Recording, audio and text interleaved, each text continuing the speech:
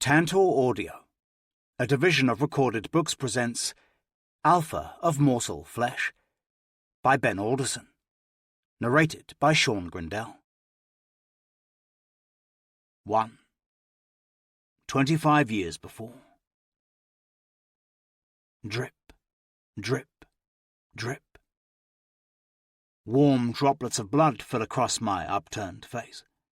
If I closed my eyes, it would have been like looking up into a storm cloud as it unleashed an abundance of rain. But this wasn't rain. Rain was not sticky. Rain did not tack in my eyelashes. Rain did not taste like old copper coins. I pinched my eyes closed, flinching with every drip that splashed against my skin. Drip, drip, drip. I couldn't look away. Mama's eyes were wide and all-seeing above me. Her face was squished into the floorboard that separated us. Dead eyes peered through the gap, bloodshot and discoloured. Mama had such pretty eyes, even when they sang of death. Drip, drip, drip. I clamped my hand over my mouth. My mind commanded me to scream, but I couldn't. The dead would hear me, just as I could hear them sucking, slurping. Papa would have slapped the back of my hand if I ate like that. Smacking one's lips whilst chewing loudly on a meal, it was not good manners. The dead didn't care what noises they made. They had no manners when draining their prey. Drip, drip, drip. As Mama's blood dribbled through my little hands and spread across my lips, I couldn't help but ponder why the dead craved blood with such desperation. The copper tang was vile. My stomach cramped, and I felt as though I would be sick. I wished to spit it out and scream, but I couldn't. No, no. As I stared deep into Mama's eyes, I remembered what she said as she hit me beneath the floor. Keep quiet, Eamon. Don't make a sound. Drip, drip, drip. My skin itched where her blood spread. I wanted to scratch at my face and rub away the gore, but it was the only thing smothering my scent from the vampires. My hair was drenched by it. My eyes were blinded by it. Drip, drip, drip. Where were the Crimson Guard? They would come. They should come and save us. Drip, drip, drip. The blood ran dry by the time the vampires finished drinking from my parents' corpses. So much time passed that the blood no longer bothered me. I was frozen to the spot, looking up through the gap in the floorboards as they creaked with the monster's movement. Drip, drip, drip. One of them boasted about the taste of Mama's blood. Fresh peach, it said. The other thought Papa tasted like vintage wine. I thought they would leave, but they didn't. They were in no rush. No one was coming for them.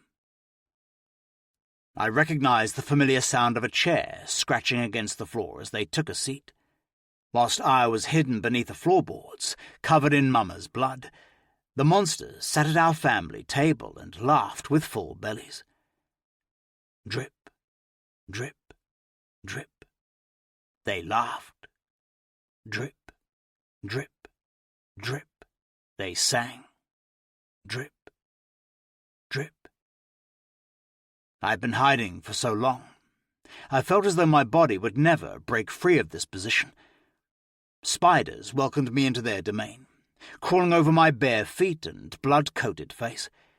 I used to hate spiders. Now they were my only comfort.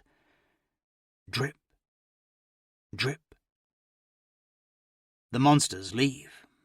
Not because the Crimson Guard had come for them, but because dawn had arrived. With the light of day, it ushered them out of my home. Mama watched me. Her skin looked blue.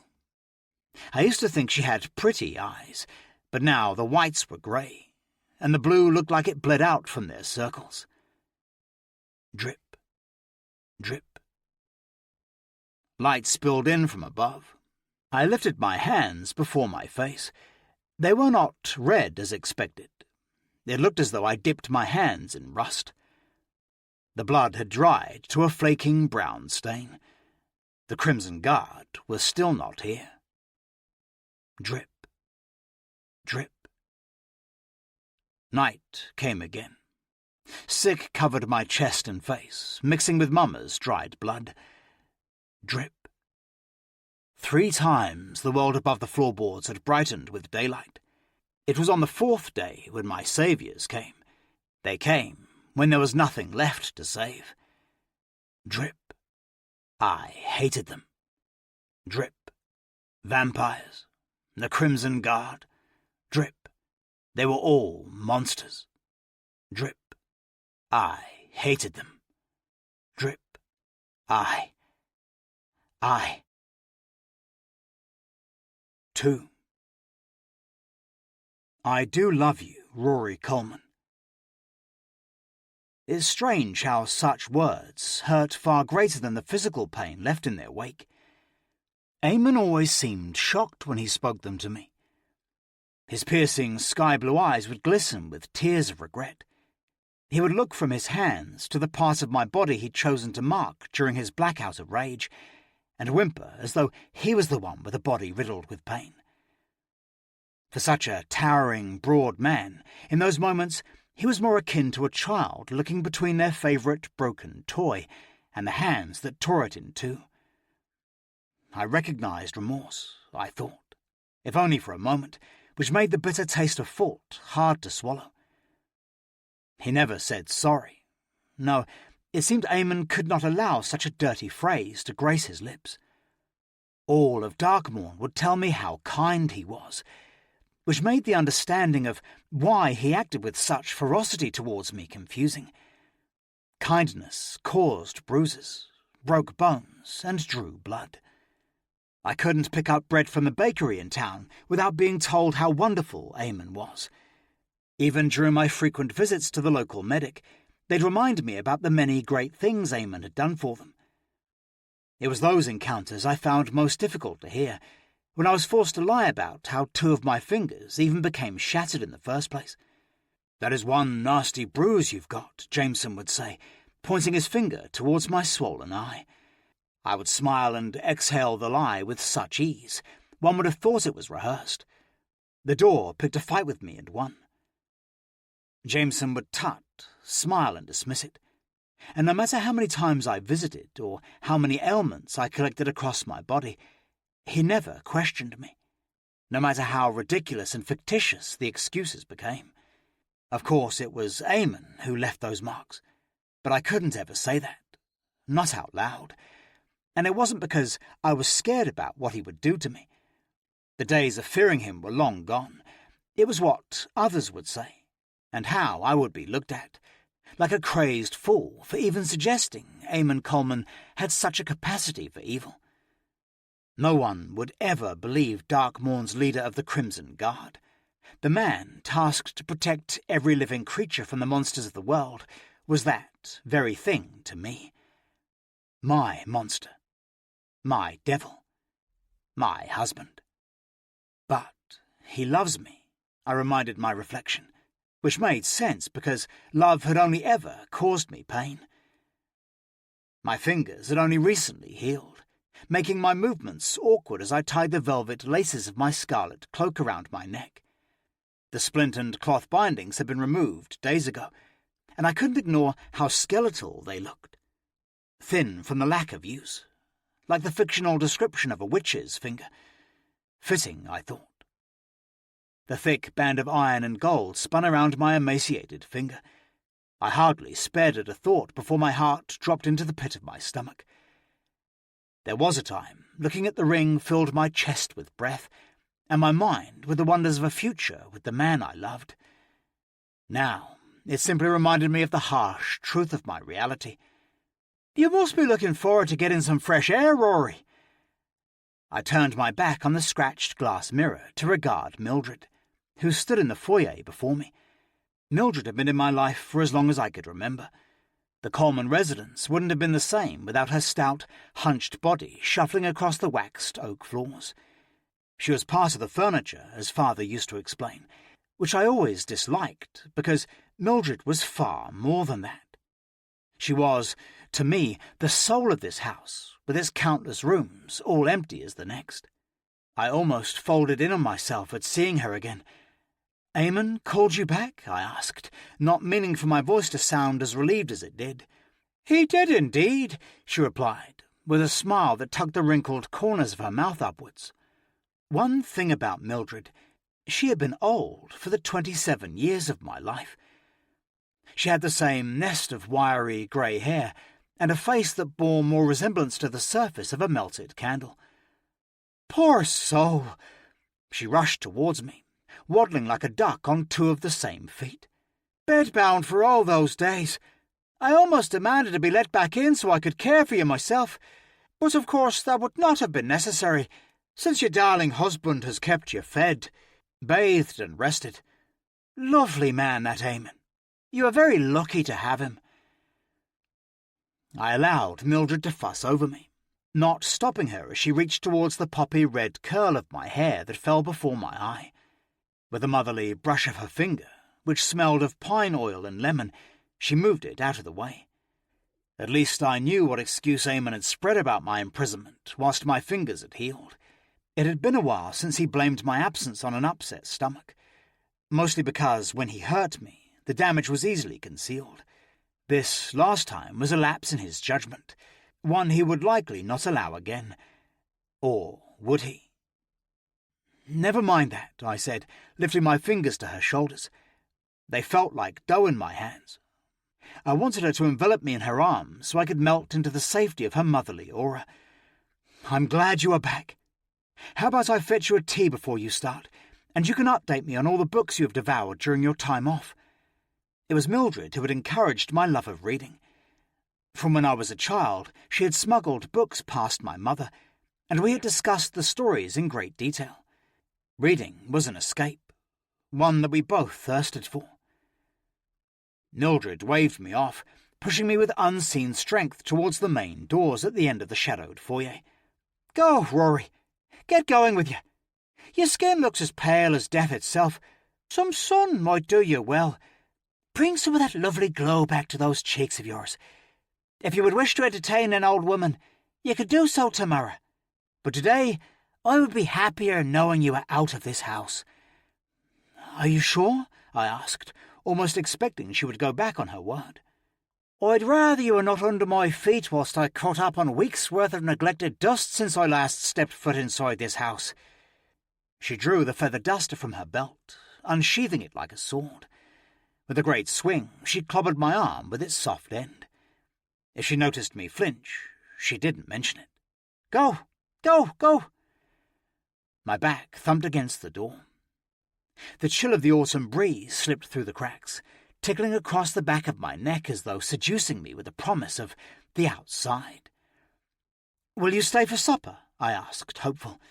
"Please say yes. Please say yes." Mildred pulled a face, one that would have been best carved into the expression of a statue in mid-contemplation. "Dearest, I have a feeling I'll be cleaning from now until sunrise tomorrow. Although Eamon wouldn't allow that, would he? Darling man, the moment he walks in that door he will relieve me of my duties. Such a caring soul." I shook my head, the same pesky curl of red hair falling back into place over my eye. Indeed. A cloud passed behind Mildred's honey-coloured eyes. For a moment her brows furrowed in wonder, searching for something that my face must have given away without me realising. "Is something bothering you?" she inquired, eyes trailing me from head to foot. "If you are still feeling under the weather, I could see you back in bed, and then I'll rustle up some soup for you." From the pits of my belly, I dredged up a mask to adorn, one that eradicated weakness, an expression which oozed "I am fine" in abundance. And what? I leave the patrons of St. Myron without a visit from me. How could I possibly deprive them of my presence? After the last couple of weeks, I'm surprised the Infirmary stayed afloat without me. Mildred's face cracked into a smile. "Only if you're sure. If Eamon thought I sent you on your way whilst still unwell, he would have my guts for garters. He cares greatly for you, you know." I took Mildred in my arms, before she had another moment to contemplate the wince that shattered my mask of strength in two. There would have been a time, years ago, that I buried my face in her forest of silver hair and inhaled the scents that clung to her. I was far too tall for that now, so I rested my chin atop her head and held on tight. "It's just so good to have you back," I said. "Oh, my darling." She expelled a breath, her concern melting away like butter on a hot spoon. "I've missed you too." Over her shoulder, in the distance of my home's entrance, sat the tall standing mirror. I caught my reflection in it. Wide, unblinking eyes stared back at me, with a mouth drawn tight, all exposed by the golden glow which encompassed my hands. Light spilled beneath my splayed fingers as though I held on to a star, a shard of sunlight grasped in my very palm. The magic was cold, like dipping my hands into the bottom of a frozen lake, but there was nothing painful about the light. It was peace, an emotion that reminded me of the sensation of snow falling upon my upturned face, the brushing of flakes as they tickled across my skin, before melting and leaving the icy kiss as a physical memory. My power didn't always feel like this. Sometimes it pained me, stung like the needle of a bee, burned like the wick of a flame on skin, shattered like finger bones beneath a hammer. "Go on, get out of my sight, sappy fool," Mildred cried, pulling away suddenly, drawing me from the sudden horrific memory. The magic spluttered, winked, and died out, all before she would have noticed anything was amiss. "Don't tire yourself out too quickly. A woman of your age shouldn't be overdoing herself," I said, gripping the brass knob of the door with a firm hand. I forgot, for a moment, of my aching fingers. It shot a stab of pain up my arm. I drew blood as I bit down on my tongue to stop myself from yelping. It made hiding my pain easy when Mildred whacked me with her feather duster once again. "Cheeky boy," I heard the mellow laugh in her tone. "If you were any younger, I would have made you eat soap for such a remark." I yanked the door open, allowing autumn to spill into the foyer with its crisp wind. Leaves, the colour of rust, wine and gold, shot towards and skated across the waxed floor with ease. Mildred barked out a swear word that would have made the drunkest patron of our local tavern look like a saint. "Who needs their mouth washing out now?" I retorted, skipping out of the threshold before a third smack of her weapon of choice reached me. Mildred's deep rumbling chuckle followed me down the 3 steps from the door, along the overgrown pathway of shrubs and reaching rose bushes, and out onto Darkmourn's main street. The childish joy it filled me with lasted until the screeching garden gate slammed closed behind me. I hated lying to Mildred. It pained me, but I knew I could never burden her with what truly happened behind the closed doors of my family's home. It would break her, and I needed her whole. Selfishly, if it meant lying kept her laughing and safe from his gaze, then I would keep it up. It wasn't like lying was a new concept between Mildred and me. I had been doing it to her since as long as I first learned to do so much as crawl. Mildred didn't know of my magic. My heritage, beyond being the only son of the founder of Darkmourn's Crimson Guard, was a secret, which, Mother would tell me, was very different to lying. Keeping secrets came from a place of protection, when in reality I knew otherwise. It was tradition, when I navigated Darkmourn, to glance towards Castle Dread. I found myself drawn to the ominous place, like a moth to a flame. It sprouted in the distance, a dark scar across Darkmourn's landscape and memory, a smudge of gloomy stone, stained glass windows, and the remnants of scaffolding from the recent renovations. Every year it seemed the castle grew bigger, swelling like the pregnant belly with more halflings imprisoned inside its walls. It was a place my mother swore to keep me from. Eyes down, trained on my scuffed boots, I pulled the red cloak over my head and moved with speed. The sooner I reached St. Myron's Infirmary, the better. 3. I remembered the day I was asked to identify the lumps of torn flesh and bone, as though it were yesterday. It wasn't the memory that haunted me, but the way death invaded my senses, how it clung on, refusing to give me any reprieve. It had taken months for the smell of my mother's bloodied corpse to leave me. What a mess! That had been my first thought as Jameson, our family's personal physician and lead practitioner at St. Myron's Infirmary, pulled back the blood-stained sheets and revealed the parts of the body beneath. Then there weren't any other thoughts that followed, only a mess of grief as the reality of what I looked upon crashed over me. There was a slick, wet sound as the material tugged at ruined flesh, pulling loose bits back with it to expose the hollowed-out insides and the ribbon of guts that dribbled out onto the metal table. I'd vomited down my wedding suit. Over and over, the body expelled the day's joy and festivities. How could the happiest day of my life end in such a way? Rhory Coleman, my mother, was laid out on a metal cot with skin of alabaster splattered with gore and grime. Only hours before, my mother had raised a glass to me and my husband. Now she was scattered across a metal table, with her legs beside her, and her chest open and empty of what should have been inside. As I stared down at her, vomit spread down my chin, and tears sliced scars down my cheeks. I wanted father to be with me, but his mind was already broken, and Jameson feared what would happen to him if he saw his wife like this. Eamon had kept him in the hallway beyond this room. I could still hear him. My father whispering his pride and happiness to Eamon, whilst not knowing where we were and what had happened.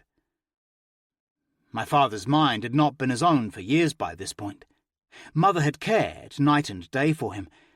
Now she was dead. I feared what would happen. I'd vomited again. My throat burned with the bile conjured from heavy contractions gripping my stomach. Eamon didn't waste any time in convicting a rogue vampire for my mother's brutal murder. Days later, the nameless vampire was hung for all of Darkmourn to see, as he screamed and pleaded his innocence. He hung from a noose, pale neck pinched by thick rope, as we all waited for the sunrise to come and claim him. And the worst part was, I had believed his innocence. I believed the vampire who supposedly tore my dearest mother to shreds because of the blood. There was so much of it. I couldn't understand why a vampire, whose requirement for blood was limited by law, would leave so much wasted. The foyer to my home was covered in it. Hours later, Mother still oozed blood across the metal table in the cellars of St. Myron's Infirmary. To me, it made little sense. I had told Eamon my concerns, and it was the first time he showed me the monster that lurked beneath his perfectly crafted illusion. He had gone from the man who stole my heart to the one that held it in his hands and squeezed as he refused to listen to my disbelief. Eamon said I was blinded by grief, that I was a fool, stupid, pathetic, all because I refused to believe her killer was brought to justice. The vampire was killed anyway. He died, screaming for his innocence, and the case was closed. "Keep going," the sleepy scrap of a girl mumbled from the bed before me. The crack of her tired voice drew me out of the painful memories. I gave in to its siren pull, thankful to be reminded that it was all behind me. "Where did I get to?" I said, tracing my finger across the page of the book resting across my lap. My mind had wandered to old memories, making it hard to locate where I had stopped. The girl, Sally, giggled through a yawn as she watched me struggle. "Is the story boring you to sleep, or are you just that tired?" I asked. Sally did a good job at widening her eyes as she pleaded, "It is the best story ever. It could never bore me."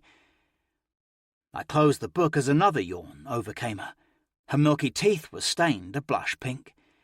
Even the corners of her little mouth had the remnants of dried blood from her last coughing fit. "Good," I replied.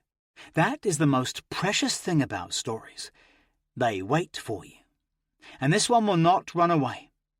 So how about you get some sleep and we can pick up again tomorrow when I come back?" "Will you come back this time?" Her question had the power to break me. I leaned forward, chair creaking beneath me. The book became an afterthought as I deposited it on the sheets crumpled beside her. Then I took her hand closest to me, the one that always seemed to reach out when I read to her. "Sally, I promise." She blinked heavily, turning her head to the side until she faced the ceiling instead of me. "You promised me before, and then you didn't come, and you forgot about me."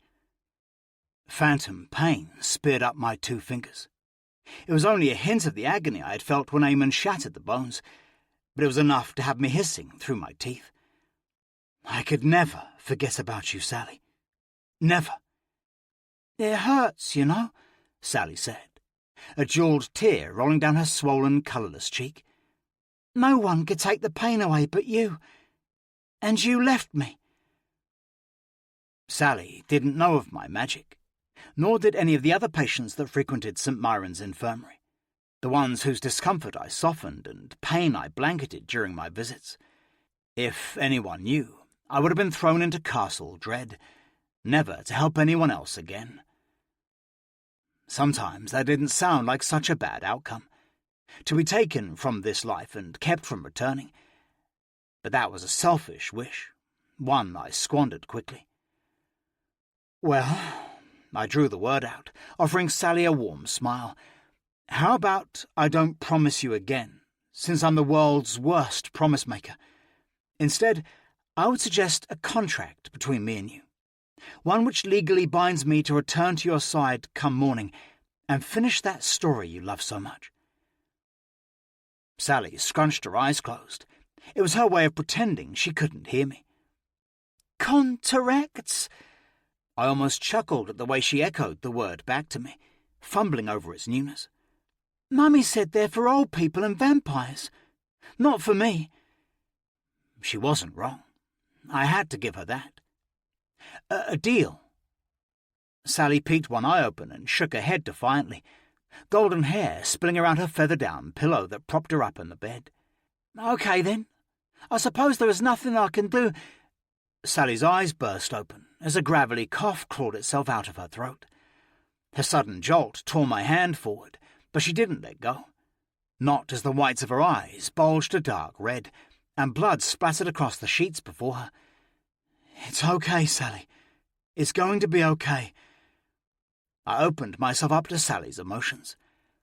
Taking a deep breath in, my magic roused deep in my core.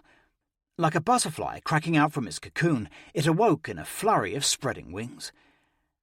I felt her turmoil and pain. It struck me like an arrow into my chest. Claws cut into my lungs, echoing the very agony Sally was currently lost to. This was what I visited St. Myron's for this very moment and the peace I could offer. It made me feel less useless. My being here gave me purpose.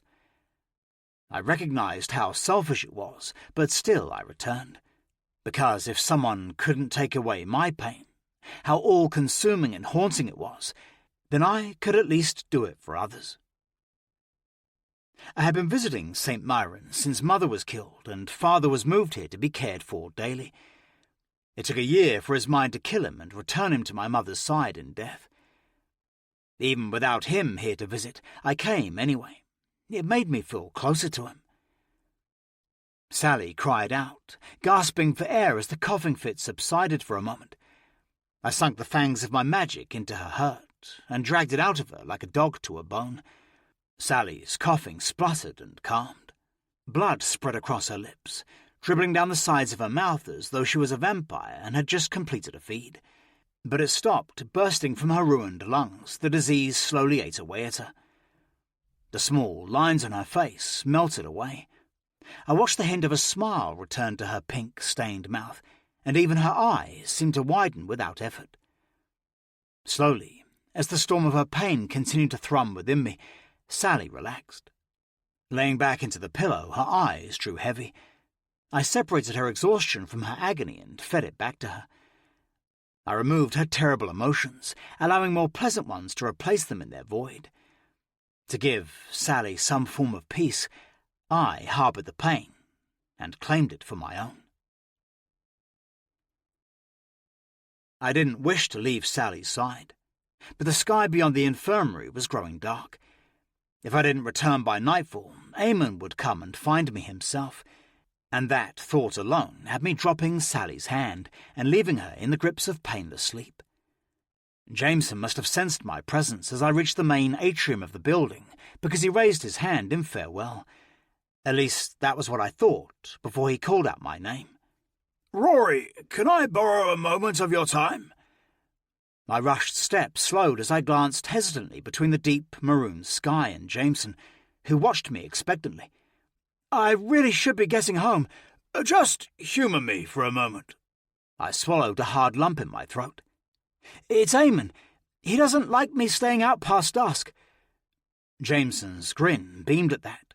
"I hardly imagine there's any human, vampire, or witch that would wish to see you harmed, knowing the man that waits at home for you." It was not those who lurked in the darkness of night that scared me, but the very man who waited in the warmth of my home. But I couldn't say that, and I hardly thought using Jameson as an excuse for why I was late would prevent the lashing of Eamon's belt. That very excuse didn't work the last time. "What is it I can do for you?" I asked, unable to keep the annoyance from my tone. If Jameson noticed it, he didn't react. "I've been meaning to ask this of you, but, of course, you have been out of action for a while." He looked at my broken fingers, marvelling at how well they healed. I could almost hear his inner praise, gloating to himself about how his work alone had seen my fingers heal straight and with little scarring. Unlike Mildred, Jameson didn't need to be told I'd fallen ill with a stomach sickness. He was so blinded by infatuation for Eamon, he would never have questioned my disappearance being a result of my husband. "I have something for you. Here." He plucked a torn, aged parchment from the pocket across his chest and held it out to me between two fingers. "What is it?" I caught the hint of scrawled, untidy writing between the folds, as my firm question spilled out of me. "He said he needs aid with his grandmother. The note explains it. Pleasant chap he was. He said he heard of the wonders and effects your visits have had on our patients at St. Myron's, and wishes for you to offer the same for his grandmother." "Grandmother?" I echoed. "Oriole Grey. She lives in a cabin outside of Tythe's old wall. Directions can be found on the note as well." Tythe was an old village that was once surrounded by a wall that kept the monsters out and the humans in.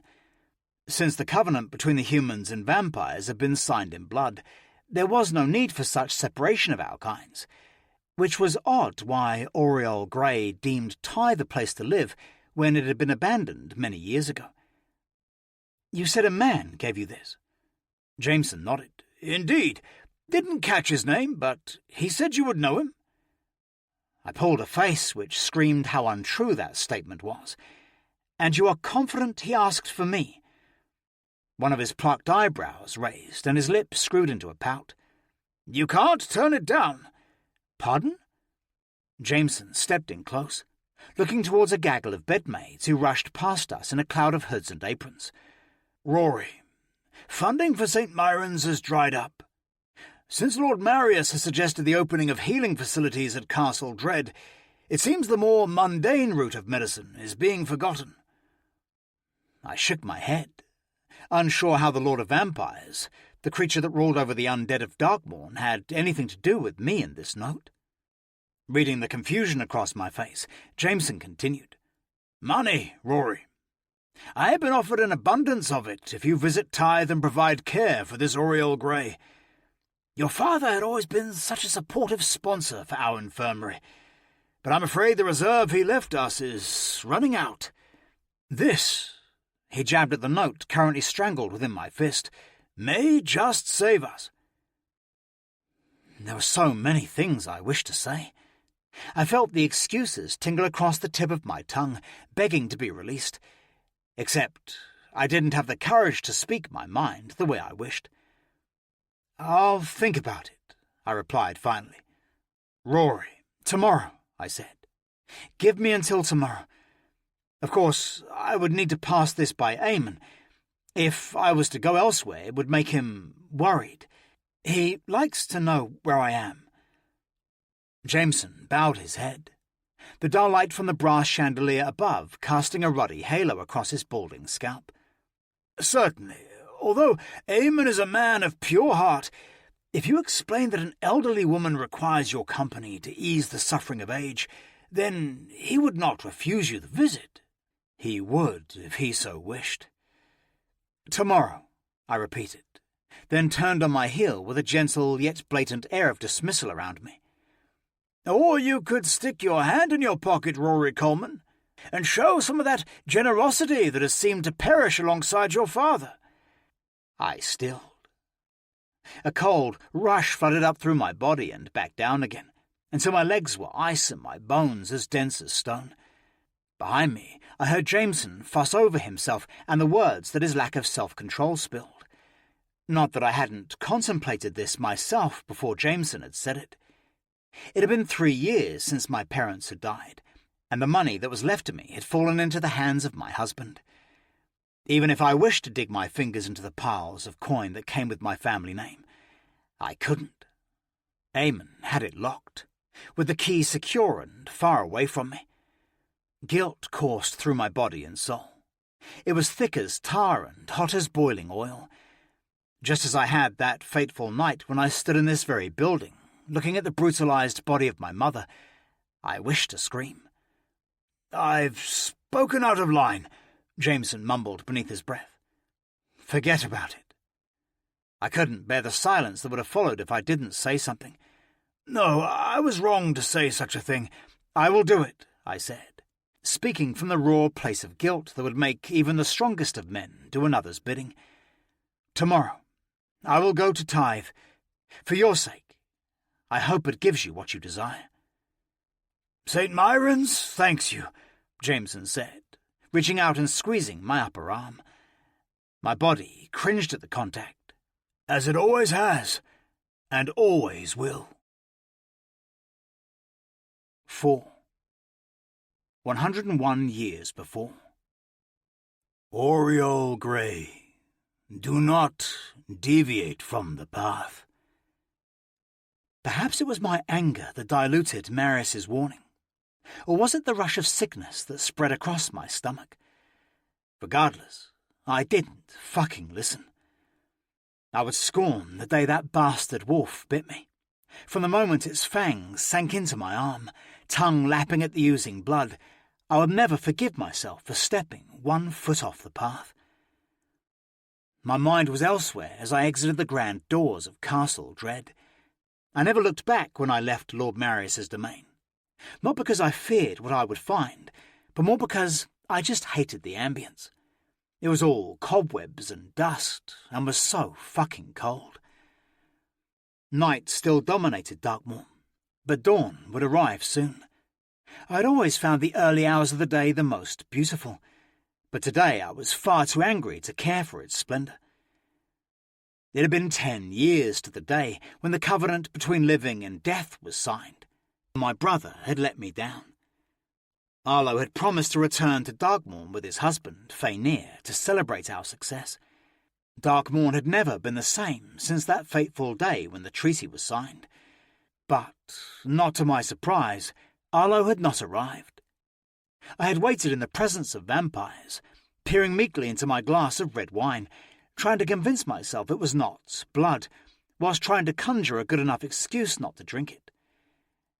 I had hoped Arlo would distract my host from seeing me tip the wine into the nearest plant pot, but that didn't happen, because Arlo never arrived.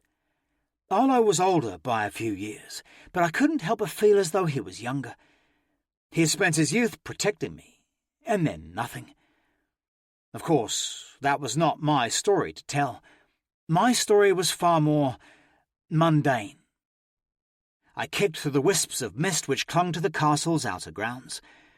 Ghostly shadows danced across the floor, obscuring the gravel path that crunched beneath my feet. I was far too focused on my disappointment from the evening's festivities to notice when the crunching of my footfalls ceased. I didn't notice when the ground had grown soft with dewy grass. Not until the wolves were upon me.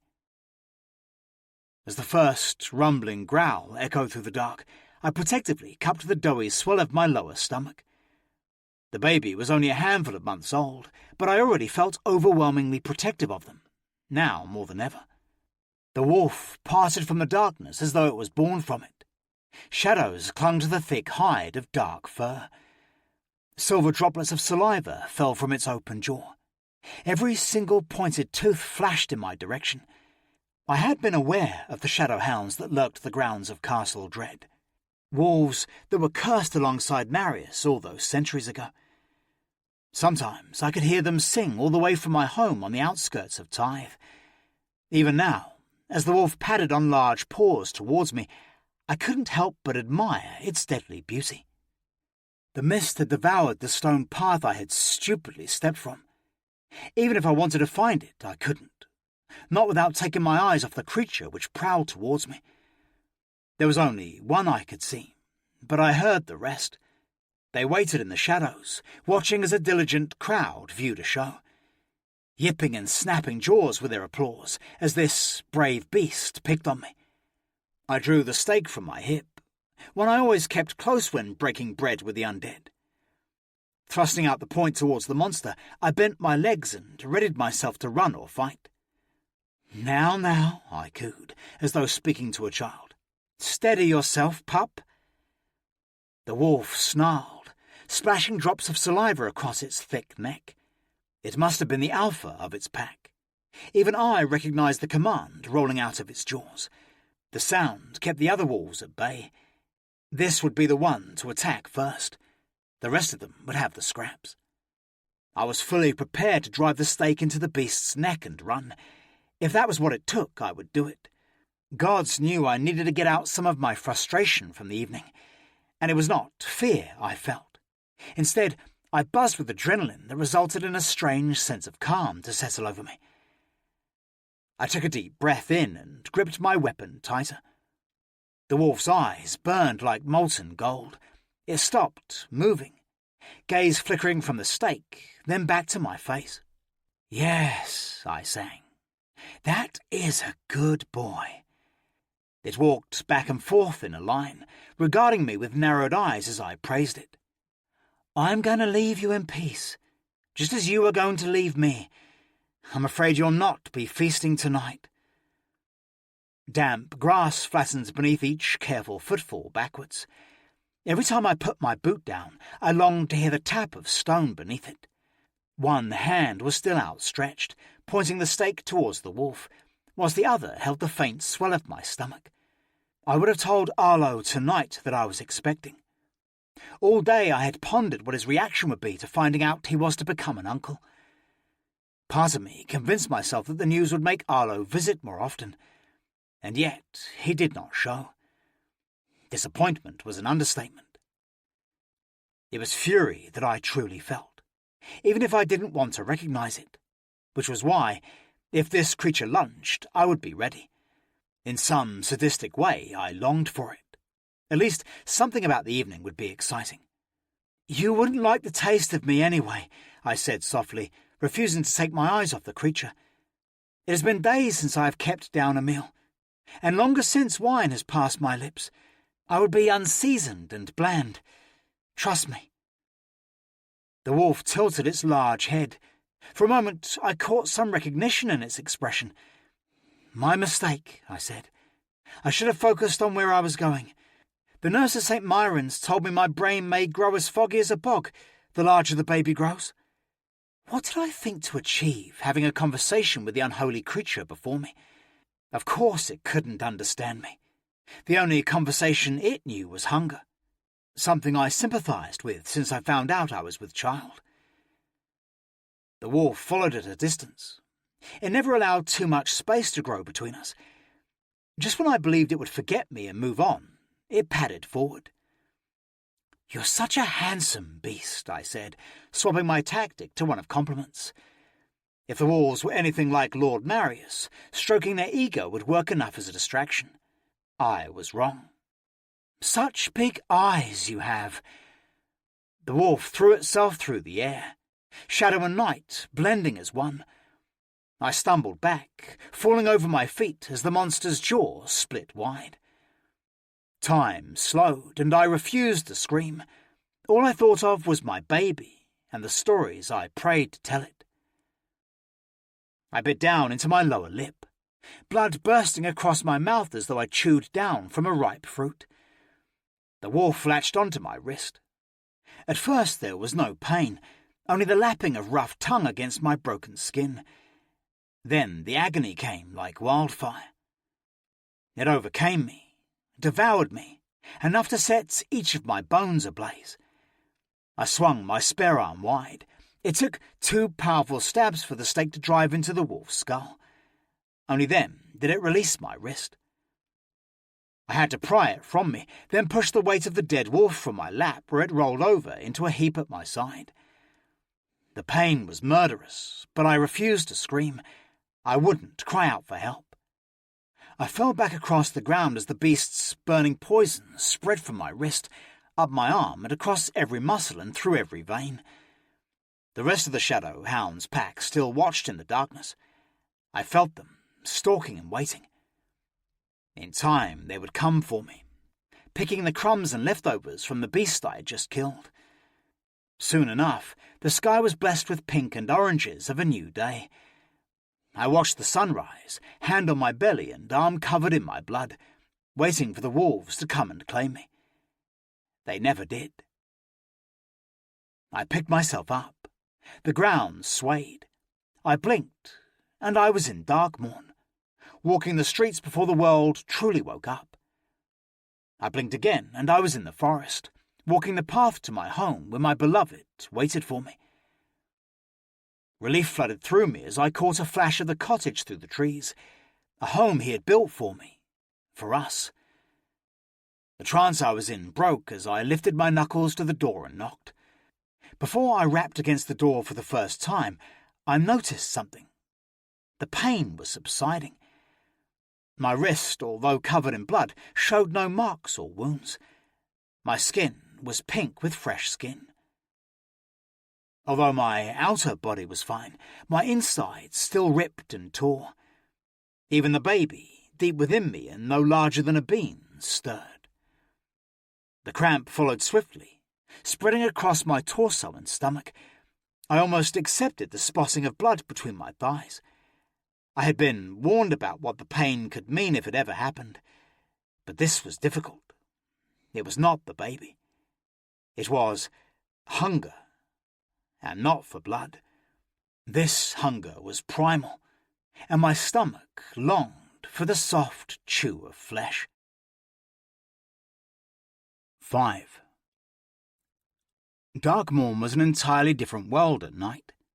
When the sun set beyond the town, and the human residents of Darkmourn curled up in their beds behind locked doors, it was the dead who came out to play. Vampires roamed the night as though it belonged to them. I pulled the cloak tight around myself, fending off the evening autumn breeze. It ruffled through my hair, so cold that even my teeth chattered, no matter how hard I tried to grit them closed. All around me, fellow humans clambered on chairs and short wooden ladders to prepare the town for its evening dwellers. One by one, the stained red glass lampposts were lit. The glow bathed the streets in an ominous haze of scarlet. My pace quickened, and I buried the coiling discomfort for James's words left within me as I raced towards my home. It was late, and I dared to contemplate how Eamon would react when I returned far past the time he allowed me out.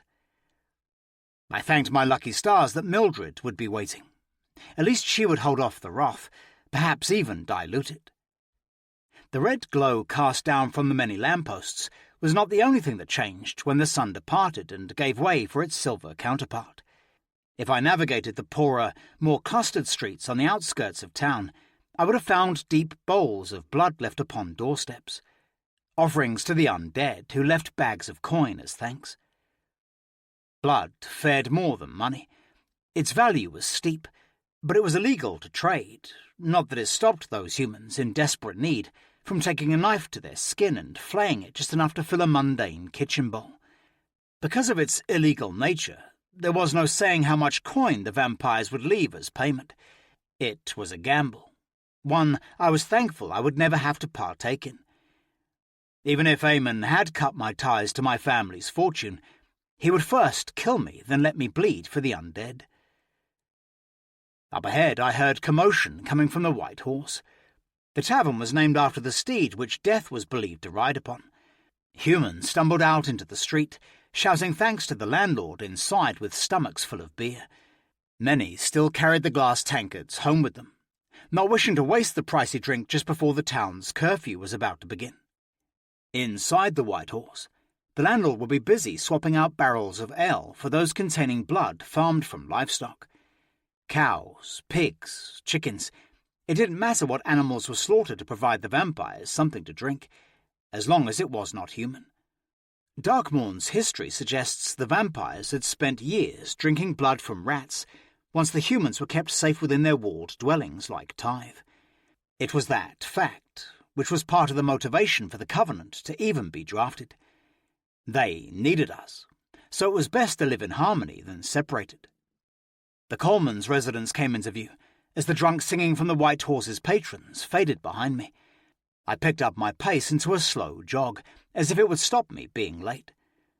Perhaps if Eamon saw me out of breath and hair plastered to my forehead with sweat, he might just be more understanding. The wrought iron gate screamed on its hinges as I pushed it open. My skin crawled at the sound, alerting even the undead within the towering 3-story houses that spread down my street that I had arrived. If they could hear it, Eamon would have. By the time my hand pushed against the black painted door, my heart was in my throat, threatening to strangle me. I hesitated, if only for a moment, nails digging into the already flaking paint. Breathe. If only someone had the power to take my emotions away, to remove my fear as I entered my home. I was welcomed by the glorious sense of cooked food. One step inside the foyer and my mouth was watering profusely. The air's warmth suddenly made me feel overheated in my cloak. "Eamon, I'm home," I called out, grappling with the lace ties at my neck. I hated how meek I sounded. My voice barely echoed in my home, as if it knew I was not worthy of it. Silence reverberated around me. I stretched my mundane hearing out for signs of Mildred's heavy shuffling of her feet. By the smells that oozed within the dusty air of the foyer, dinner must already have been prepared.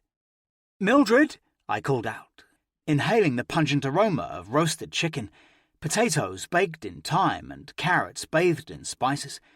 How I missed her cooking. For a moment I forgot I was late, or the events at the infirmary had even happened. The smell alone conjured a smile and a hearty rumble of appreciation in my stomach. "She isn't here," a voice purred from the darkness. "I dismissed her hours ago." Dread traced its frozen finger down my spine as a shadow departed from a doorway to my left. There was once a time when seeing Eamon at the end of the day was something to look forward to. We had been in these exact positions before, except I would have run across the foyer and thrown myself into his arms. Now it filled me with dread. I'd much rather run away from him than towards him. "But you can't," I reminded myself.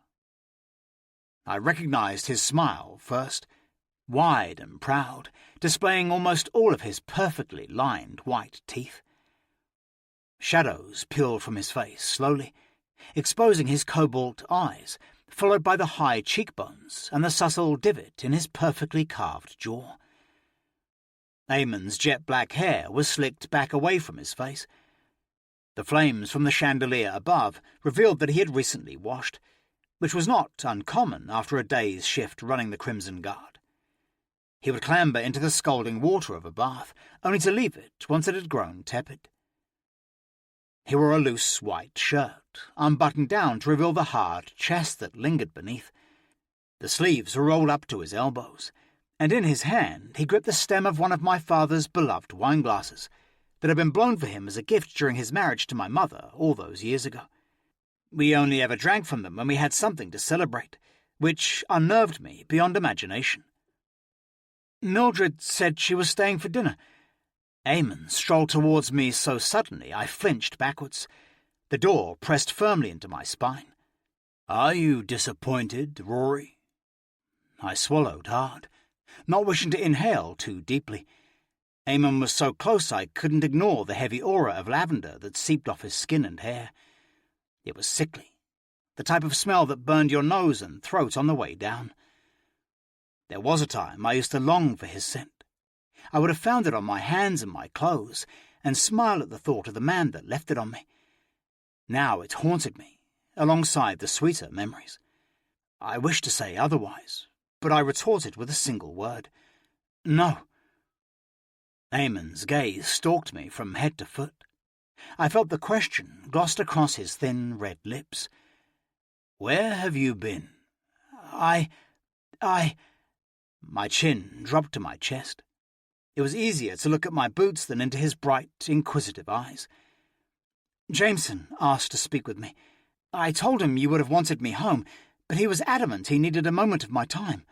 I almost closed my eyes in preparation, scrunched them closed to protect myself from the hand he would likely raise in punishment. When nothing happened, I hesitantly glanced towards him. Eamon rocked back a step and lifted the lip of his glass to his mouth instead. "Well, I am sure your tardiness will not be a bother again. Come, let us eat. I have some good news I wish to share with my darling husband." Eamon swept away, back towards the door he had slipped from. Our dining room waited on the other side, which led straight through to the kitchens at the back of the house. By the smells of food that weighed heavily on the lower ground of our home, I knew the table had likely been set. Eamon must have sensed my hesitation to follow. It was not by choice that I didn't fall into step behind him. My body had betrayed me, refusing to move from my place against the door. "Come." His command was short, unignorable. I almost relaxed at the sudden anger behind it. I expected it with the first thing he had said to me, not the last. The presence of the nasty side of Eamon had finally shown itself, and I felt at ease. It was better facing the monster than waiting for it to strike. "It would be nice to eat before the food grows cold," he said. My bones creaked as I took that first step away from the front door. Still, I couldn't muster a word to say to him. The dining table stretched the length of the room. It was so large it could have seated at least 20 dinner guests. Mother and father used to host Darkmourn's nobility at the turn of every season. The feasts they put on, with the help of Mildred, of course, would be all that was spoken about amongst their friends and father's colleagues at the Crimson Guard. Our wine cellar would be raided, only to be filled again by the time the next celebration begun. All those chairs had been removed from the room, leaving only 2 left, one for me and one for Eamon. He could have sat anywhere, but chose his place directly beside me. Every time his knee brushed mine beneath the table, I stiffened. "Are you not going to ask me about my day?" Eamon raised father's celebratory glass up, as if he was hinting the question I should ask. I always found that my movements were rigid around my husband. Whatever I did, whether it was cutting potatoes on my plate or walking at his side, I did so carefully. Carefully was certainly the right word. I lifted the napkin from my lap and dabbed at the gravy that stained the corner of my lip. I did so because Eamon grimaced as though disgusted by my table manners. For my husband, there was never a hair out of place or food on his face. He was above that. "I trust it was good, considering we are drinking one of father's oldest wines, and from his special glasses," I replied, forcing a smile that never reached my eyes. Eamon took a deep swig of his drink. He didn't stop for breath. Not until the flakes of red wine sediment was the only thing left at the bottom of the glass.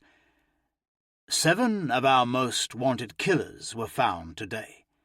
What little appetite I had faded immediately. 7? Yes, Those vampires think they can hide from us. Eamon barked a laugh. Pathetic. Will they go to trial? I didn't know why I asked it when I knew the truth. Darkmourn had not seen a public trial since Eamon took over my father's role as head of the Crimson Guard. There is nothing to discuss.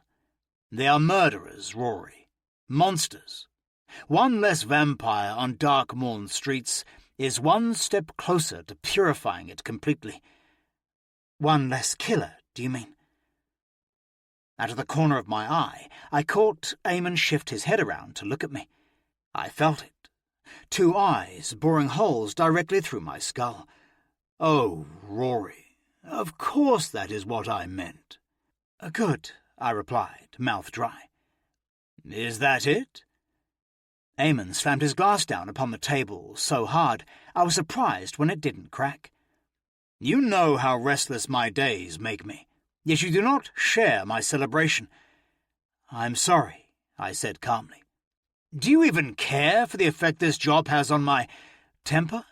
I interjected, shocked that the words slipped past my walls of inner control. Eamon's face flushed red.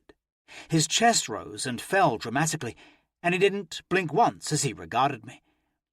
But he didn't tell me I was wrong. Before he could act out on the thoughts that clearly poisoned his mind, I raised my glass that had been left untouched until now, and spoke with as clear of a voice as I could muster. To my husband, Rhory Coleman, may he be successful in his hunt. Did you doubt otherwise? Rhory, I shall always be successful. He didn't join me in my cheers. Instead, he clutched his knife and fork as though they were weapons in his arsenal. It would all be much easier if the Crimson Guard didn't have to pass authority through Lord Marius. The clean-up of the vermin of this town would be completed in one bloody night. Instead, I am forced to wait. Eamon's hate for the vampires seemed to have begun after the brutal murder of my mother, but I believed it started long before that, although he would never have admitted it. The Crimson Guard, under my father's lead, were a force that protected both the humans and vampires of Darkmourn. Since Eamon had sunk his nails into them, it seemed the scales of justice always tipped towards the living. I would never have said this aloud, but I thanked the stars that Lord Marius had his say in those the Crimson Guard brought to justice. His sway would have saved many unnecessary slaughters at the hands of my husband. If my father could see the obvious corruption of his Crimson Guard, he would roll in his grave. I can still see the bruising, Eamon said, after finishing the mouthful of roasted chicken in a matter of a few chews. I thrusted my hands beneath the table, not wishing for his eyes to linger on my fingers. They are fine, I blurted, feeling the heat rise in my cheeks. No one noticed. But what if they did? Eamon asked. You should have stayed at home until it had completely faded. I shouldn't have let you out today. The tension rose between us, sharp and electrifying as a summer storm. I panicked, knowing what was going to come. With Eamon, I always waited on the edge of a knife, unsure which side of his tolerance I would fall into. My knuckles wrapped underneath the table as I drew them back out again. The golden wedding band caught the amber glow of the burning sconces as I reached across and took Eamon's hand in mine. His mouth parted at the sudden touch. I gripped on, feeling the urge to let my power out to calm him. But I restrained myself, not wishing to know the truth of how he felt inside. Instead, I let my emotion bleed out of my wide eyes as I leaned towards him. Darling, I whispered, the word only for him, I am fine.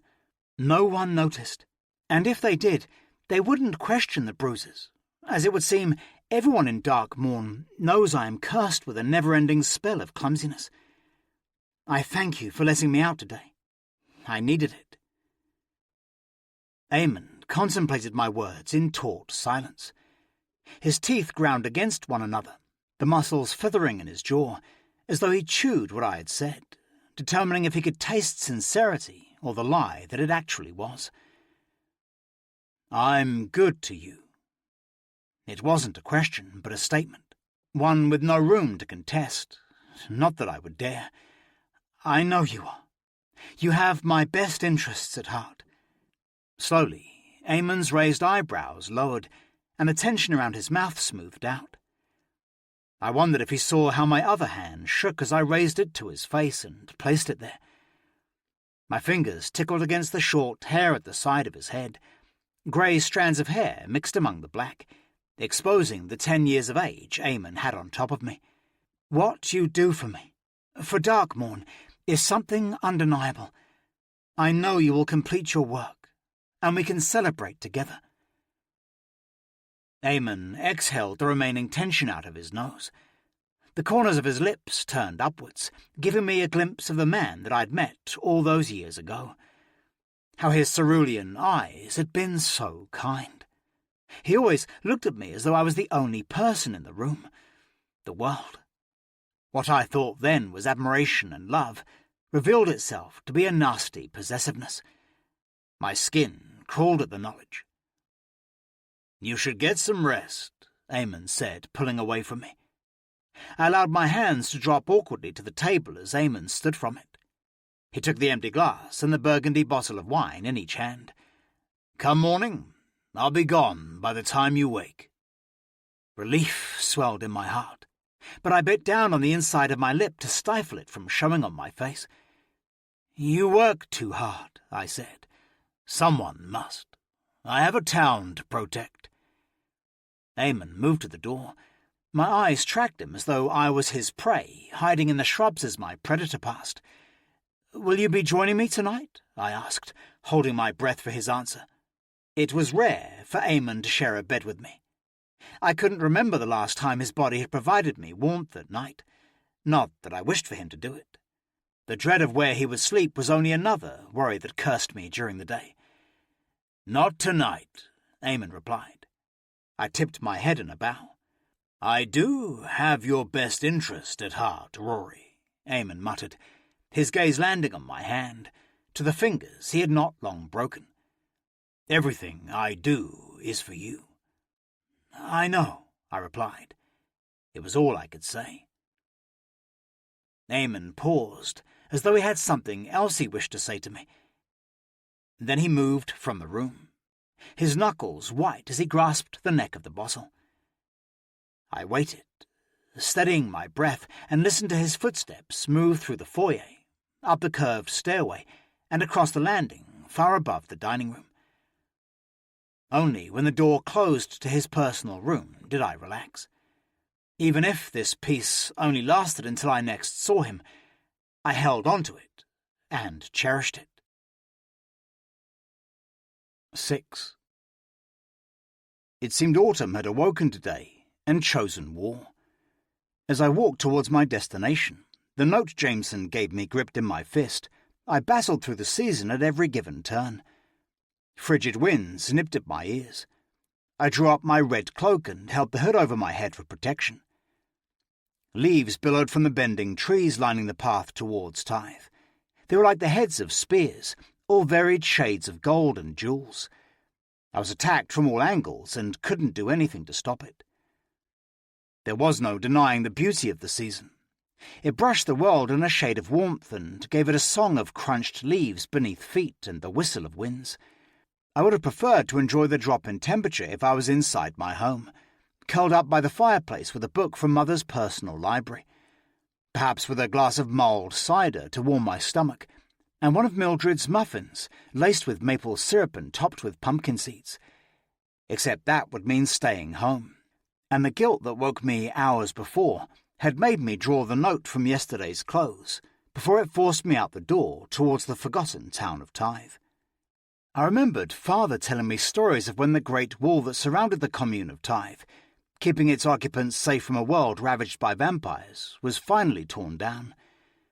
He'd only just been born and didn't remember the events firsthand, but, like much of Darkmourn's twisted past, the story of its destruction was added to the ever-growing storybook. Those tales were repeated to children with caution and warning. His parents had recited the tale to him, just as he'd recited it to me. During my youth, me and my friends would run to Tithe, clamber over the rubble and use the deserted town streets and buildings as our very own playground. We whispered about the elves that used to frequent Tithe, even daring one another to touch the tree in Tithe's centre, the very place those fey beings were told to have come through. The elves had not been seen in years, but I imagined adults still used their memory as a warning to children who misbehaved. Don't be naughty, or the fey will come and snatch you from your bed, only to replace you with another. Of course, my parents never used such a concept to threaten me into behaving, not when my mother was the very product of such a thing. Not completely human, and not completely fey. They called them halflings, but history called us by another name: witches. But being called a witch was no different to being a devil. The stigma was one of the many reasons Jack Bishop, eternal mate to Lord Marius, collected halflings as though they were coins, and he was a magpie with a thirst for gold. Witches belonged to Castle Dread, unless you knew how to hide from its all-seeing eye. Father, being the head of the Crimson Guard, had the power and authority to keep those prying eyes from me and my mother, but it was not his will that kept us from Castle Dread. When his health declined, it was Mother who kept her strong thumb down on me, ensuring I was safe. If it was not for her, I would have been taken years ago. The only other trusted with the knowledge was the man who stole my heart, Eamon. At first, we all believed he could be trusted. Oh, how wrong we were. No one knew what happened to the witches, only that they never came back. It was as if the castle devoured them whole, keeping them from ever returning to Darkmourn's civilization. Eamon reminded me of that often, so much so that I no longer took his words as a threat, but silently begged him to make it a promise. The life Castle Dread offered must be better than what currently faced me at home. I found the supposed path towards the cabin on the outskirts of the woods, just shy of Tithe's shattered stone wall. Never had I ventured in this direction during my adventures to Tithe as a child, and nor had anyone else by the look of it. The woodland had overgrown, the warm path buried by debris, roots and foliage. I wrestled myself through the skeleton hands of trees. One particularly low-hanging branch dug its spindly fingers into my cloak and threatened to pull it clean off. It seemed nature didn't fear the Crimson Guard. Anyone else would have seen my cloak and kept their distance, which was why Eamon ensured I wore it at all times. The colour marked me as his property, and I knew what he would do to me if he ever saw me without it. I was thankful for the thin twig that snapped back and slapped across my lower face. It caught my chin quickly, drawing me out of those dark thoughts. The deeper I drew into the woodland, the darker it became. By the time I found the cabin and the low light spilling beyond the windows, it was like dusk had fallen over the world, whereas it must have been only mid-morning.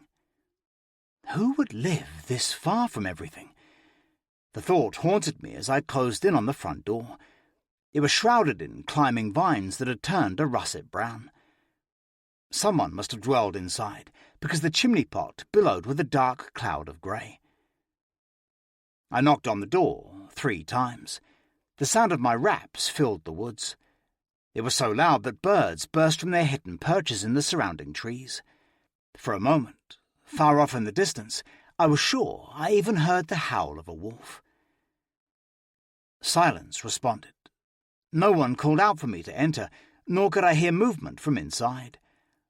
After a moment, fear reared its ugly head. How stupid could I have been? One note, and the promise of funding for St. Myron's. That was all it took to draw me here. Standing before the derelict building, I couldn't fathom how anyone inside could give so much more than a single coin to the infirmary. The note crumpled in my shaking fist. I grew uncomfortably hot so suddenly. The warmth spread across my neck, my palms, and even coiled across my chest until sweat blossomed across my forehead. I almost missed my footing as I stepped back from the door. The sound of leaves screeched painfully loud as I stood on them. I winced, pinching my eyes closed as I continued putting distance between me and this place, my footsteps heavy with trepidation. Father always said I was too trusting. He was right in so many ways, but it seemed even he was cursed with the same blindness as I. Just as I was prepared to leave with haste, my eyes wrenched open at the sound of groaning hinges, and the door before me swung inward. A man stood in the threshold, an expectant glint in his eyes the colour of molten gold. "Rhory Coleman?" His deep voice seemed to silence the woodland entirely. I felt the power of his voice travel up from the ground beneath my feet. It took me a moment to discern that he had said my name, for it sounded so familiar on his strange tongue. I swallowed hard, unable to draw myself out of the dark gilt pools of his eyes. Instead of forming a word in reply, I raised my arm out before me, the crumpled note suddenly exposed between my fingers. It was all I could muster to explain my presence. "So, Jameson is a man true to his word," the stranger said, one corner of his mouth drawing up into a smile. When he finally removed his gaze off me, I felt my marrow soften. My knees almost gave way from relief, or disappointment, I was not sure. The man looked at the crumpled note, one thick dark brow raised. He didn't glance back at me when he said, "You better come inside." "I am here to see Oriole Grey," I said, trying to force as much confidence into my voice but failing. It cracked as though I was merely a boy. He smiled at that. Smiled, full lips, shadowed by an equally full beard tugged upwards. It was the colour of warm sand, as was his hair, which was drawn back into a bun at the back of his head. "Yes, that is what I requested." Lines creased around his eyes as they naturally narrowed. Heat rose in my cheeks at his reaction. "Is she here?" "As I have said, come inside and I will take you to her."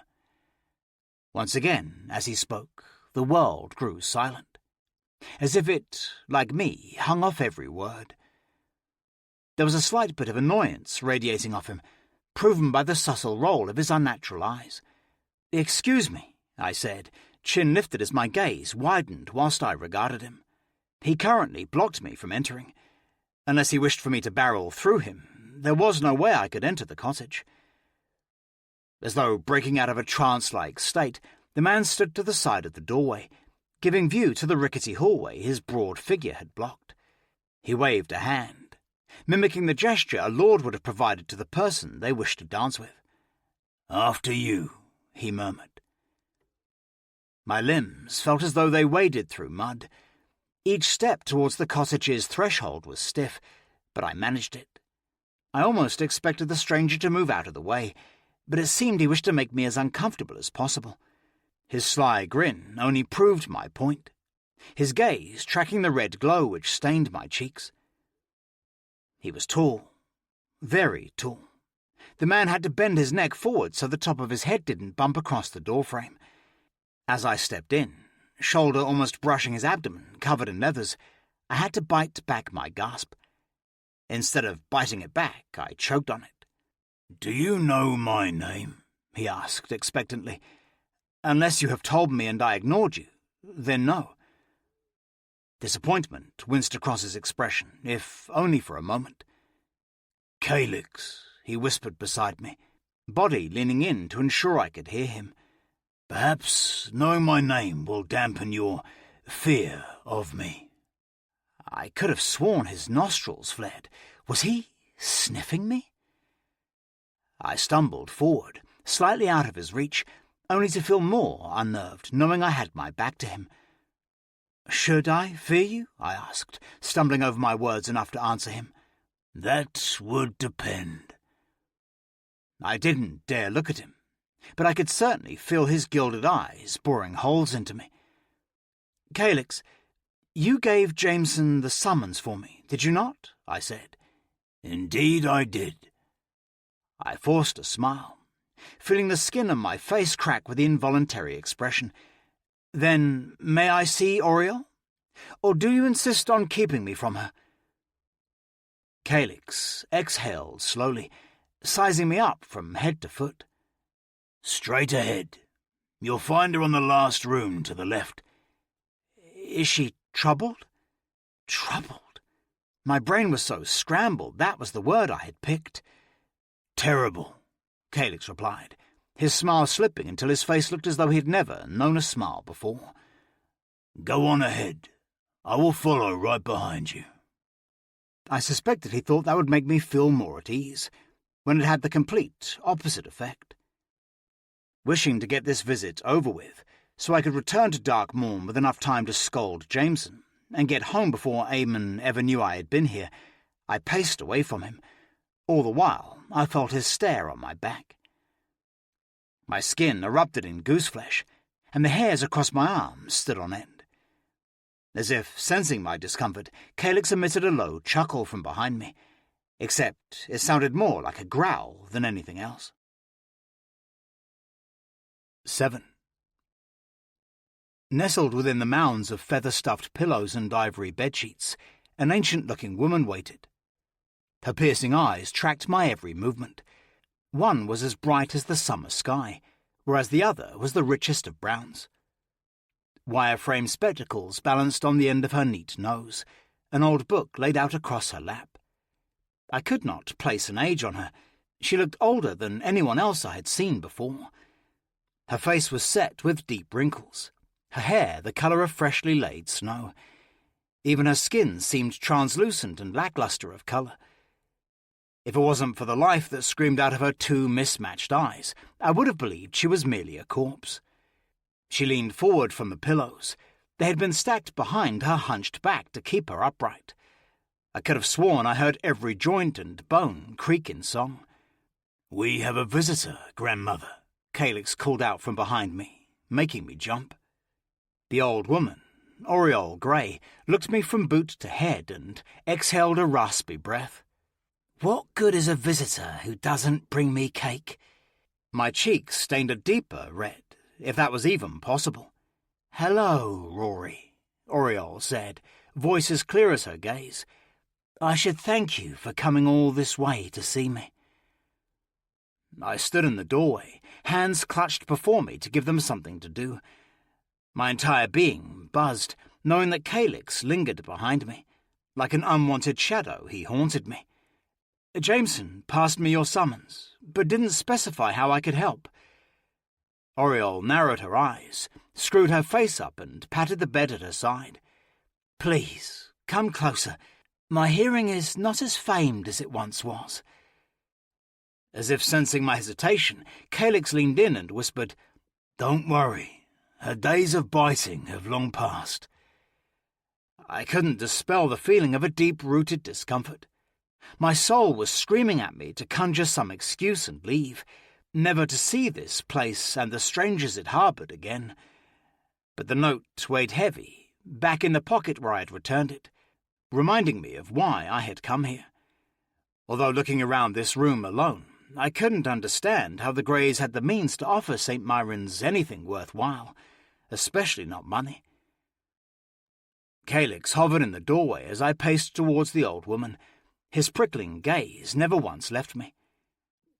Dust riddled the air. My nose tickled. The two bay windows at the west of the room were closed, and the curtains half drawn. I almost had the mind to open them, if not for Aureole, but for my sake. No matter how I felt, the closer I got to the bedside and the smaller Aureole became in her perch, the more I felt unhappy that she was here. Forgive me if I come across rude, but this doesn't seem like the best place for someone of your experience to live."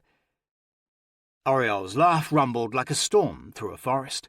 The sound was more feral than pleasant. "Wise choice of words, dear boy. I could almost hear you say age beneath it." I looked down, feeling as though I was scolded by a teacher. "Is there a problem with my home? From where I sit it is pleasant enough. Calyx sees I am well cared for here." I couldn't help but read the undertone of her comments, and the mockery that seemed to thrum between Aureole and her grandson. "Then may I ask why you called upon me?" I asked, unsure where the confidence came from. "I mean, the note was clear. You asked after me by name. It could have been any of the Infirmary's healers or carers. I am simply a volunteer at St. Myrons. I am well aware of your charitable position, Rhory Coleman, and that is not why I asked after you. I hear you deal in pain, and I have an abundance of debt which I wish for you to collect. Oriole looked down the length of her nose at me. Her bright eyes were alight with knowing. I couldn't hold them for long.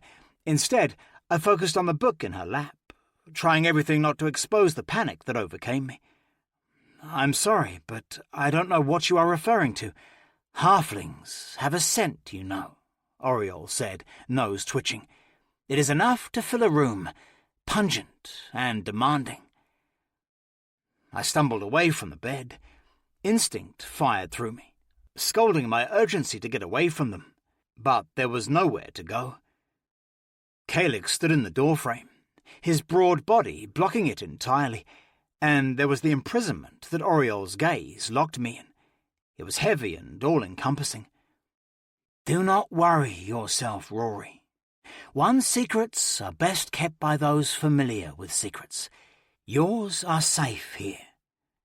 I shook my head, swallowed the lump in my throat, and forced the fakest of smiles which cramped my cheeks. You've got it all wrong. I think my coming here has been a mistake. I am sorry, Oriole. There is nothing I can do to help you. Calm yourself down, child, Oriole scolded. In a strange way, her clear annoyance silenced me. The feeling of displeasing her outweighed my worry. Your panic is going to give me a migraine. Calix, make yourself useful and fetch some tea. Grandmother, Calix said, a hint of warning in his tone. Leave us to talk.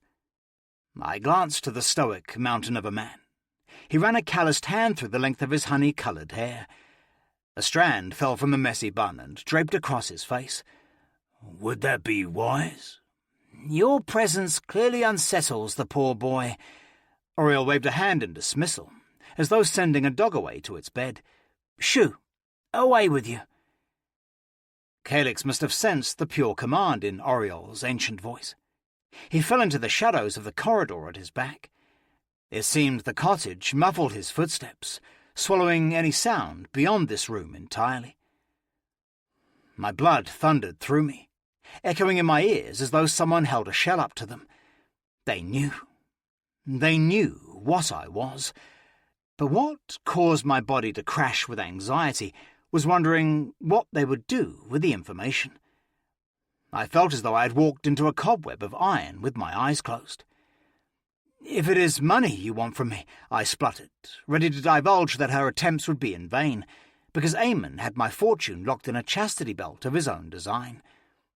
Do I look like I need money? As I have told you, I have pain which I desire a reprieve from. Age is not kind, and you, from my knowledge, are the only one to offer me relief in the comfort of my home. Oriole gestured to a chair pushed into the corner of the room. Fetch that and take a seat. I'm sure you would love to get this over with and return home before dusk. I hardly took my eyes off the strange old woman as I followed her command and brought the chair close to the bedside. The legs screeched as they were dragged across the worn wood-panelled floor. How did you know? I asked, whispering as if the whole of Darkmourn could have heard. Oriole reached out a hand across the bed. Her skin exposed rivers of blue and red veins, hardly hidden beneath. Her arm was as thin as a twig, the skin melting from the bone as it sagged down with gravity. I knew your mother, Anna, very well. In fact, there was a time when I knew you, Rhory Coleman. Although it would seem you have forgotten that altogether. That is the curse of youth. Your minds are so busy that you can hardly remember what you ate for supper the night prior. My mind had numbed to most of what Oriole had said.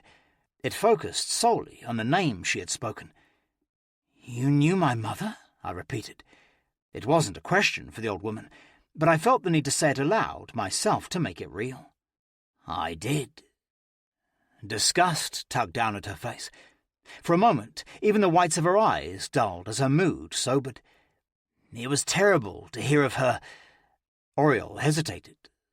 Passing. Grief always stalked me. lingering just over my shoulder.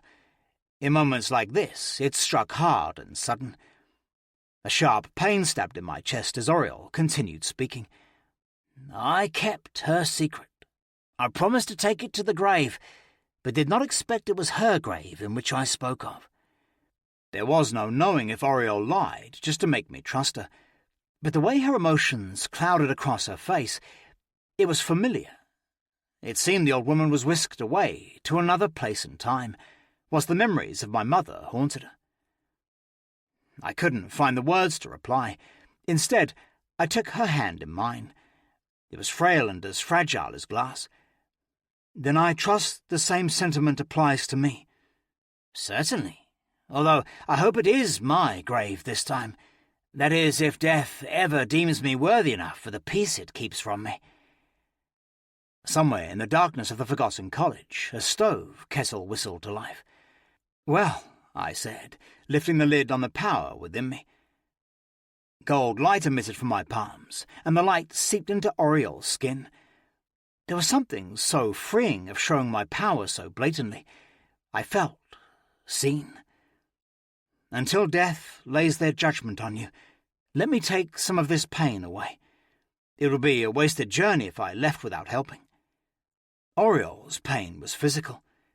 I closed my eyes and sensed her discomfort. It lingered between every joint. There had been others at St. Myron's whose bodies suffered with age, who I had helped during my visits.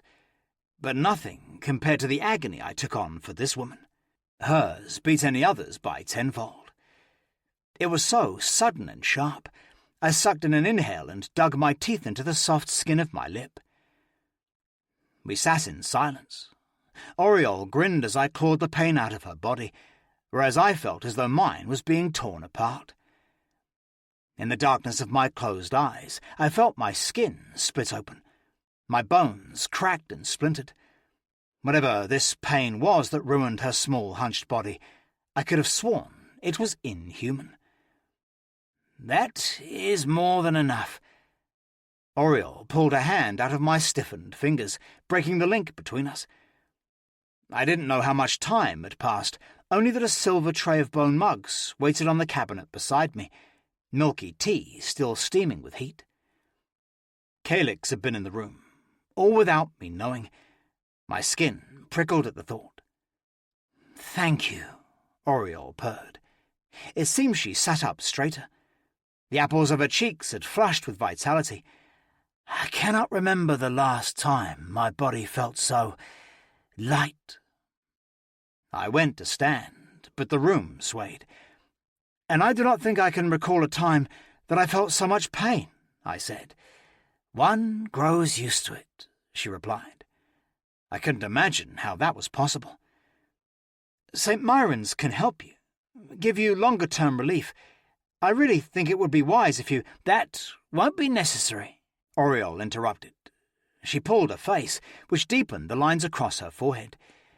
You know, I always found it strange why Darkmourn's Infirmary was named after the woman who sold my brother out and nearly had him killed. Pardon? I spluttered, head still pulsing with agony. Ignore me, she replied, ending the conversation before it had even begun. My brother would be the first to tell you I was always the hardest to please. Tea? I passed her a cup and picked one for myself. The handle was warm to the touch. The liquid inside was almost clear, all besides the flakes of mint that had fallen to the bottom. I inhaled the smell, desperate to have the tea wash away the lingering pain Oriel had left inside of me. I see you are familiar with the ball and chain. Your husband, Eamon, is it?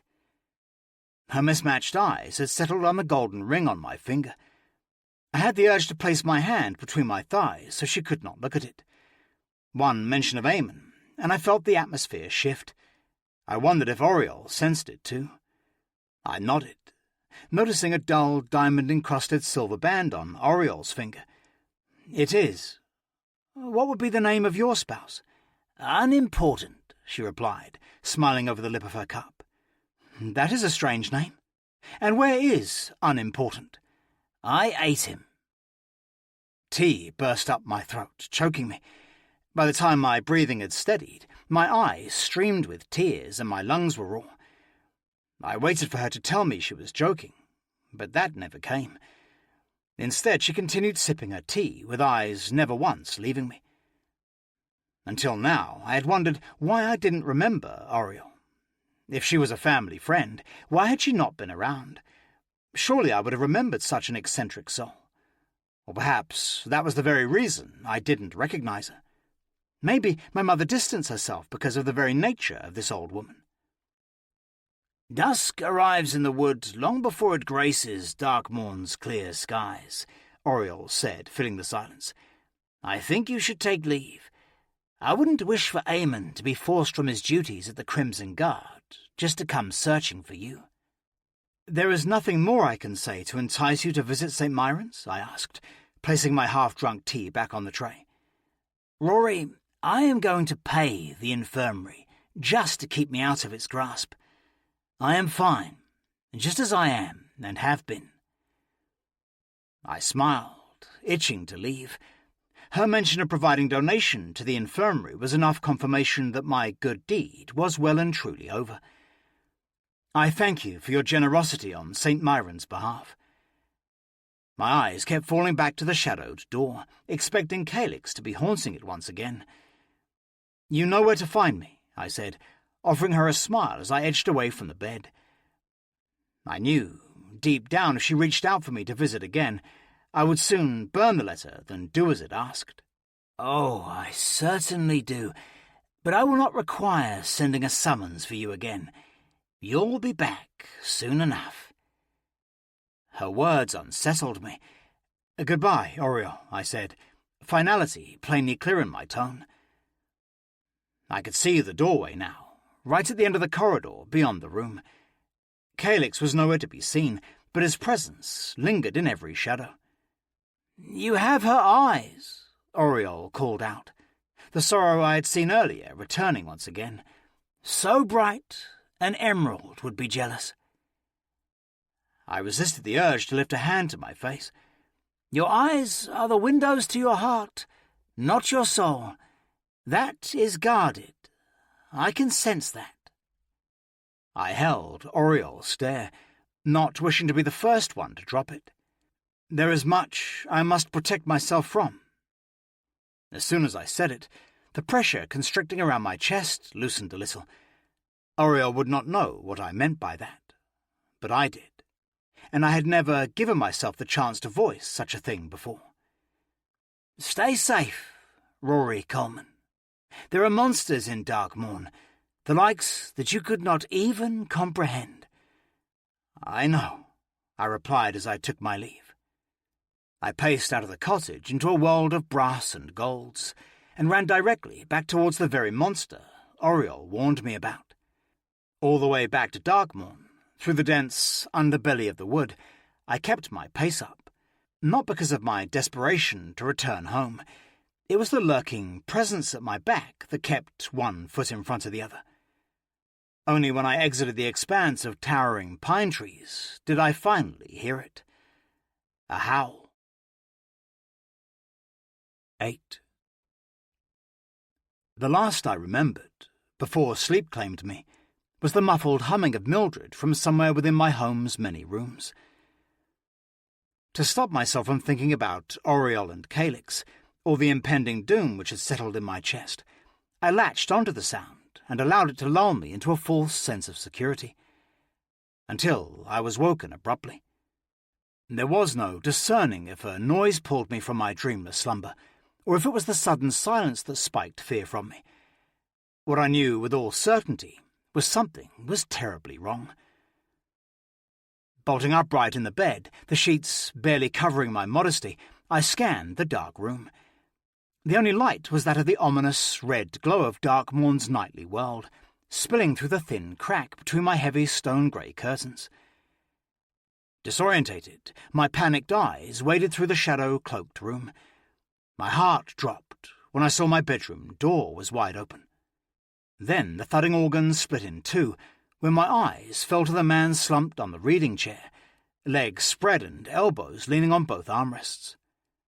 After everything I have done for you," Eamon said. His voice was deep and slurred. I could practically taste the stings of spirits that muddled his speech. I gripped the sheets and brought them up to my chin. It did little to still the wave of shivers that overcame me. "Eamon," I rasped, "what is wrong?" He leaned forward, the chair creaking in protest. The crimson glow bathed over his twisted, furious face. His eyes were wide, his mouth pursed and colourless. In his hand, he gripped the neck of an almost empty bottle. It seemed more like a weapon in his hold than the means to quench a thirst. The cold claw of dread sliced down my spine. "I am going to ask you something, and you are going to make sure you tell me the truth. Do you understand?" I couldn't form the words to reply, so I nodded meekly. Eamon caught the way my gaze flickered to the open door. He stood, swayed on his feet, then walked to it. It closed with a sickening click. I knew what was coming. Even though my mind raced for what possibly had caused the lashings I would soon endure, I could foretell the future in those moon-wide eyes of his. "Is Mildred still here?" I asked, not wishing for her to hear the screams Eamon would soon conjure. Part of me didn't fear it. In a strange way, I almost felt relief that it was finally here after weeks of tiptoeing around the beast. I'd soon rather face it, knowing it would be short-lived, and a time of reprieve from the pain would follow. "No," Eamon snapped. I swallowed, cold relief creeping across my neck like the grasp of a hand. "I saw Jameson this evening, and imagine my confusion when he told me you had not visited St. Myron's today. My Rhory would never deviate from my rules. I had the right to call that man a liar. But is he? A liar?" Bile crept up the back of my throat. It took great will to keep it at bay whilst I contemplated my answer. "I can explain." Eamon shot forward, bottle raised high. His shout rocked the very rafters of our home. "Then do so." I threw my hands up and shielded my face, squeezing my eyes shut. Only when no pain followed did I open my eyes and lower my shaking fingers. When I did, I saw the long, drawn smile sliced across Eamon's face. "Jameson asked a favour of me," I replied, voice trembling as violently as my hands. "I tried to tell you last night." "Quiet!" The mattress creaked as Eamon added his weight to it. No longer did he hold the bottle like a knight wielding a sword. Now he simply sat. He said, "But what I cannot understand is why you agreed. You owe that man nothing. I am your husband, not Jameson. How is it you seem to follow the commands of others who do not care for you, yet you choose to ignore me? Do you wish to hurt me, Rhory? Is that what you are trying to do?" "Not at all." I reached out for him. Eamon's shoulders had hunched forward as though his misplaced sadness weighed heavily on them. As my fingers brushed his sticky, sweat-damp shirt, Eamon struck forward. He had tricked me into his trap, leaving me helpless and uncovered. Eamon threw his arm towards my face. His entire weight must have been behind it, because the force blinded me. Pain burst across my skull. I didn't register how my teeth were jammed into my lower lip until the blood nearly suffocated me.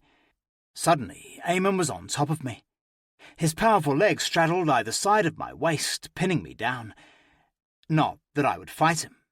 It never ended well when I did that, so I kept still and compliant as my lip bled wildly into my mouth. Eamon leaned down over me, teeth bared like a rabid dog. The bottle was still gripped in his large hand. The other had taken my wrists and pinned them above my head. "Care to tell me where you went?" he growled. I turned my head to the side as much as I could, wincing at every drop of spit that touched my skin. "Tithe," I spluttered quickly, repeating the word in hopes it was clear. I didn't wish to give him any reason to prolong this punishment. "Tithe." "You little fuck!" Eamon slammed a bottle into the bedding beside my head. I felt the power in the thud that vibrated through every feather stuffed in the mattress. I give you rules to protect you, and you defy me. It is as though you ask for this. You like it, don't you? Is that why you disobey me? Because you beg for me to punish you? Tears sliced down my face as a sob racked through my chest. All I could do was lay there, whilst my torn lips spread blood across my teeth, and the skin of my wrists bruised beneath Eamon's grip. No, please, I begged. I don't mean to upset you. Don't you? He knocked his forehead into mine and held it there, so all I could look into was his wide, feral sky-blue eyes. I inhaled deeply, drawing in the sickly scent of lavender mixed with whatever harsh spirits he had drunk. What was so important that you picked Jameson over me? I should kill him for... He told me of an old woman, someone who needed me to visit to help with their pain, I shouted, arching my back to try to force him off of me. He held firm. Eamon knew what he was doing, holding my hands above my head. It stopped me from reaching for his skin and manipulating his emotions. One touch, and I could absorb all of his fury. I could take it away and fill that void with something kinder, more loving. So many chances I had before this night to do that, and only once had I ever tried. I still bore the scars across my shoulder blade left from his teeth. What woman? His voice had calmed as he asked the question. I felt the need to hold her name back, to protect it somehow. Names had power, that much was known. Revealing such a thing would turn Eamon's sights on them. But maybe. She knew mother and father, I spat, almost laughing at the revelation. If Oriel had known my family, she must have known Eamon. He had been as much a part of it since I was barely 8, and he the 18-year-old, fresh-faced, Crimson Guard recruit, who was more known for being my father's shadow. Eamon completely released my wrists. He rocked back, still straddling me, but instead stared down at me with an inquisitive look across his face. Who is it? Oriel Grey, I started, watching the recognition deepen the lines across his furrowed brow. Jameson gave me a note that said she requested my visit. He said she would fund St. Myron's, and I was made to feel as though I could not turn it down. Oriel. Eamon seethed through gritted teeth. I cared little for the spit that flecked across my face. Grey. Yes, I said. Eamon, I'm sorry I didn't listen. I should have told you. The glass bottle smashed across the wall at the head of the bed. I barely had the time to close my eyes before shards rained down over me. Something wet dropped over my cheek, and I hoped it was the spirit in the bottle and not my blood. Hands gripped down on my throat, thumbs pressing into my soft skin. I gasped like a fish out of water, but the air refused me. My lungs burned with fire. You'll never leave this house again, Eamon bellowed. I only hoped someone beyond the house would hear and come to help. I often thought that, but no one ever came. I gave you freedom you never deserved. Never! A stabbing jolt of pain exploded within my skull. I reached up and tried to claw his hands away, but he held on with a grip of iron. Eamon hissed when my nails drew blood, but it was no good. He seemed to thrive off pain. His hands tightened. His thumbs dug deeper into my throat, and the world seemed to slip away. The darkness behind my eyelids was both peaceful and welcoming. I didn't feel pain or panic as the starless night engulfed me, claiming me as its own. You made me do this, Eamon screamed. This is your doing, not mine. For a moment, I felt his fury. In my weakness, the door to my power could not be kept closed. It crept open enough, just a crack, that I was certain gold glowed from my fingers. If I had the strength to open my eyes, I would have seen it. Instead, it stole my peace away, and buried me in an emotion I would never be able to comprehend. Eamon's fury was as hot as a fire's heart, as sharp as a fork of lightning. Beneath it, I felt something else.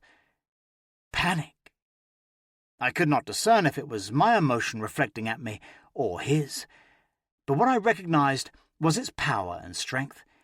It careened into me, smashing me into the darkness and banishing me into a realm ruled by agony.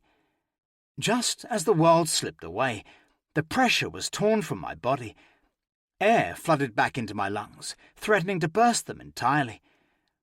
I grasped at my throat, no longer feeling hands upon me. My skin was raw. I coughed and gasped, my throat shredded to ribbons. Eamon was still shouting, but I didn't care. It didn't matter. He likely melted into a puddle of guilt, pleading how much he loved me and how sorry he was. None of it mattered. What was done, and it would happen again. It was only when another voice registered that I dared open my eyes. I rolled my head over slowly, wincing at the bruises that likely spread hungrily across my skin. Eamon had his back to me. He was still shouting, facing something unseen in the door's direction. "By the creed of the Crimson Guard, you will be drawn and quartered for breaking into my home." Every beat of my heart rumbled like thunder across my chest. It was so fast, I thought it would explode free from its confinement of ribs and flesh. "Didn't I warn you before?" A low laugh vibrated through the darkness, interrupting Eamon's frantic shouts. It tickled across my skin as I pushed at the bed in my attempt to sit up. Every muscle and bone screamed in resistance, but I fought on, fueled by the wish to see who Eamon threatened. Mildred? No, gods, no. The thought alone dampened my discomfort, enough for me to shift myself and get a better look at the door, to the person standing in it. "If you wish to see morning, Eamon," Calyx Grey growled, his eyes glowing a bright gold that would have made the stars jealous of his vibrancy, "I suggest you move out of my way." 9. For the first time, I felt Eamon's fear. It was an emotion I didn't think possible for such a man, but here he was, riddled with it. And I didn't need to touch his skin to know it, not when the emotion cascaded from him in undulating waves. "I was wondering when you would break and come for him." Eamon stood straight, his shoulders rolled back and chin high. Whereas Calyx held my husband's gaze, I watched as Eamon slowly slipped a hand into the belt of his trousers, flashing the hilt of a short dagger. Calyx prowled forward with the confidence of a man adorned in countless weapons. Except from what I could see, he was without a single one. "So this is what you do to him. All your effort has led to this. The leader of the Crimson Guard delights in causing harm to those he loves as well." My heart thundered in my throat as Calyx risked a glance at me. His rich amber eyes traced across my bare chest, to my hands, clutching at the sheets at my waist, and then back to my face. Pity slowly drew down his thick brows. "What I do with my belongings does not concern you," Eamon spat, edging his body in the line of Calyx's sight. "But what you do with mine concerns me." Eamon snatched his hand back from his belt and produced the dagger in a swift gesture. The dull blade held out before him, the tip aimed directly towards Calyx's chest. "One more step," Eamon warned. I winced when Calyx threw his head back and roared with laughter. He clapped a large hand to his chest as though to catch his breath. "And what do you plan to achieve with that? I cut my meat with blades bigger, you fool." Fear slipped back into Eamon's posture. This time I couldn't so much as feel it, but I could see it. His hand shook. Knuckles paled white as he gripped the blade's handle. Eamon stumbled back a few steps as Calyx continued to move into the room, undeterred by the blade. "He is mine," Eamon spluttered. His voice was octaves higher than normal. It seemed Calyx's presence had gripped him by the balls and squeezed. "By all means." Calyx spared me a look which sang with unseen pain. "You can have him." Surprise leaked from Eamon at Calyx's dismissal. "Then who brings you here this time?" "You know who I want." "What is to say he still lives?" Eamon said, goading Calyx. "Oh, he lives." Who was it they spoke of? The thought was as sudden and lingering as the bruising Eamon had left around my neck. "Get out," Eamon sneered, baring his teeth like some rabid animal. Calyx pointed towards me, all without caring to look my way again. "Give me who I want, or I'm taking him. It would be a fair trade, after all." It was Eamon's turn to laugh. My skin itched with discomfort as both men glanced towards me. I wished to draw the sheets above my head, pinch my eyes closed and pretend I was somewhere else. "No, no, no," Eamon sang. "He is mine. Care to stop me?" Calyx raised both hands out to his sides as though welcoming Eamon to try, and try he did. Eamon shot forward, his frantic growl giving him away. I screamed out, unsure if it was because I was worried for him, or for Calyx, or myself. Calyx moved at the last moment. He sidestepped the blade, turned his broad body towards Eamon's outstretched arm and grabbed it. Eamon was torn from his feet as Calyx heaved him forward. I cried out as my husband's body slammed into the wall beside the open door. The dagger was still in his hand, but soon slipped out of unconscious fingers. Eamon's body left a dent in the wall's plaster. Debris and dust, old paint and splinters of wood rained down upon his unmoving body. All the while, Calyx showed no sign of effort. His breathing was steady as he looked down upon the body, a smile creasing his beard-shadowed face. "How I have wished to do that." "Get out!" I screamed at Calyx. It clawed out of my belly and filled the room. Even the volume surprised me. "Get out! Get out!" Calyx snapped his attention towards me, confused. "Unless you wish to alert every Crimson Guard in Darkmourn, I suggest you stop shouting." But I couldn't. My panic urged me to scream and shout, whereas it froze my body to stone in the bed. "Eamon!" I cried out, wishing for him to wake. A small trickle of blood oozed from his hairline, staining the blonde a harsh pink. "Shh," Calyx urged, suddenly beside the bed. He clapped a hand over my face, muffling Eamon's name from passing my lips again. "Stop it." Calyx didn't remove his calloused hand, not when my tears danced across the dips and curves of his fingers and traced around his wrist. I couldn't take my eyes off my husband. His chest rose and fell slightly, but it was not his welfare I cried for. It was the fury that would follow, the anger he would hold when he woke.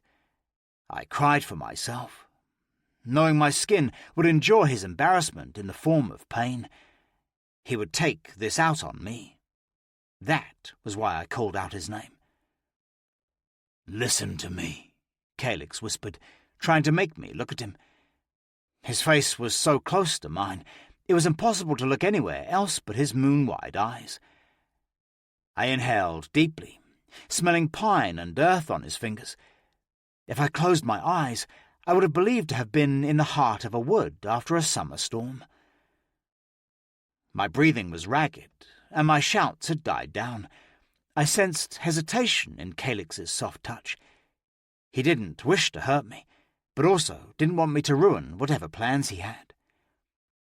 "Promise me you are going to stop shouting," Calyx murmured. "Promise me that, and I will explain everything." He searched my tear-blurred eyes for that promise, because gods knew I couldn't speak it aloud with his hand still muffling me. I nodded my head sharply, as much as his grip allowed. Calyx dropped his hand from me and stumbled back. He withdrew so suddenly it was as though I had burned him. He will kill you for this, I said, throat sore from my anxiety and Eamon's necklace of bruises. I know.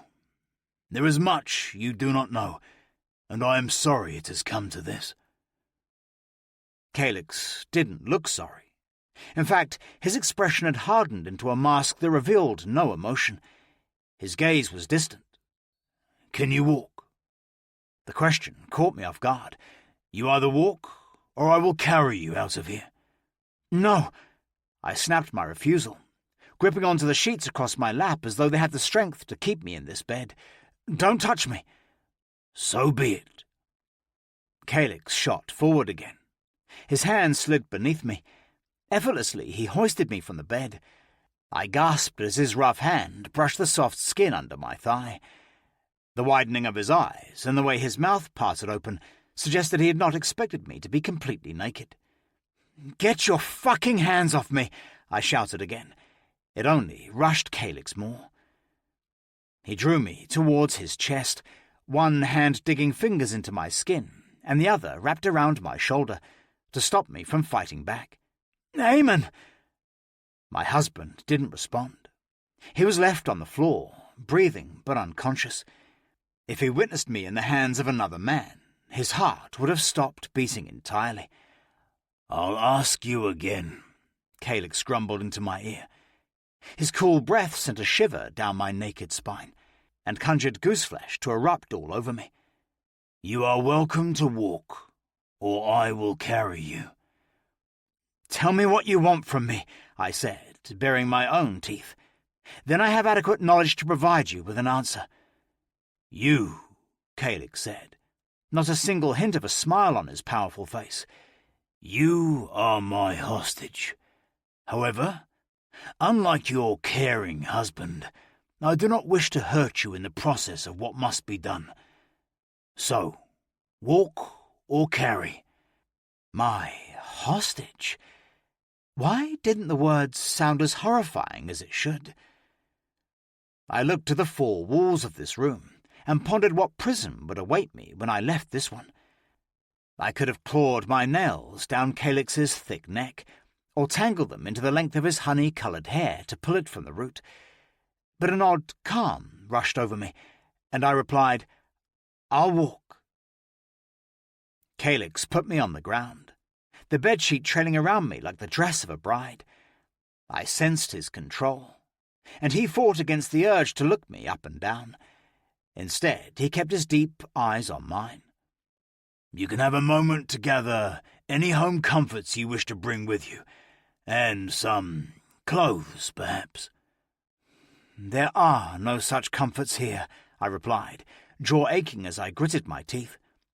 "Clothes, then, and quick. I'd like to leave before Eamon wakes, or his Crimson Guard comes searching for the cause of your screams. Our carriage awaits." I hurried to dress my naked body. Calyx didn't turn away, which made me rush quicker. He stood guard at the door, beside Eamon's slumped body, his tapping foot like the ticking of the grandfather clock in the foyer downstairs. My cheeks reddened as I clothed myself. I had turned my back to him, offering myself some reprieve from my embarrassment. By the time I was dressed in the slim leather breeches buttoned at my waist, and the red corset was slipped over my long-sleeved cream tunic, my hands didn't stop shaking. If I could just get outside, then I could scream bloody murder. It was clear Calyx would do anything to get me out of this house, but the second we left, I would make sure the whole of Darkmourn heard me. I hardly had my boots on when Calyx shouted, "There is no more time. Come." He had moved to the window, peering out between the crack of two curtains to the red glow bathing the streets beyond. Another voice joined his from the door he had not long stood guard at. I expected it to be Eamon, returned from his forced slumber to stop me from becoming an unwilling hostage. A woman stood there. Sheets of long, straight black hair fell across each shoulder, parted down the middle of her head. not a hair out of place. Her skin was as pale as snow, her lips colourless in contrast to the burning red of her eyes. My blood buzzed in my veins, panicked by the final detail of the woman I noticed. 2 pointed teeth were longer than the rest, and rested slightly over her lower lip. "The Crimson Guard are minutes away from storming this building," she hissed, hardly sparing me a glance. "Millicent, how many?" Calyx asked, as his deep voice rumbled like thunder.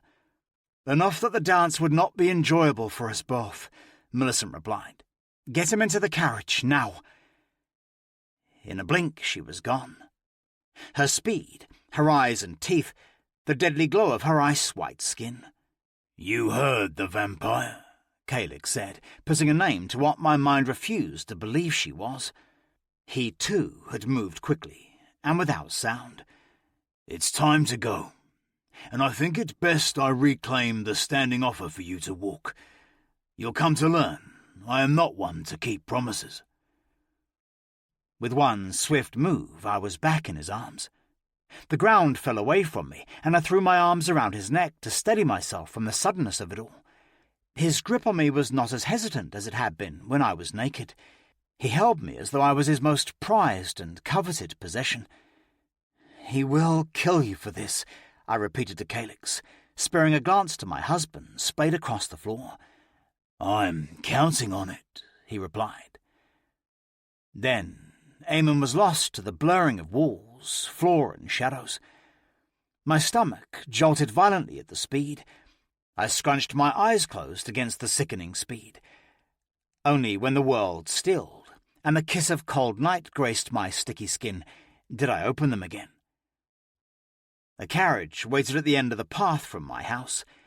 Millicent was sat at the front, leather reins wrapped 3 times around both hands, connecting to the towering steeds of night before her. I took in a breath, readying to shout out with all the air in my lungs.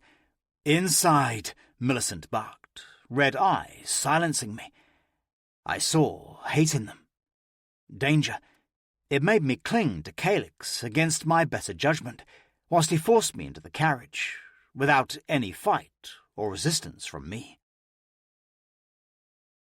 10. Darkmourn passed in a blur beyond the window of the carriage.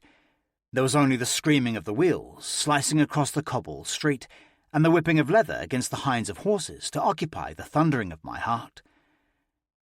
Calyx didn't speak, not even to utter a single word of comfort. It seemed comfort was a strange concept to the man who burned holes into me with his eyes. Not once did he look away from me, sitting on the velvet cushioned seat in front of him. I didn't have it in me to enter a competition of stares, so I stared aimlessly out the window. It was easy to lose myself in fear. With everything that had happened, it was hard to truly grasp the reality of my situation. But now, as Castle Dread was no more than a speck in the dark distance, it overwhelmed me. I drowned in it. My breathing became ragged. My eyes filled with tears. The cushion beneath me groaned as I dug my nails into it. And all I could think about was Eamon. I could picture his wrath when he woke to find me gone, missing. Already I prepared myself for the blame of this situation.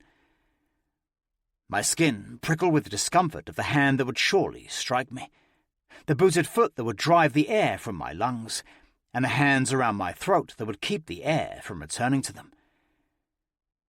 Beyond the window, the towering sentinels of trees revealed themselves. It was so sudden I flinched away from the glass with a rasped gasp. I pinched my eyes closed and lost myself to the storm inside of me. In that moment, I did not understand the world around me. Hands found my thighs.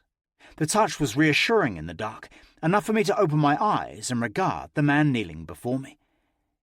"He cannot hurt you," Calyx growled. There was something ancient and feral in his stare. "Not anymore." I opened my mouth to explain to him how wrong he was, but all that came out of me was unkept breaths. "Rhory, I need you to calm yourself down." How was it this man's voice had the ability to sink deep into the frantic part of my soul? I felt him try to rein it, like a wild mare. The feeling was so strange that it caught me off guard. It was almost familiar. All without removing his eyes from mine, Calyx reached for my hand and pried my fingers from the cushion. A new thought seemed to demand my mind for a moment. He was so warm, so alive. My stiffened bones melted like butter over flame at his touch. I gave him no resistance as he guided my hand, then took it in both of his. Perhaps Calyx sensed my thoughts, because his fingers tightened and he said, "Do it." Those two words were as clear as his calm demeanour. It was that emotion I desired. I thirsted for it as a vampire thirsted for blood. Blinking through the tears that continued to blind me, I opened myself up to him. There was no hesitation. Golden light seeped from my fingers. It glowed like a star, captured in Calyx's hands. The light blazed between the cracks of his fingers and bathed us each in the warmth of light. It banished the shadows that clung to the proud bones of Calyx's face until every pore and strand of hair could be accounted for. I did not borrow his calmness. I stole it. I clawed it from him, swapping my storm of anxiety for his blessed emotion. His face creased with discomfort as I forced my anxiety into him, filling the space his calm had once claimed. Brows furrowed, and his full mouth thinned into a taut line of tension, but he didn't pull away. His hold on my hand tightened, refusing for me to pull away, even if I desired. My tears dried up. My breathing slowed and mind stilled. All the while I watched as Calyx struggled with the emotions I forced upon him. And he did it, all without complaint. He swallowed the acidic bite of the anxiety, warring with it internally. "That is enough," I whispered, pulling my hand from him. All at once the light dissipated, until the carriage was coated in shadow once again. Calyx rocked away from me. The muscles in his arms bulged as he gripped the seat behind him. He used the leverage to seat himself. He slouched in on himself, his dark brows furrowed deeply until his entire forehead was cursed with worry lines. "What a useful little trick," he said, tired eyes surveying me. With my mind no longer clouded with fear and panic, I asked the only question I deemed important. "What do you want from me?" "Straight to the point," Calyx muttered. He lifted a lazy fist and rapped it on the wooden panel his head rested on. A hatch slid open almost immediately, revealing the burning red of Millicent's eyes. I let Calyx's calmness falter for a moment as the vampire looked directly across the carriage to me. Captured in the nightly winds, her sheets of obsidian hair whipped around her angular face. "Have we lost them?" Calyx asked. "Of course," Millicent replied, rolling her eyes at the question as though it was the most ridiculous thing she had heard. "Is that a lack of confidence I hear in your voice?" "Far from it," Calyx replied. "Simply wondering why we haven't reached our destination yet." Millicent bared her teeth, the two elongated points nipping at the skin of her lip. Auriel's orders were clear. Little Red cannot be conscious upon arrival. It puts us all at risk. Her use of the nickname shocked me. I had not heard it in years, not since my father had passed. It had died with him.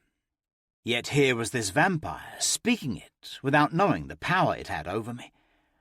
"I know," Calyx replied plainly. If it wasn't for Calyx's calm that still captured me, I would have reached for the handle of the door and thrown it wide.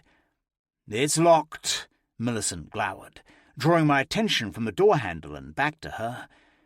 Amusement burned in her eyes, only to disappear when she slammed the hatch closed, leaving us alone once again. "Don't mind her.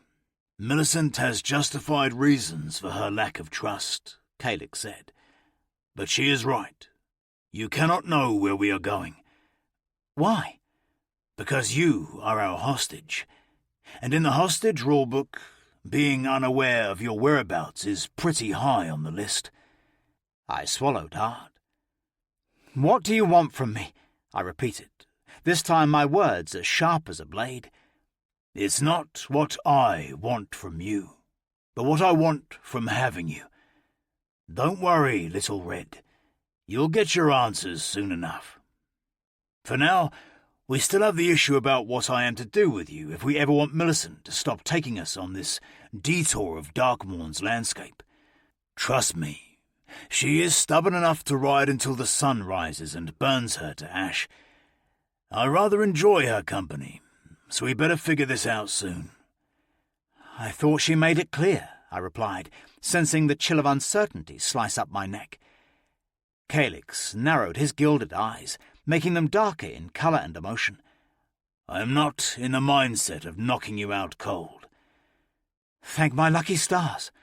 I was beginning to believe I'd been handed from the hands of one abuser to another. He winced, as though my words had slapped him.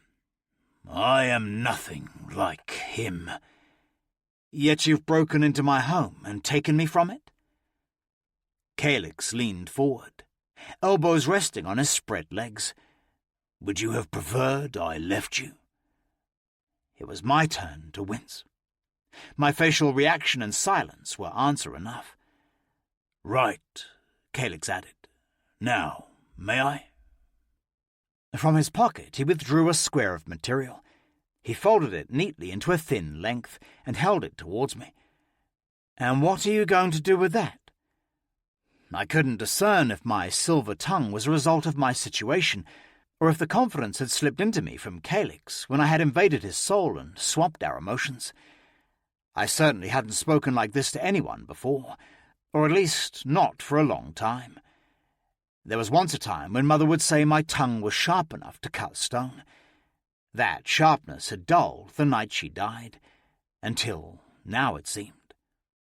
Blindfold you, Calyx said. His voice was barely a whisper. Pardon? I looked to the cloth he held out as though it was a viper that could strike me. His laugh was deep and rumbling. It came from far within him and caused the skin of my arms to prickle with bumps. Did I stumble over my words? Calyx leaned forward more. You can decide if you wish for me to do it, or you can do it yourself. Not wanting to feel his touch again, I shot forward and tore the material from his grasp. His hand was left hanging out before him, fingers curling slowly inward. I kept my stare pinned to his as I lifted the material. His smile was the last thing I saw as I brought the blindfold to my eyes and tied the length in a knot behind my head. Good boy, Calyx drawled from the shadows that now blinded me. My mouth became parched at his praise. I almost choked on it, finding the two words harder to swallow than the reality that I'd become his hostage for some unknown reason. Sit back and enjoy the ride, Calyx continued. I sensed the smile in his words. We will reach our destination soon. Then you will get your answers. Good. It was all I could manage as I leaned back in my seat and folded my arms over my chest. You're welcome, by the way. Calyx sounded so close as he spoke. If I had torn the blindfold from my eyes, I was confident he would have been inches from me, because of the smell of forest and rain infiltrating my nose, and the soft brush of his breath. For kidnapping me? I asked, as my cheeks filled with crimson heat. For saving you, he replied. Eamon is my husband, I snapped, not willing to hear the pity in Calyx's tone. You have not saved me from anything. This. A coarse finger traced the tender skin of my throat. My breathing hitched. I didn't need to look in a mirror to know the skin had bruised. Eamon's fingers, imprinted in blues and dark purples, suggests otherwise. 11. Calyx guided me from the carriage. There was only the scratch of material across my eyes and his warm, firm hand pressing into my lower back. Now and then short bursts of light shone through the top of my blindfold, like a glow through the crack of a narrow door. Then it was gone, and I was lost in darkness. It was easier to rely on my other senses to help give me some clue as to where Calyx led me. At first, the crunch of autumn leaves screamed beneath each of our footfalls, but that soon gave way to a patter as we walked across the smooth edge of stone. We had found some sort of path or road. Soon enough, the sound of our footfalls echoed all around us. I knew we had entered some sort of tunnel from both the sound and the way the air seemed to grow thicker and damper with each inhale. I expected a reprieve, that we would come out the other end and be greeted with the much-needed kiss of fresh air, but I was wrong. The ground beneath my feet sloped downwards, and the echoing only intensified.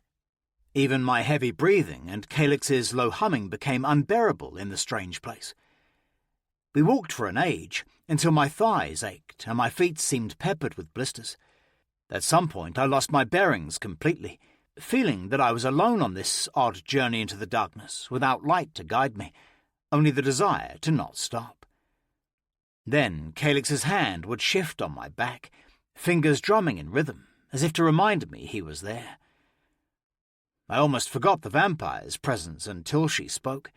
It seemed she had the ability to glide across the earth, with little need for making sound. Her footfalls were as silent as her breathless body.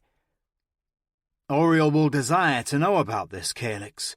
"Oh, I know." Shivers trailed down my spine at the closeness of Calyx's whisper. "Then would you wish to do the honours to wake her and tell her what you've done?" Annoyance graced Millicent's stoic tone. There was something scolding about the way she spoke to Calyx, as if she was his mother and he her son. "Does my grandmother scare you, Millie?" Calyx retorted, using a nickname for the vampire that was poisoned with jest. "Only a fool wouldn't fear Auriel," Millicent snapped. "Exactly why I wish for you to be the one to inform her of this evening's events," Calyx replied. "If she doesn't already know, that is." It took a moment for Millicent to reply. Her silence unnerved me. Calyx's deep chuckle suggested he sensed my emotions as if he had my abilities. When the vampire replied, she was further away, her voice muffled by distance, but as clear as newly forged steel. "You or me?" "Add it to the list," Calyx retorted. We continued walking, me blind to everything but the symphony our breathing made and the choking intensity of the damp, earth-filled air, Calyx humming his tune to entertain himself. It was cold in this place. The chill was deeper than what winter gifts to the air. It was the type of cold that came hand in hand with the dark, so intense that it belonged to the furthest parts of the deepest lake, where sunlight could never reach. I was thankful for the thick red cloak I had taken with me. The cloak that I had worn since the death of my father, with this gold trim around the hood, was a symbol to his position in the Crimson Guard. Many had wondered why Eamon, now taking the mantle my father once possessed, didn't insist to wear this very cloak himself. Whereas I once believed it was my husband's wish for me to have something of my father, I now knew it was simply a way of marking me. Possession of the Crimson Guard, it screamed. Possession of Eamon. He would have thought this cloak and the meaning behind it would have made me untouchable. I laughed suddenly, the sound echoing around the dark. "How very wrong you were, Father." The direction we took changed suddenly. There were turns, left and right and left. Sometimes it seemed we turned corners in circles, as if Calyx had attempted to trick me. However, I didn't sense that would be the case. Perhaps it was his borrowed calm that still rallied within me, which tainted my vision of him. "Rhory," Calyx said as we slowed to a stop. "We can take this off now." His fingers tugged at the knot of material at the back of my head. Although he had not stopped touching me since we left the carriage, the new place his fingers graced still made me quiver slightly. I squinted against the flare of light before me. It took me a moment for my eyes to settle, enough for me to distinguish the glow was not the sun, but a burning torch. Fire hissed and spat whilst it devoured the oil-soaked head, as it clung on a sconce beside a large metal door. Calyx allowed me a moment to gather my surroundings. As I had thought, we were within some form of tunnel. Dark, stacked bricks glistened with water, mould and moss. The glow from the sconces revealed the arched brick ceiling above my head. A droplet of stale water fell from the ceiling, where it splashed across my cheekbones, startling me. "If I asked where we are, I guess you wouldn't tell me," I said, drying my cheek with the back of my hand. "Darkmourn," Calyx answered through a grin, his deep voice echoing all around us. I fought the urge to roll my eyes, finding it easier to look anywhere else but his intense gaze.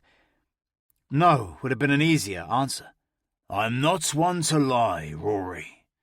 Gods, he really was leaning heavily into his sarcasm, using it as support to hold him in place.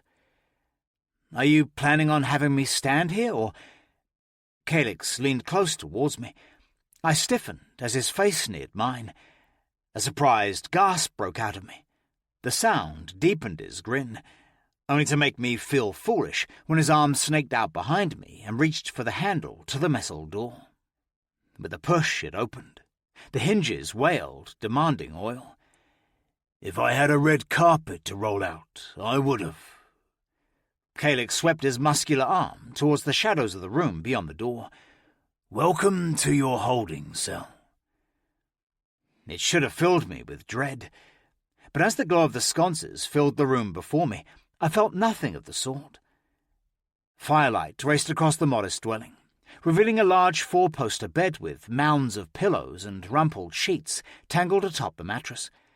The dark wood furniture had been pushed up against the walls, cabinets and tall wardrobes that seemed more like doors leading to magical worlds within. Carpets covered the slab-stoned flooring, overlapping one another in contest. Even the walls were draped with rugs to conceal the evidence of leaking bricks and patches of moss. The glow of fire shifted, stealing my attention back to Calyx. He lifted the burning torch from the sconce and drifted into the room without invitation. I waited at the threshold, awkwardly watching as he shared the flame with waiting candles throughout the room. By the time he was finished spreading his fire, the room held some inviting warmth. "This should be comfortable enough for you to get some rest," Calyx said, as if his simple suggestion could erase the fact I was now his hostage. "Do you concern yourselves with the comfort of your prisoners?" His eyes sparkled with golden fire. "Should I not?" I shrugged, feeling self-conscious beneath his devouring gaze. "What do you want from me, Calyx Grey?" He flinched. "My wants do not matter in this circumstance. Oriel can answer those questions come morning. But until then, you need to rest.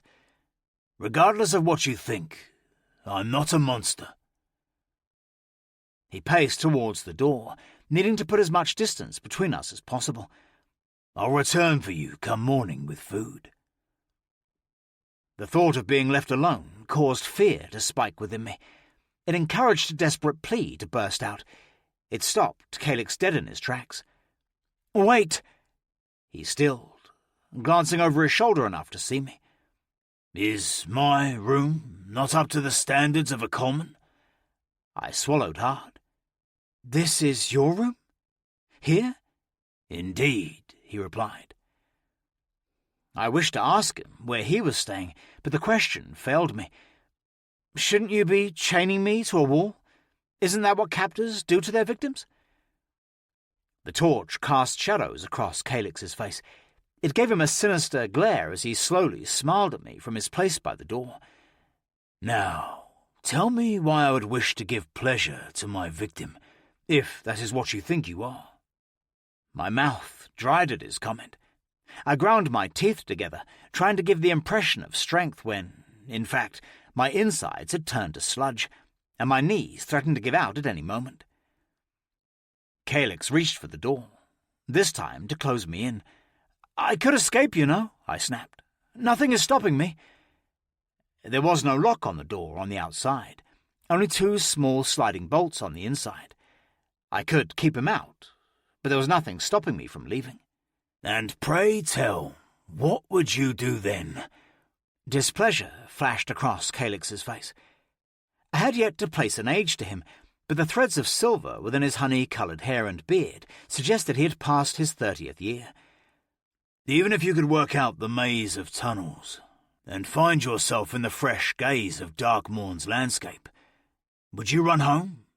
Back to him? My husband? I asked, voice high and light. Is that whom you refer to? Yes, Calyx replied, voice as cold as the brick walls surrounding me. Him. I didn't need to answer his initial question. The answer, although not spoken aloud, was obvious. No, I wouldn't run back to Eamon, and Calyx knew it. What you should understand, Rhory, is tonight should never have happened. Calyx stared straight into my soul as he spoke. Eventually, we would have been in this situation. Your being here and what that means for all of us. But that shouldn't have been tonight. I understand you have questions and deserve answers, but I ask that you wait for tomorrow. It is best to come from Oriole herself. I should have refused. Should have slammed my foot into the ground and demanded every detail that Calyx kept from me. The hows and whys burned through my mind like a wildfire in summer. One thing, I said as Calyx closed the door. Just tell me one thing. It is the least you can do.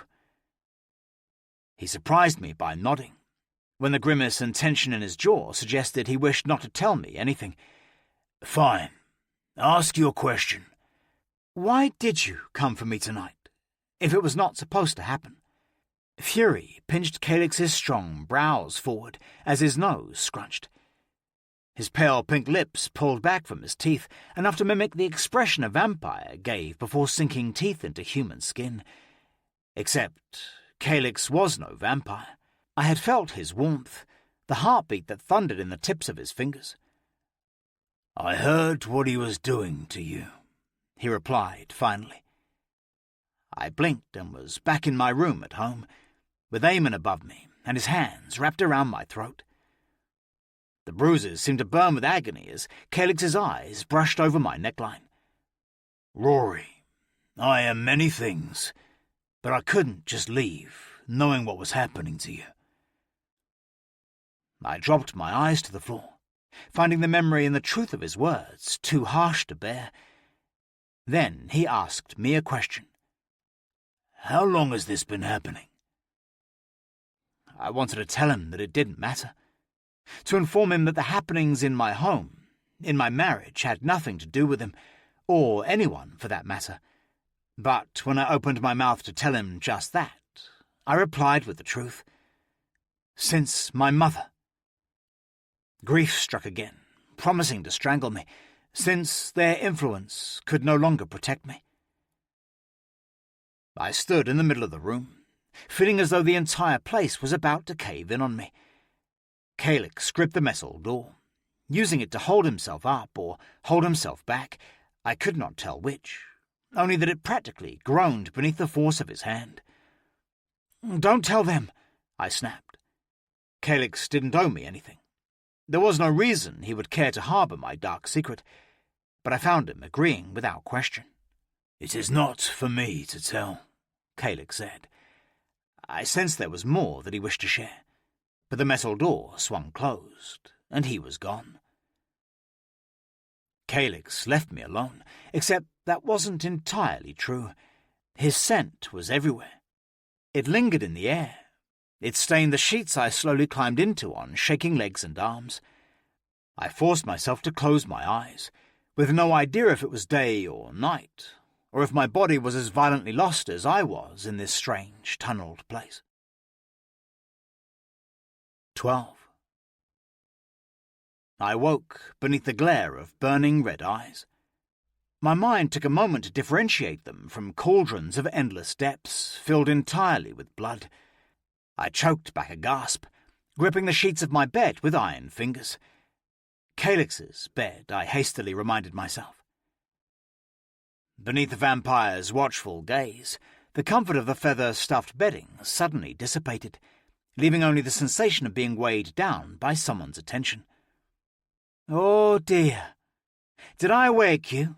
Millicent asked, reclining into the downy cushions of the aged reading chair. The leather of her trousers squeaked as she crossed her legs with dramatic flair. "Yes," I replied, throat dry, and unsure what else to say. Millicent smiled, flashing the two sharp points of her canines as her lips drew back. There was nothing friendly about the expression.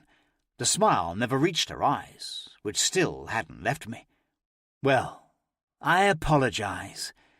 I didn't need to touch her skin to sense the dishonesty that dripped from every syllable she spoke. "Rhory, isn't it?" Millicent's gaze narrowed. I was completely trapped beneath it, like a mouse in the paws of a bloodthirsty cat. "I see Caelix decided against the suggestion of chains.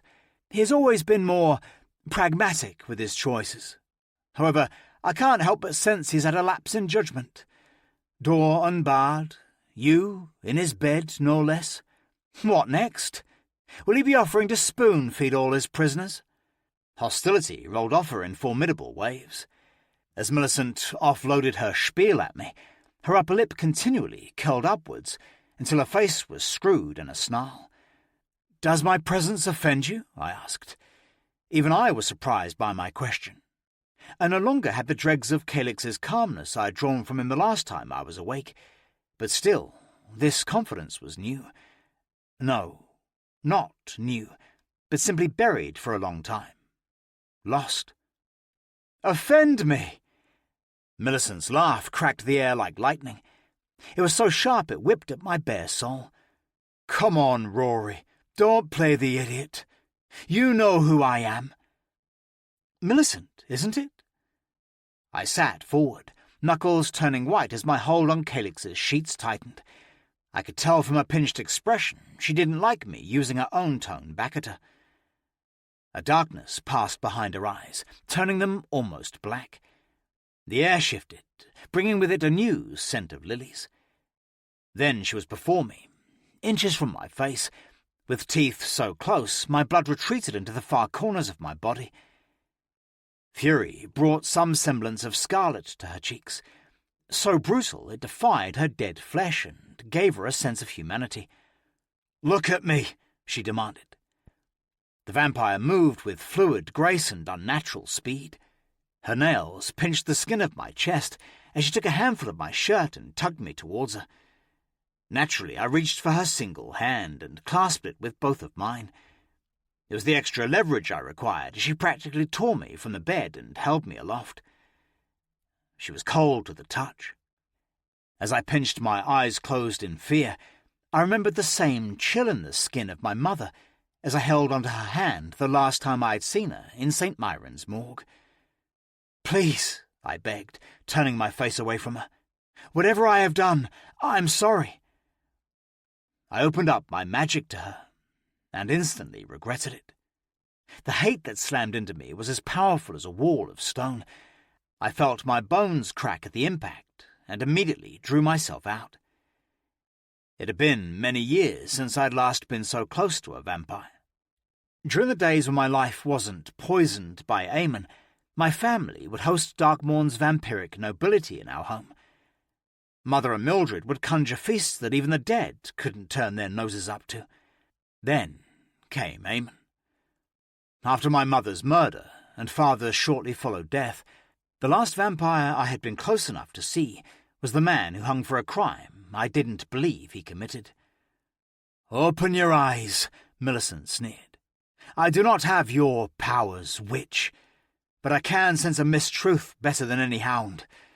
Let me see it." I didn't feel like I could refuse her.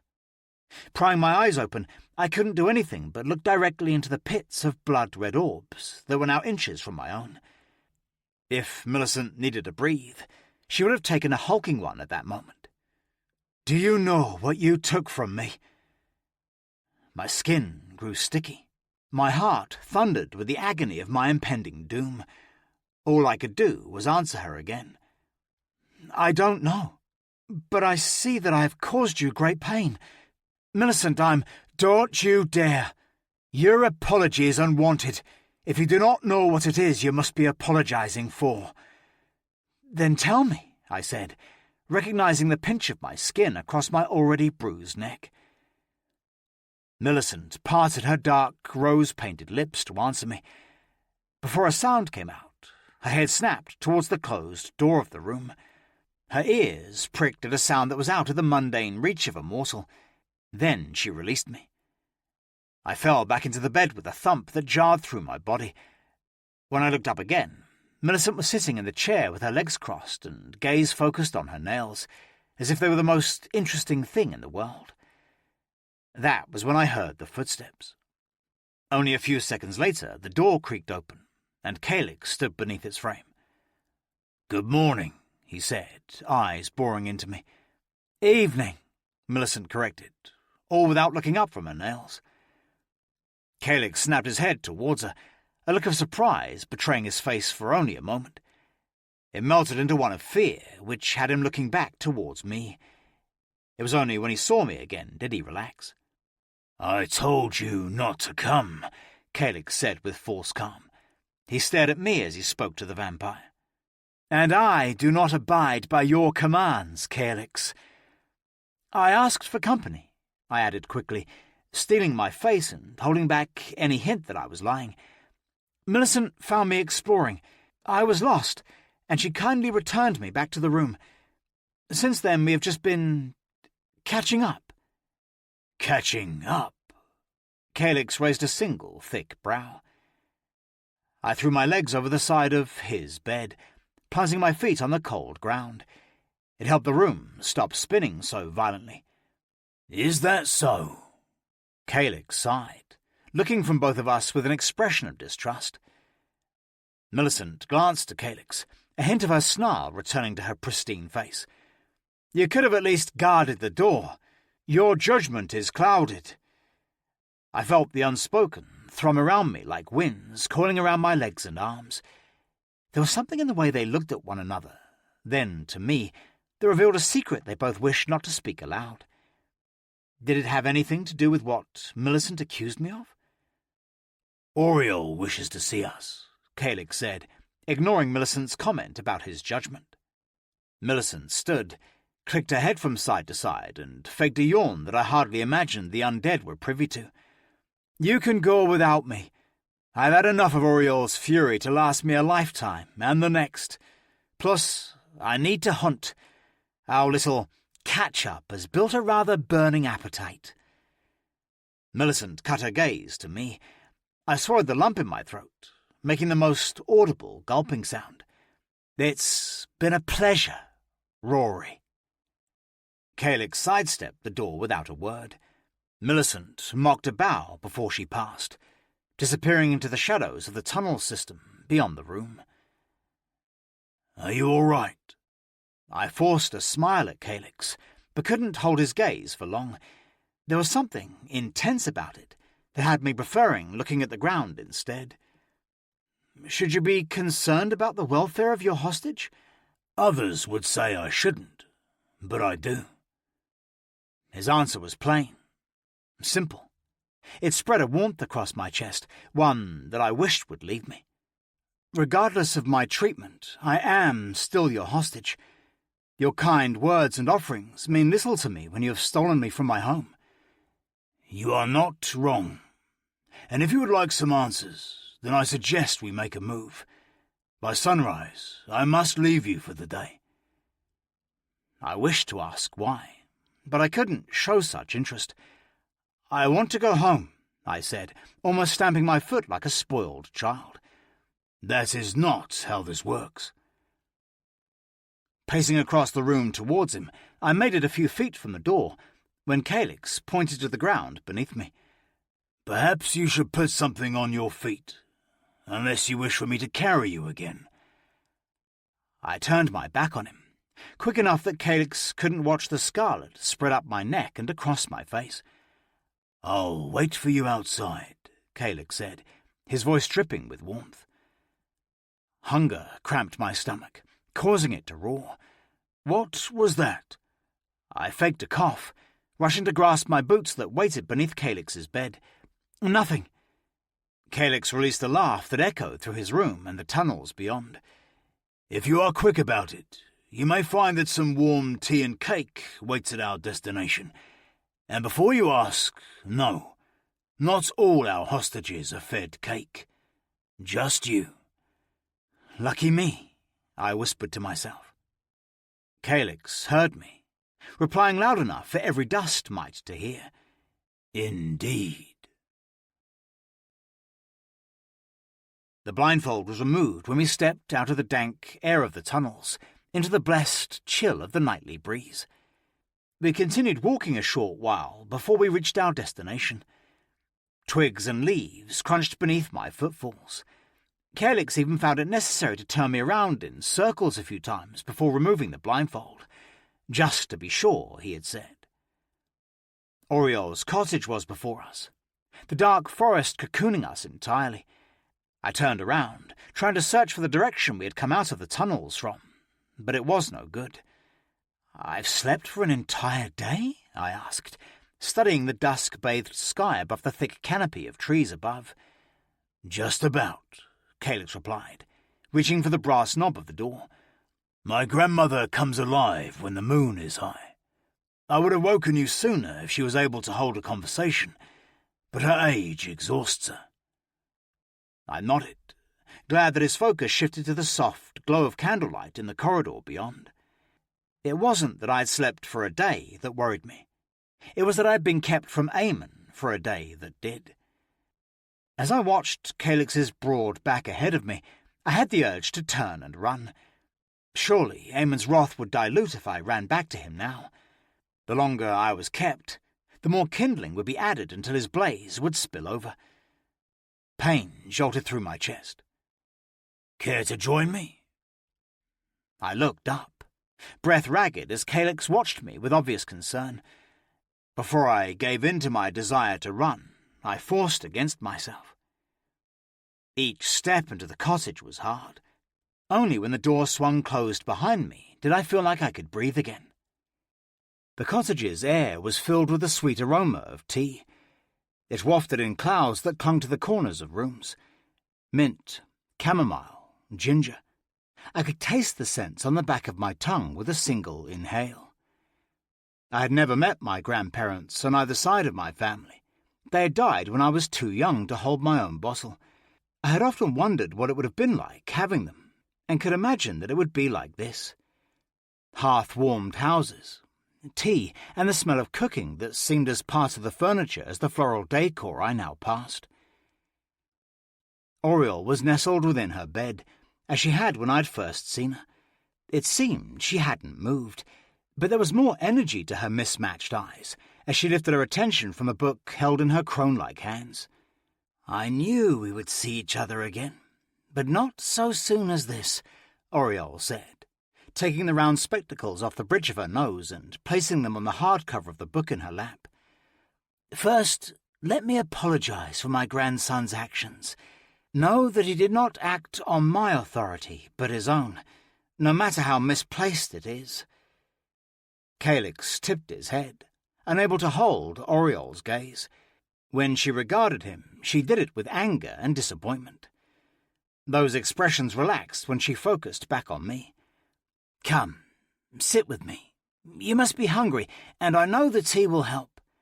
Not wishing to offend her, I stepped away from Calyx's side towards her bed. As I passed him, he leaned in and whispered, "She doesn't know about Eamon." A chill sliced down my spine. There was no keeping the discomfort from my expression. "Your presence bothers the poor lad," Oriol barked. "Calyx, make yourself useful elsewhere." I heard him retreat without comment, leaving us alone once again. Oriol's eyes fell on the bruises at my neck. "Which one did it?" I lifted a finger and traced the sensitive skin. "It is my fault." "Nonsense," she replied. "However, I know hesitation well. No need to tell me. I will see both Calyx and Millicent punished as one party, since they were both at fault for taking you." "Please," I blurted, "don't do that." She narrowed her gaze on me. I sensed a reluctance to let it go, so I took hold of the conversation and changed it. "Wasn't this always your plan?" I asked. Taking me from Eamon? Having me as your hostage? There was no hesitation when Oriel replied, "It was. In time." Then why wish to punish Calyx and Millicent when you wanted this outcome? Shouldn't you wish to see them both punished? They stole you from your home, your husband. We are keeping you against your will for our own gain. You, of all people, should wish to see them flogged for their actions. She was testing me. I could see it, like a glint in her eyes. Why? I asked, choosing to ignore her question. Tell me what it is for, then I can answer. Eat something first, and drink. Once I see the bottom of your mug, I will tell you all. Her hand shook as she gestured towards the setup of cake and tea at the bedside. I didn't waste time to slather the thick slab of pale sponge dusted with sugar and filled with smooth jam. I devoured it quickly. The tea washed it down. It was cool enough to knock the entire mug back. I cared little for the sprig of fresh mint that followed. Now tell me, I said, clearing my lips with the back of my hand. Yes, came a voice from the doorway. I didn't need to turn to know Calyx had returned. He deserves to know. Okay, Oriel said. Wincing, she shifted in the bed. 3 pillows were propped behind her to help her old bent frame sit up. Calyx rushed forward to help her, but she batted him off with a wave of her hand.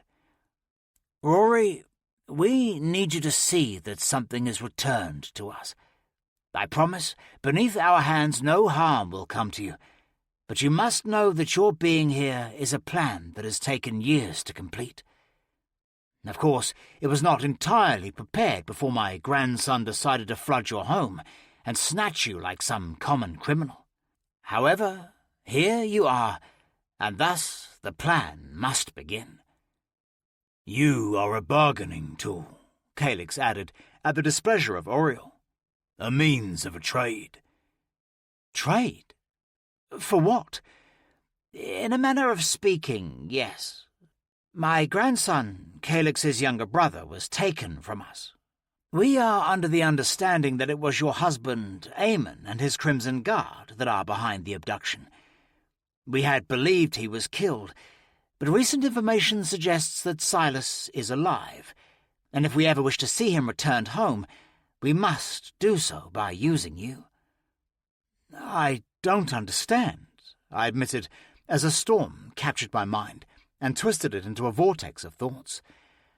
I will put it plainly. Eamon will know you have been taken from him, and he will know why. Until he returns Silas back to me, I am afraid you cannot go home to him. Our terms will be sent to Eamon, and they shall be clear, one for the other. As Oriel spoke, a heavy sorrow weighed down on her. It aged her before my eyes, deepened her wrinkles, and dulled her eyes with a milky sheen. You are going to send me home? I asked, already knowing the answer as I looked up at Calyx. Not once did he take his gaze off of me. It was what I'd asked for, but the thought unsettled me deeply. Yes, he replied, voice deep with regret. Eamon loves you, Oriel said. We know your importance to him, likely the only thing with enough leverage to give me back my Silas, someone who is equally important to me. I found tears filled my eyes. There was no discerning which emotion pricked them into existence, but I couldn't find it in me to fight them. Eamon is not as controllable as you believe him to be, I said, looking back at Oriel. I'm sorry, but you will fail. If he really has your grandson, I will not be the person who sees that he returns home to you. Oriel's shoulders sagged. I do hope you are wrong. When? I asked. When do you hope to begin this bargain of yours? Oriel and Calyx shared a look, one that spoke volumes. After the turn of the full moon, Calyx answered me. We will both be indisposed, Oriel answered for him. Then we will send our terms to Eamon. Until then, Rhory, I promise to provide you as much comfort as possible. It is the least we can do." "And if he doesn't do as you wish?" Calyx placed a hand on my shoulder. The touch surprised me, but I found I didn't flinch. There was something familiar about the weight of his hand. My body recognized it, but I couldn't place why.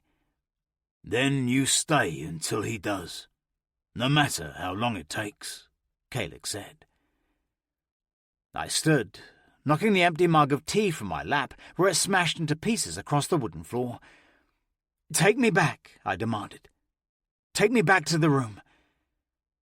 Calyx looked to his grandmother for the permission she granted with a nod of her head. "I am sorry," Oriole said. "I wish I could tell you this was a hard decision to make, but I cannot lie to you.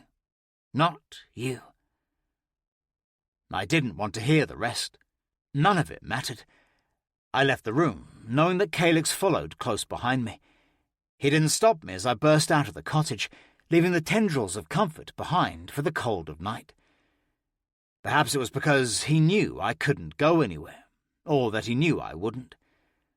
There was only one person who would suffer the consequences of this bargain, and that was me. All I could think about was Eamon and his reaction to when I was finally handed back to him.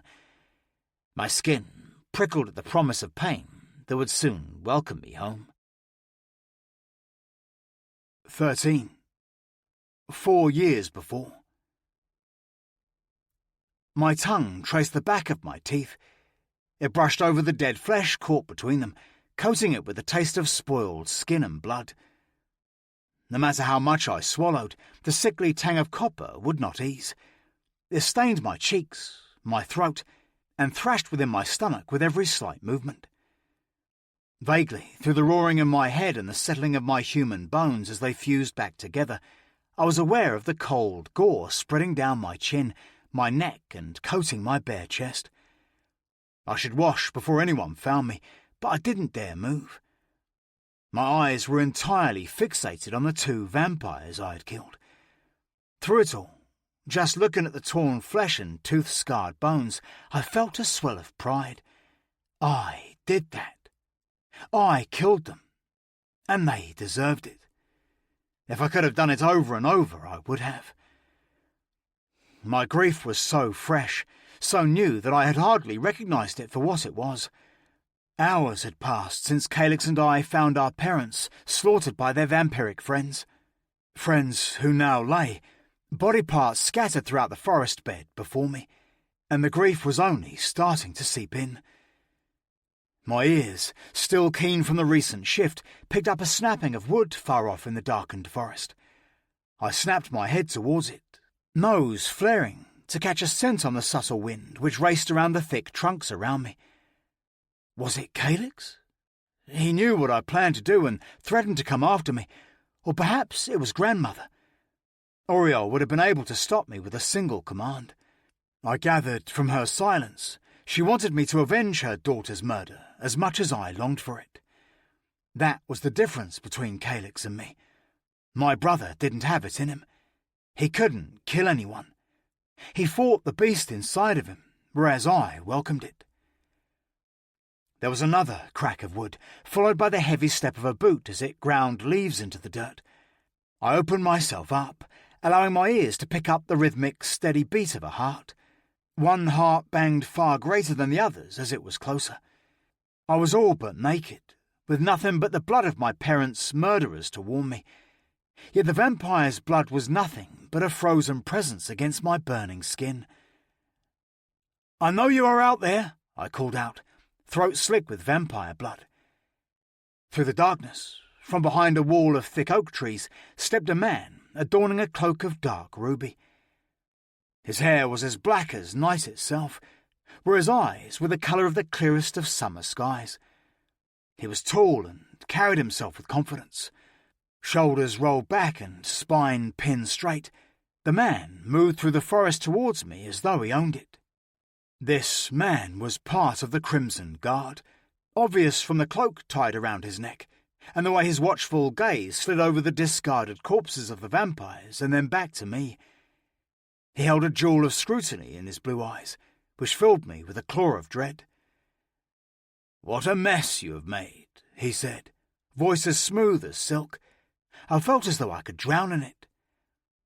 I stilled my jaw and levelled my eyes with his. Something about it made him smile, viciously. "Have you come to arrest me for my crimes?" My voice echoed through the dark, repeating back on myself until it faded to a silent whisper. The man pulled at his red cloak as though writing it on his shoulders. He pouted his lips and drew his brows down into a deep frown. And why would I do that? I lowered my eyes back to the corpses that separated us. "Because I have murdered someone." "More than just someone, I gather," he replied, not even a wince across his face as he looked at the mutilated body parts, then back to my blood-soaked and naked body. "Care to tell me how you have done it?" My teeth forced themselves closed. I didn't dare open my mouth because I could not tell him. I wouldn't. It was the very reason my parents had been murdered in the first place. They trusted their friends enough to reveal our secret, and that secret led to their death. "Your name, at least." The silence haunted me. "Silas," I said finally, voice cracking, as I lost myself in the endless pits of his stare. There was something alluring about him. Perhaps it was his stillness, or the lack of care that I knelt in the leaves before him, naked and covered in blood. Or maybe I was drunk. Drunk on the adrenaline left in me from murder and revenge.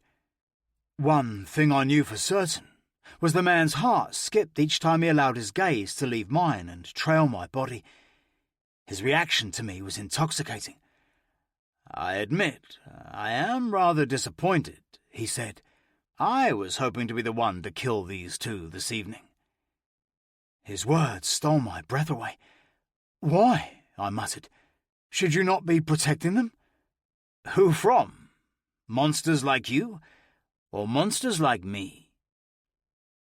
Slowly, as though proving he was not a threat, the man unclasped the red cloak from his shoulders and extended it to me. "Take this," he said quietly. I felt his restraint as he kept his eyes on mine. "Cover yourself up before you catch your death." I regarded the offering, deciding whether to accept or refuse. The stranger made my mind up for me as he stepped carefully over the gnawed arm of the vampire and brought the cloak to me himself. As he settled it over my shoulders, the air picked up his scent and washed it over me. I inhaled the pungent waft of lavender. It was as though I stood in a field of it. The brush of his knuckles across my bare skin sent an alarming shiver through me. This man, whoever he was, screamed danger. Why was it I was so completely stuck by it? "Did they deserve it?" he asked, standing at my side and looking down at my chaos. I inhaled sharply, now smelling both him and the blood of my victims. "Yes," I said, finding it the easiest word I had ever said. They killed my parents." The man hissed through gritted teeth. Then he draped a warm arm across my shoulder until his hand gripped my bicep to steady me. "Then I have no questions. All crimes must be answered for.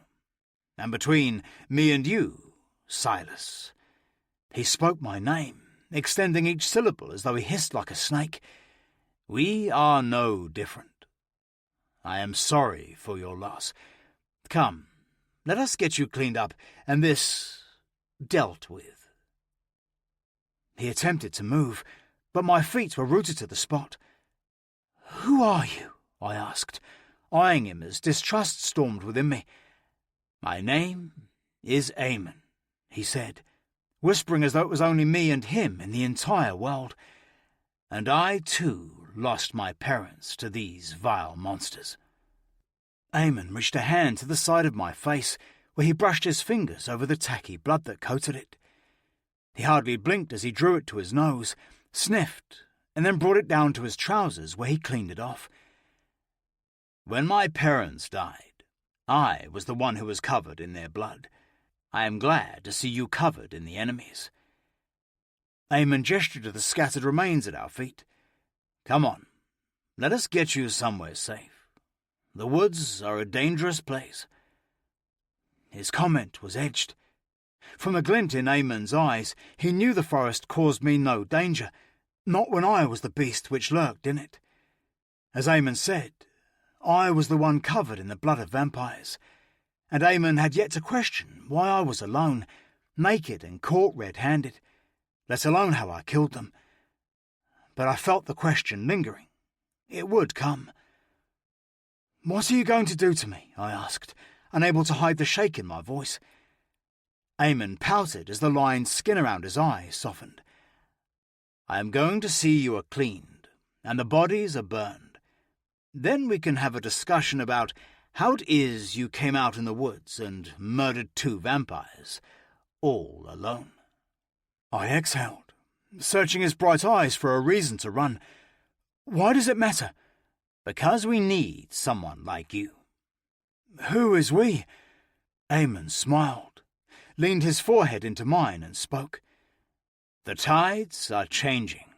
Our enemies align. Silas Grey, come and let us talk in a more suitable place. I want to hear about it all. Believe me, you can trust me." And he was right, because I allowed myself to slip down the stream of his charm, all the while not realizing I had never been the one to tell him my surname. In the days which followed, I was far too deep in revealing all my secrets before I realized Eamon's first slip-up, the first of many. 14. I quickly became aware that I was walking with no real knowledge of my destination, and Calyx knew it.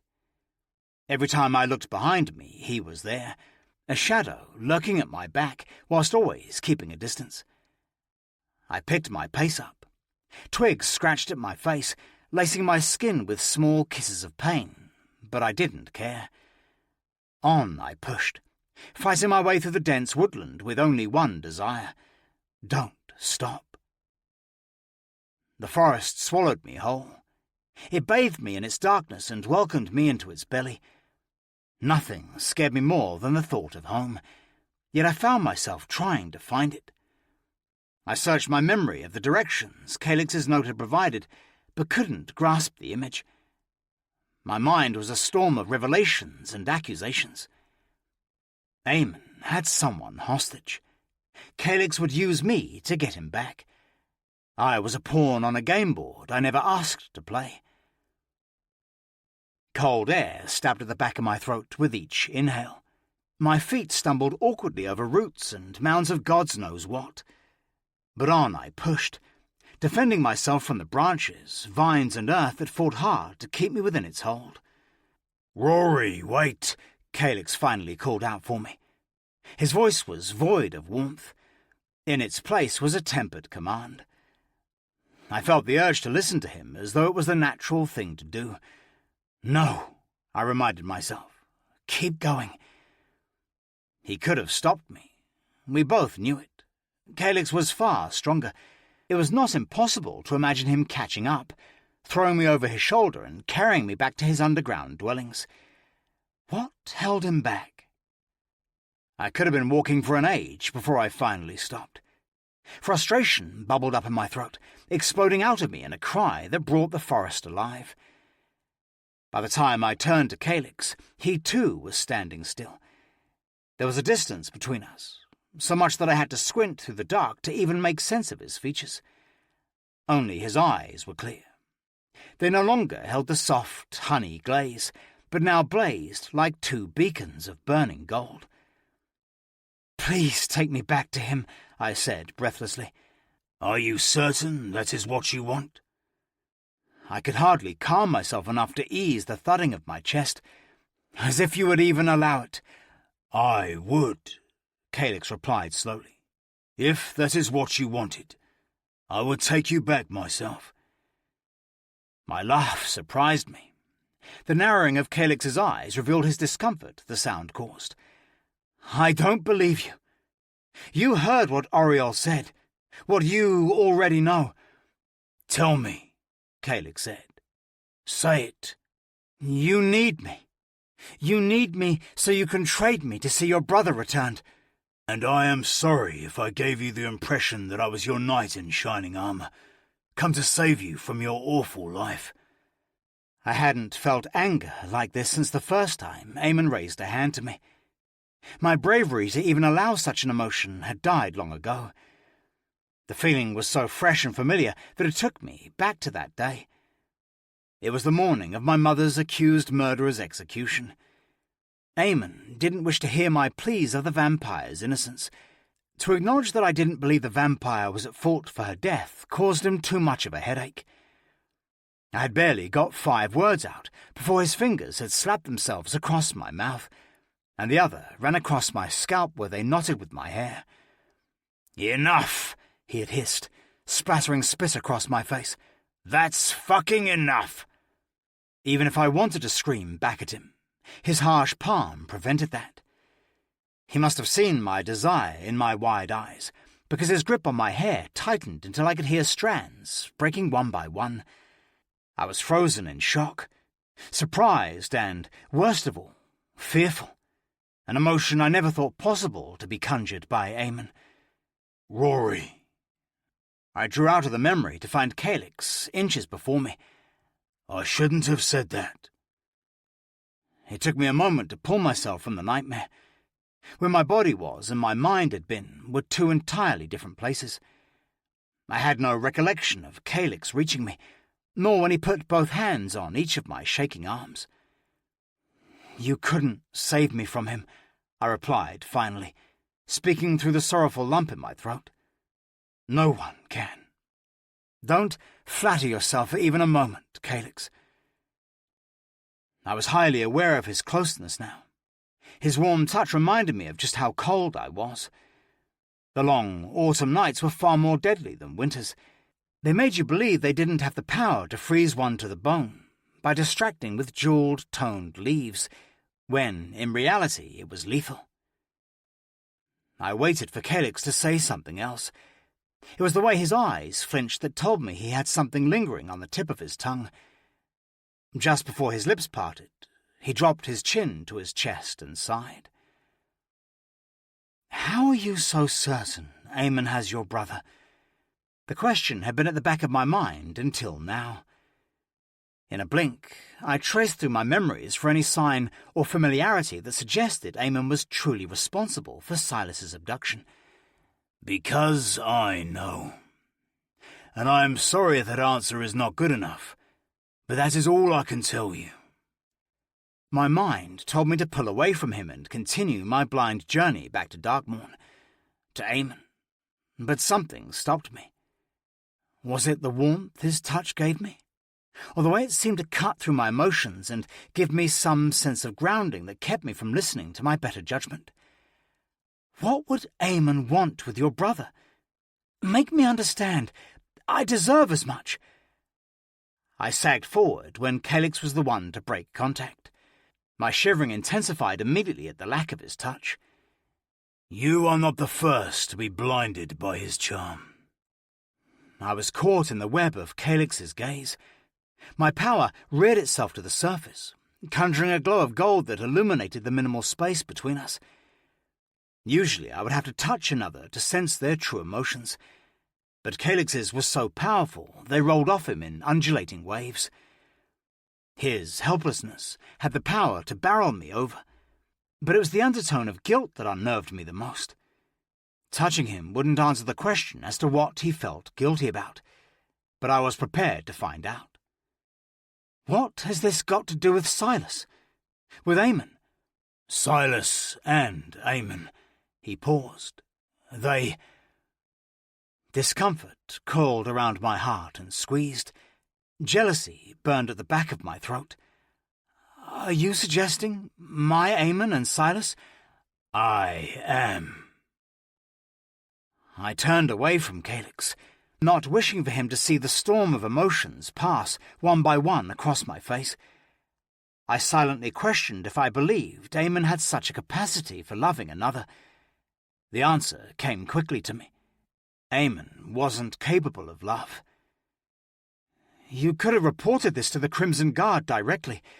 If Eamon has kept your brother hostage, they would have the authority to help you." Caelix shook his head, long strands of his unkempt hair falling across his face. They are as corrupted as the man who heads it. You are wrong about them, I replied. The accusation hurt more than the idea of Aemon in love with another. The Crimson Guard were good. They stood for everything right in the world. Their entire existence was a product of my father's devotion and heritage. It broke my heart to think Aemon's poison had not only slipped into my life, but into the very legacy of my father's efforts. I can imagine this is a lot for you to take in. Caelix placed a careful hand on my shoulder, reminding me he was there. When I faced him, my knees grew weak to the pity he looked down at me with. It conjured bile to creep up my throat and sting with every swallow. Caelix saw me as weak, as something which required gloves to hold, something breakable, as if I wasn't anything entirely whole in the first place. "Do not pity me," I said, refusing to blink for fear of what it would unleash. Touch me, and you'll find that pity is not the emotion I hold for you, Rhory. The offer was there, but I ignored it. Reading Caelix's emotions wouldn't help untie the strange knot his closeness conjured deep in my chest. I blinked, and a single tear fell from the corner of my eye. Caelix reached for it before I could. The rough pad of his thumb brushed across the soft skin of cheekbone. He spread his warmth, caught my tear and drew it from my face. No crying. I sensed the command hidden beneath the soft whisper of his voice. It was reminiscent of when he called out my name only minutes before this moment. I want to propose a deal. Something for you to ponder. I swallowed hard, sniffling. Part of me was distracted by the phantom heat of his touch, whereas the other part of me couldn't loosen that demonic tightness in my chest. Surely I would need something of worth to enter a deal, and I am afraid I am worthless to you. Caelix ignored me. He continued to stare deep into my eyes. If you wish to be returned to Aemon, then I will take you, but only if you agree to one thing. What about your brother? I muttered, fear kindling at the thought of Aemon, but recognizing it as the only outcome. Forget the trade. Forget Silas. In truth, I would sleep better knowing you would not be in the midst of a tension you have no need of. Knowing. Caelix paused and took a hulking, deep breath before continuing. If you wish to go home, then I will see it done, but only when these fade. My breath hitched as Caelix brushed his thumb across the tender skin of my bruised neck. I gasped at his touch. A shiver spread across my entire body, leaving not 1 inch of skin without prickles. I reached up and put my fingers atop his as Caelix studied the marks Aemon had left on me during our last encounter. Regardless if I demand to return to him now, or if you see this trade through, Aemon will paint my body in deeper bruises than these, Caelix. How well would you sleep knowing the type of hands you are placing me back into? Caelix's eyes narrowed. The colour darkened as he lowered his hand from beneath mine and returned it to his side. Who is to say he will have hands left? I said I would return you to him. I didn't say in which state he would be in when I did so. I had never worried for Aemon before, not until this very moment. If Aemon is smart enough to heed my warning, then all would be well. He can decide his fate, just as I wish for you to decide yours. I stood awkwardly as Caelix's threat to my husband's life sunk in. Each word settled over my consciousness like spits of ash from a spilling hearth. "Fine," I said, breaking the tension. I fought the strange urge to raise my hand and offer it to him.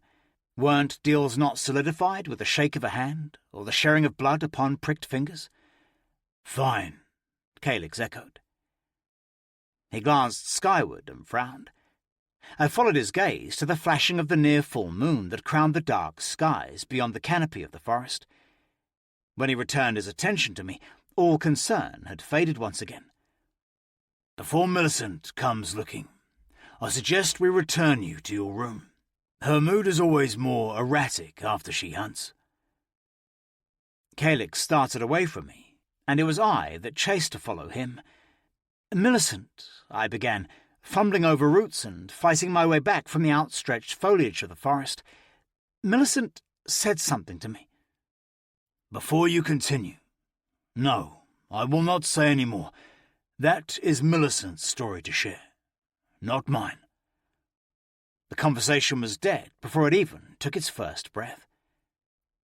Soon enough, we had made it out of the thickest part of the wood. The trees were thinner, allowing the starlight and moon to cast some silver across the world, enough to see the opening of a tunnel stretched out within a mound of earth that stood thrice the size of Calyx's height. It was the entrance to the tunnels hidden beneath trailing vines that clung to the arched wall of brick and mortar. "Shouldn't you be tying the blindfold back over my eyes?" I asked, as he waved me into the dark shadows of the tunnel's gaping mouth. "With such a proposed question, I'm beginning to think you enjoy it." Scarlet blush crest over my cheeks like a breaking wave. Calyx sensed it and chuckled deeply to himself, except the sound came alive as it echoed throughout the darkness before me. "Never mind," I grumbled as I passed him, sensing the way my stomach flipped as my shoulder brushed his firm chest. "Trust. It is imperative when embarking into a deal," Calyx said, following steps behind me. "I trust that you are not going to run away before we see it through, and I want you to trust what I have to say in return. The lack of blindfold is the first step. Again, unless you would prefer it, and I would happily put it on, lead the way." Each word was forced out of me with urgency. "Pretty please," Calyx replied, pouting. I rolled my eyes. He laughed again, and Calyx led me without further jibe or comment until we returned to the door of my room. His room, I reminded myself once again. His. 15. It had been an entire turn of a day since I'd been standing in the belly of the forest with Calyx, and still I felt his touch across my neck as though it had been only minutes before. My skin was tender beneath my fingers as I inspected the bruises in the scratched mirror. The bruises had muted to pale blues and greens, but were still there. I felt relief at seeing them. Even if I knew my decision to return to Amon had not changed, part of me wished for these marks to never fade. Although I had not long woken, I beheld a deep tiredness that told me night was upon us. Nothing was stopping me from walking out of this bedroom door, through the winding tunnels and back towards the promise of fresh air in the world above. Calyx wouldn't stop me. Not because he wished to keep me here against my will, but because he had kept his distance from me. I hadn't seen or heard from him since he deposited me back into this rather comfortable prison, because that was what it was, deal or not. Calyx had provided me with the key to my own metaphoric shackles. I stared deep into my reflection. The green of my eyes looked more vibrant compared to the dark circles beneath them. I hadn't washed in days, so much so that my poppy red hair had grown wiry and stuck up in strange angles across the back of my head. No manner of wet hands could smooth the hair and keep it down. At least I looked the part. When Amon would see me, I prayed he would see the state I was in and find some relief that I had returned home to him. Perhaps this forced space between us would soften his touch and remind him of a time when his language of love was not hard fists and pinching fingers. Ever since the day he first raised a hand to me until now, I was simply waiting for the chance to save him from his darkness. Darkness I had long blamed on myself for causing. I had changed him. It was the only reason I could find for his shift in personality, which meant this was not only my fault, but my sole responsibility to fix him. Pushing thoughts of my husband to the far reaches of my skull, I chose to distract myself until Calyx came for me, or Millicent, except I hoped the vampire kept her distance. I finished the plate of food that had been waiting for me when I woke. The jug of fresh mint water was now half empty. Most of the cuttings of mint were between my teeth, which I chewed all the flavour and relief from them. Then the screaming started. It came out of nowhere. The wall of silence that sang in the tunnels shattered as a deep, rumbling howl erupted from beyond the room. My power burst to life and cast my hands in their golden glow. I raised them up before me, fingers shaking as another howling roar joined the echoes of the last. This one was louder, stronger, deeper, and it sang with pain, agony, hurt. I ran towards the door, which opened before I could reach for it. Millicent was waiting, her narrow yet powerful body blocking the doorway. There was no sign of panic or even a lick of concern across her stoic, red-gazed face. "Going somewhere?" she asked, just as another gargled shout sounded from down the tunnel behind her. I looked beyond her shoulder, eyes narrowing as I tried to make sense of the location among the shadows. Millicent hadn't confirmed it, nor did I need to hear another shout to know who it came from. Somewhere deep within me, the truth lingered. Calyx. That is Calyx, isn't it? Millicent looked over her shoulder, an expression of boredom smoothing the creases that settled across her pale forehead. Her whip of dark hair had been collected into a single braid that hung down her spine like a snake. When she returned her attention back to me, I noticed her eyes flicker to the glow of my hands, if only for a moment. "It is," she answered. My blood turned to ice in every vein. "He needs help. Calyx needs more than help." I tried to step past her, but she moved her body in the way. "Why aren't you going to help him?" I gestured behind her, just as another skin-peeling cry sang through the dark. His pain was so raw, it filled the air with a sour tang. Each inhale I took, I could taste it in the back of my throat, like bile after a bout of sickness. "Calyx has asked me to keep you in your room. It's not safe for you outside it tonight." I stepped in close to her. With the burning concern and desire to help Calyx, I hardly registered the fear I once had for the vampire. "From my impression, I didn't think you cared for my well-being." Millicent smiled slowly. "I don't." "Then move out of my way." "Please?" Millicent cocked her head to the side. "Or is that word above you?" I lifted my hands, and Millicent flinched as the gold light spilled out of my skin. She reacted to my power as if I held the sun between my hands, ready to turn her dead skin to ash with one ray. "Please," I said slowly, heart thudding in my chest. "I can feel his pain. Let me help him." "Calyx does not need your help, witch."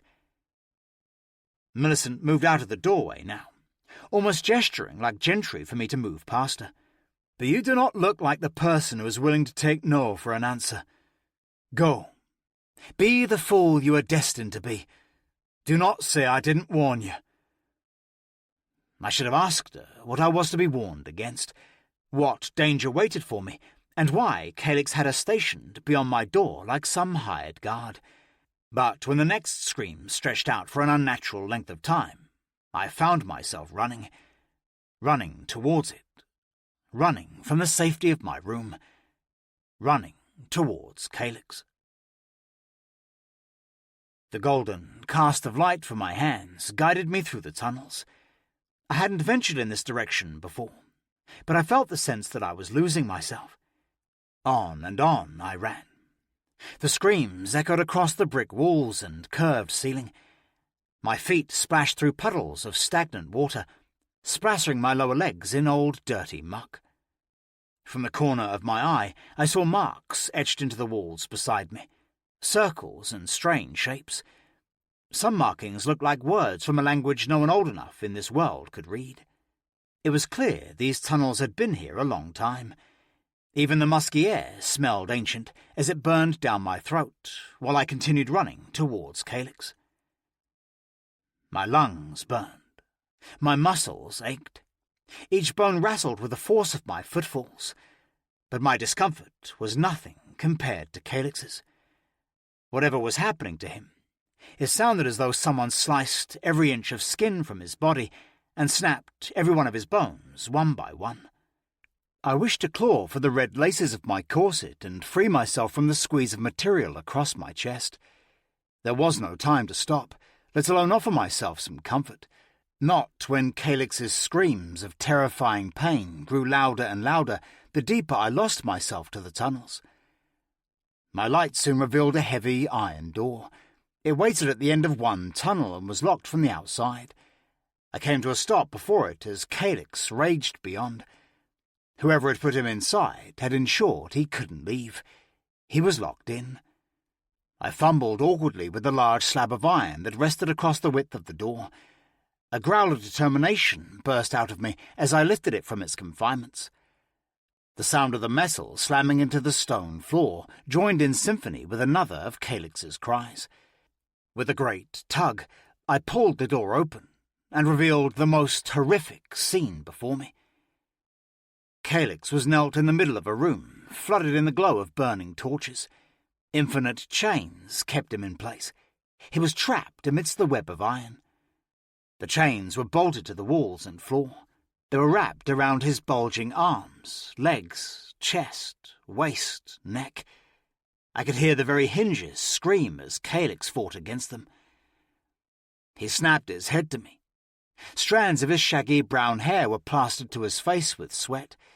Spit dribbled down his chin, mixed with blood from his pierced lips, where his blunt teeth had bitten into.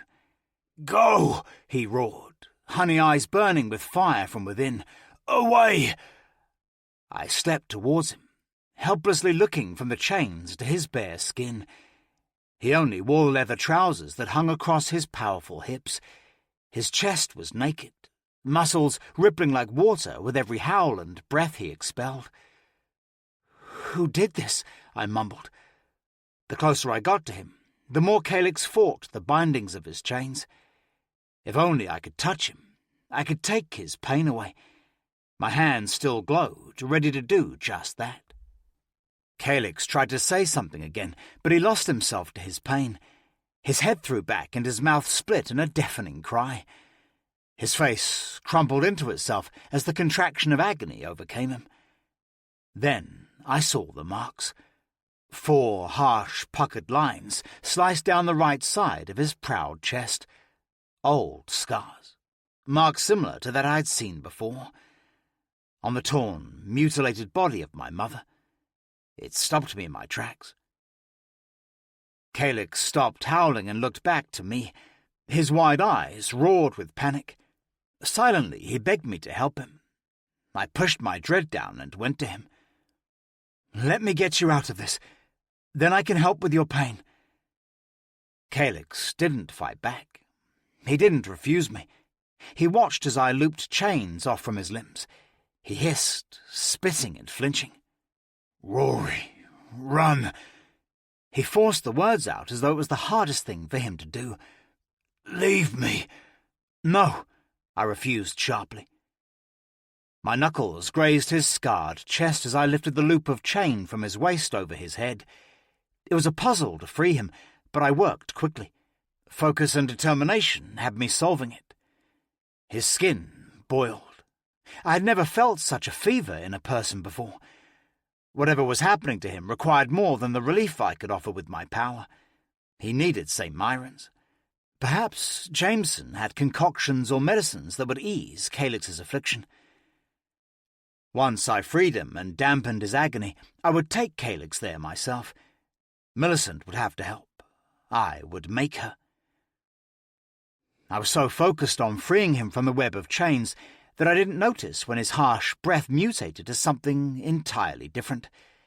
He growled. I stilled my hands and slowly lifted my gaze to his. At some point, Calyx had stopped shouting, stopped fighting. Fear sang within me. It spiked when my eyes found his. Except it wasn't his. Not the honey tones I had grown familiar with. Now they burned a bright, molten gold, with swirls of dark red dancing around his irises. I stumbled back as the skin across his face shattered like broken china.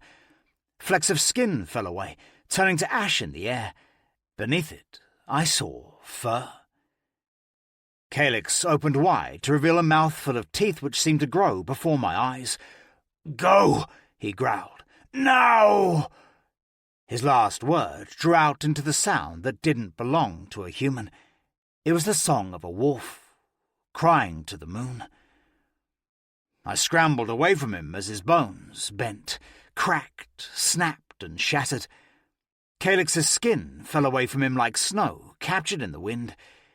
His face elongated and spread with dark fur. Calyx grew before my eyes. The transformation happened with fluid grace. His arms lengthened and pulled against the remaining chains. His leather trousers ripped as his legs bulged through. I was frozen to the spot. Even my power had faded from me. All I could do was watch as the monster lifted his dripping maw and settled his unnatural eyes on me. It was not pain I sensed without the need of touch. This was hunger. 16. It seemed when faced with a monster, one's senses betray them. My ears muffled until the world sounded as though it was beneath a body of water. All I could discern was the faint thud, thud, thud of my heart somewhere from deep within me. I blinked, slowly, and watched Calyx stretch and mutate into a creature that was both human and wolf. In place of skin was now washes of dark, thick fur. Calyx stood on two bent legs, with paws the size of boulders, with perfectly pointed yellowed claws, which carved grooves into the stone beneath him. The stomach of the creature had shorter hair, which outlined the sculpted mounds of humanoid muscles. His chest, thick neck, and the unnatural head of the ferocious wolf was maned like a lion, and splattered with the creature's saliva. I stared helplessly into the coal-red eyes of the monster, and screamed. A part of me told myself to close my eyes, so I didn't watch as my end greeted me. But I couldn't. It was as though wooden picks held each eyelid up in its place, whilst I couldn't help but study every pearly white tooth that snapped in the maw of the creature. "Please," I begged, tears wetting my cheeks. "Please, Calyx." The creature reacted to the name. As the final chain slipped free from him like loose trousers without a belt, the woven beast flinched. Two pointed ears flattened back, and its eyes narrowed in recognition. Perhaps it was my desire to live that made my mind catch the subtle reaction, but I grasped onto it and shouted his name over and over, each time growing more feral and desperate. "Calyx! Calyx! Calyx!" The monster bent forward until it rested on all fours. I caught the ridges of its spine ripple like water over stone as it poured towards me. A thick tail flicked left to right out of the corner of my vision. At some point I had fallen to the floor. My palms were hot, where the skin had ripped against the old floor. The pain meant little as the creature came close, and I scrambled backwards until I couldn't any more. A wall trapped me at my back. I didn't dare look away from the creature, but I felt the draft of air from the open door at my side.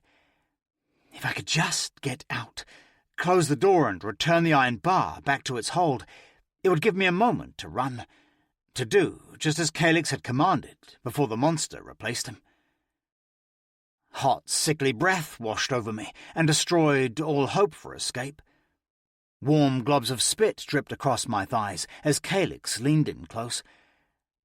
I turned my head to the side as the wet kiss of the wolf's nose brushed against my neck. Every muscle in my body tensed. I blinked and saw, in my mind's eye, a maw full of pointed teeth pressing into my soft flesh. A low, rumbling growl emitted from deep within the creature's throat. It vibrated through every shadow in the room as though they were the audience for some monstrous song.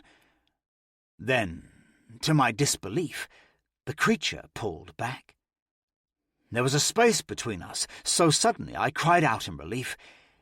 Even if I wished to call upon my power, As though such a passive magic even had the capability to help against this beast, it had utterly left me. I couldn't sense its presence, even if I wished to. Calyx uncurled to standing once again. Powerful arms ending in blackened talons flexed. Monstrous, hungry eyes widened. Strings of spittle linked every tooth as his mouth split open. When he roared, I threw my hands up before my face, as though they would do something to keep the attack from coming. The noise I made was not a word, but a guttural and ancient cry of panic that filled every tunnel, cave and place within this underground world. I continued expelling the sound until my lungs burned with wildfire. Calyx's roar broke into a whimper. He threw his maw from side to side, snapping teeth. Even his tail, which whipped with a mind of its own, forced itself between his elongated legs. Then the unthinkable happened. The creature did not feast on my flesh as I sensed it wished. It ran, gouging scars into the stone floor as it bolted towards the open door and ran off into the dark beyond it. It was Millicent who found me. Her cold touch shocked me out from the ball I had curled into on the floor.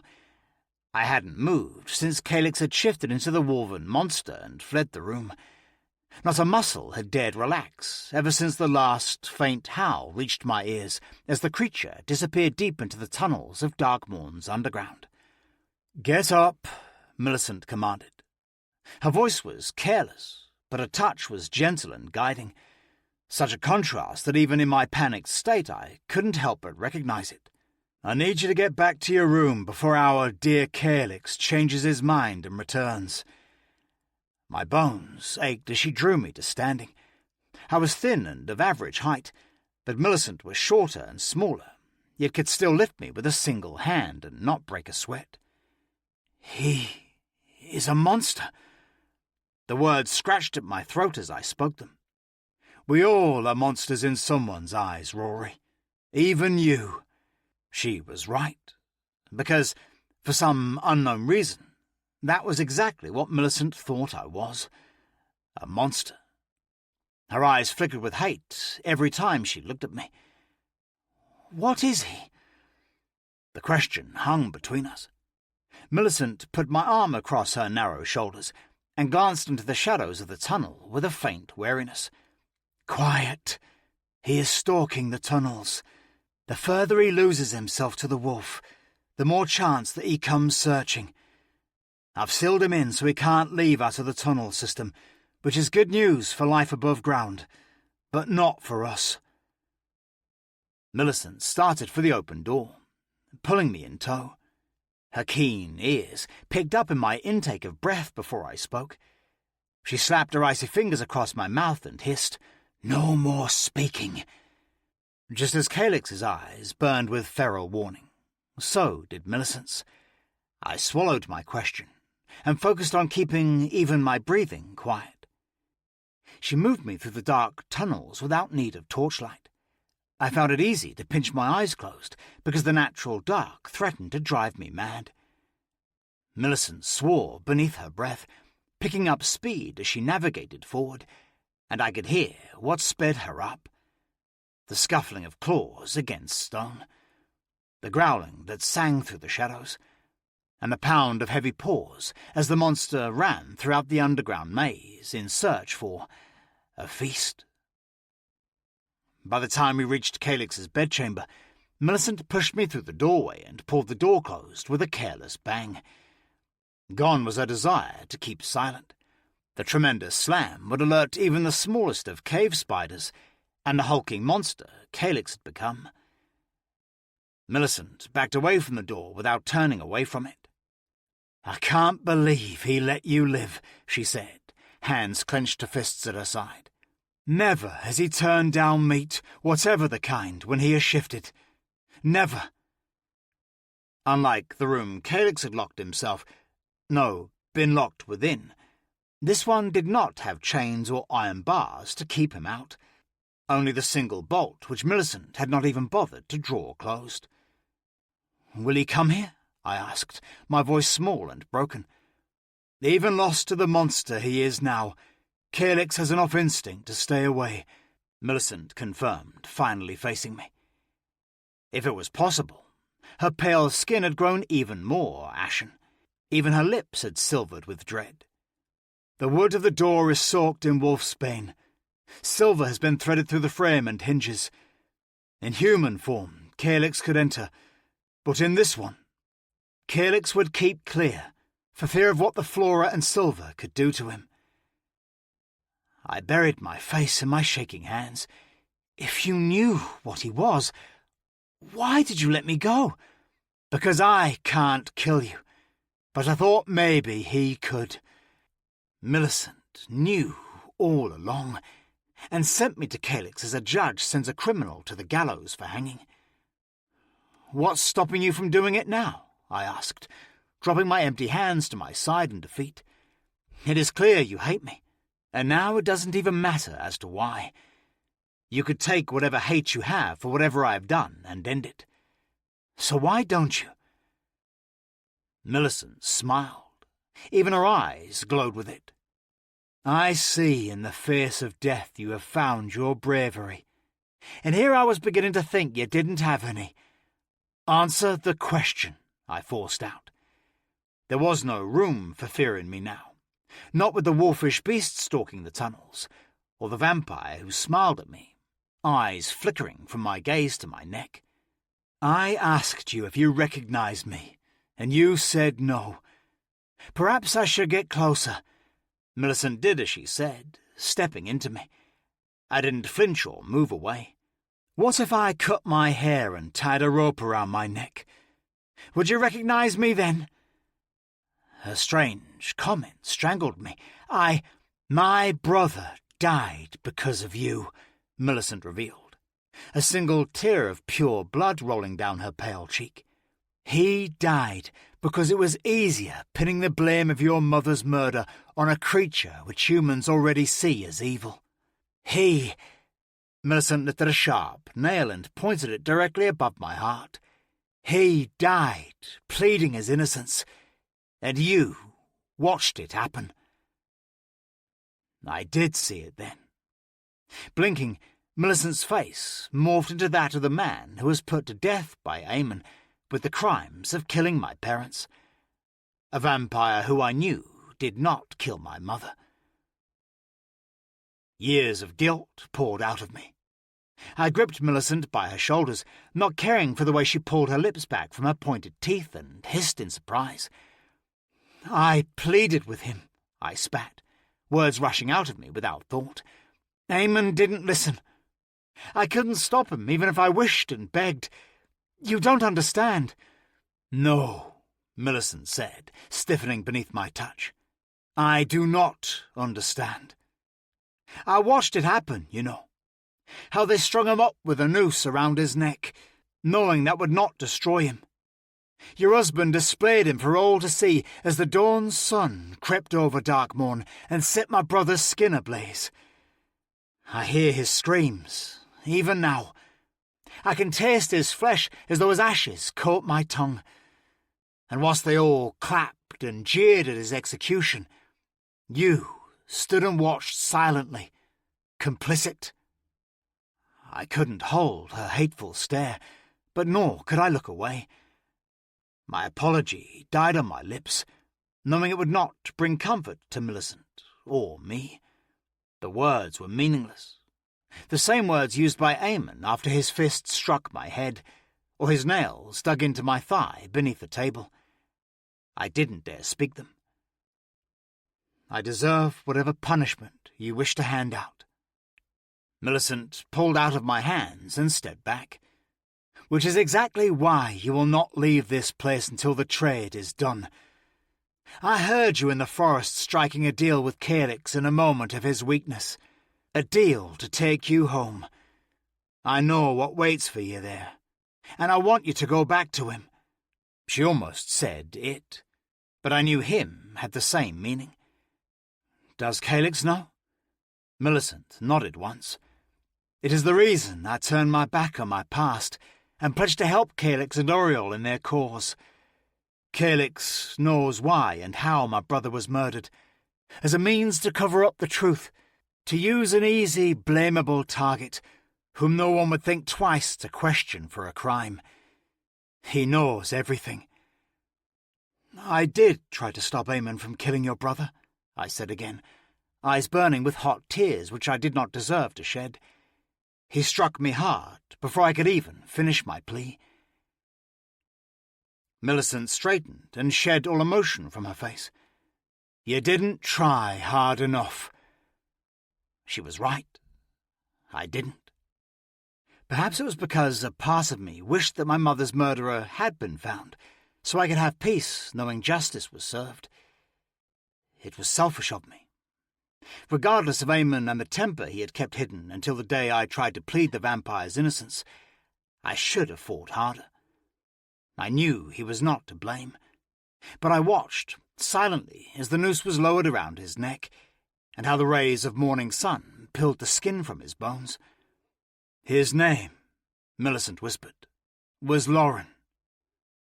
All this time I had never known it, never asked. I felt the weight of Lauren's death push down on my shoulders and force me to my knees before his sister. She glared down at me with disgust and pity. When the trade is done, and you are turned back into your husband's uncaring hands, I want you to ask him why. Why he picked Lauren. What it was that drove his decision. Then, and only then, will you understand it all. Millicent turned her back to me, paced across to the chair and sat within it. There was no room for further conversation. She didn't look up at me again where I stayed, knelt in the middle of the floor.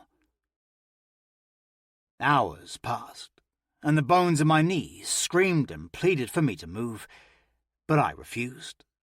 Comfort was not something I deserved.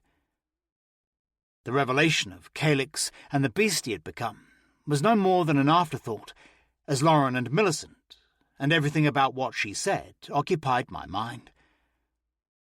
Only when a firm knock sounded on the bedroom door before it opened to reveal Calyx, human and dressed, did I stand. Millicent left the room without a word. The tension remained, and only intensified, as Calyx finally spoke. His words pierced my chest and drove directly into my heart, aided by the heavy sorrow in his gilded but human eyes. You shouldn't be alive. 17. Rhory, I am so sorry. We stood at opposite ends of the room, glaring at one another, as his apology stormed between us. I toyed with the concept of accepting it, but in truth I didn't know the extent of what part of our story he wished to apologize for. Was it the fact he wanted to use me? Stole me from my home, my husband? Or did he wish to apologize for turning into some monstrous creature and almost killing me? It was hard to imagine what I'd witnessed as reality, let alone that a monster even lurked beneath Calyx's freshly repaired skin. What are you? I asked, breaking the tormenting silence. Calyx took a step forward, only to stop when he noticed me flinch backwards. There isn't exactly a name for it, he replied, studying me carefully with his gilded eyes. Not one that would encompass what I am, and what I become. A wolf, I answered for him, but that wasn't entirely the truth. No wolf had the shaping of a human, with the ability to walk on its hind legs and move with mundane grace, but he wasn't human either. That is a part of it. Are you the only one? I knew the answer before asking it. Calyx shook his head, causing chestnut hair to fall over his eyes. Our kind is rare. Oriel, my grandmother, was the first, then her husband, but he didn't last long. Something Oriel had said during my first visit chose that moment to occupy my mind. Oriel ate him. She told me that herself. I thought it was a joke. My grandmother is many things, but a trickster is not one of them. Yes, she killed my grandfather when it became clear his change to the beast gave him some power over. So she devoured his heart and reclaimed her rightful mantle as alpha of our pack. Pack? The word fell out of my lips without restraint. Alpha? There is not a handbook on what we are. What we know comes from instinct, and more so trial and error. He gestured down at himself with two proud hands. But what we do know is the instinctual part that sings through our blood. Oriole is the alpha. And what about you? Would you walk with me? Calyx replied with a question of his own. I promise to tell you everything, but I would rather do it beneath the open sky. Last night was torturous. I didn't know what to say. There was a part of me that wished to refuse him, but another that thirsted for knowledge. Is it safe? With me, you mean? I watched the lump in Calyx's throat bob. If you're wondering if I'm going to turn again and hurt you, the answer is no. I am in control until the next full moon. And I promise, Rhory, I will not hurt you. I can't hurt you. Before my very eyes, Calyx struggled with the guilt of what had happened. I saw it in the cower of his gaze, and the way he couldn't look at me for longer than a few seconds, before focusing on something unimportant, like his hands or the cuff of his dark shirt. I know you won't, I replied. Shock creased across his face. I even caught the way his shoulders straightened, as if some weight on them had lifted. Calyx nodded. He ran his fingers through his hair and scraped it back completely from his face. The muscles in his jaw feathered as though he chewed on my words before swallowing. Come then. I have something I wish to show you. Only if you promise to tell me all of it, I retorted, stepping in close to him. His scent invaded me. One deep breath and my ease had returned. Oriole was the first of our kind, Calyx continued as we left the dark tunnels.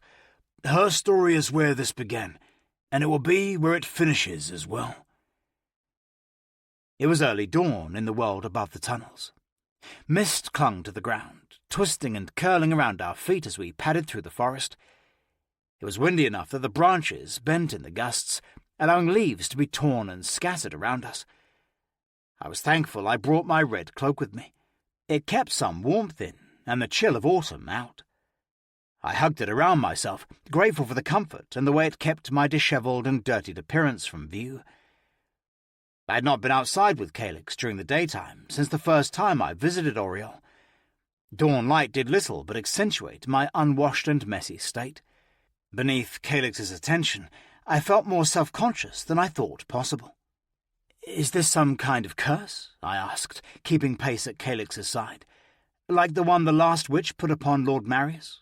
The one that made him a vampire?" Calyx stared forward to some unseen destination he had yet to reveal. Yes, I suppose you could say my grandmother's ailment was a result of the same witch, but not in such a direct connection. Oriole, although mortal, has been around far longer than you could comprehend, back from times before humans returned from their walled communes. In fact, Oriole was born in Tithe, as was her brother, Arlo. "That would make her over 100 years of age," I said, breath fogging behind my lips. 131, to be exact, although I recommend you don't mention her age. It would be unbecoming. Calyx offered me a sideways smile that lasted a flicker of a second. It faded when he saw I did not hold one. "How did it happen?" In the early days, after the covenant between life and death was created, my grandmother was visiting Castle Dread. Have you heard of the beasts that lurk within the castle's boundaries? Shadow wolves, bloodhounds. They have many names, all fueled by speculation and uncertainty. But what is certain is they bite. I had heard stories of the shadow beasts that dwelled outside of Castle Dread. They were used for stories that adults told their misbehaving children, a way to warn them from Castle Dread, and it worked. Sometimes in the dead of night I was certain I heard them howl. Oriel was attacked by a shadowhound? Attacked, perhaps, is not the right word, Calyx replied. Although my grandmother has not shared the details completely, and nor have I ever felt the desire to push her on the matter. But what we know is she was bitten and changed. She was the first. Of how many? The question died on my lips as Calyx added, "Ah, here we are." Just beyond the border of the forest we cleared through was a lake that spanned out before us.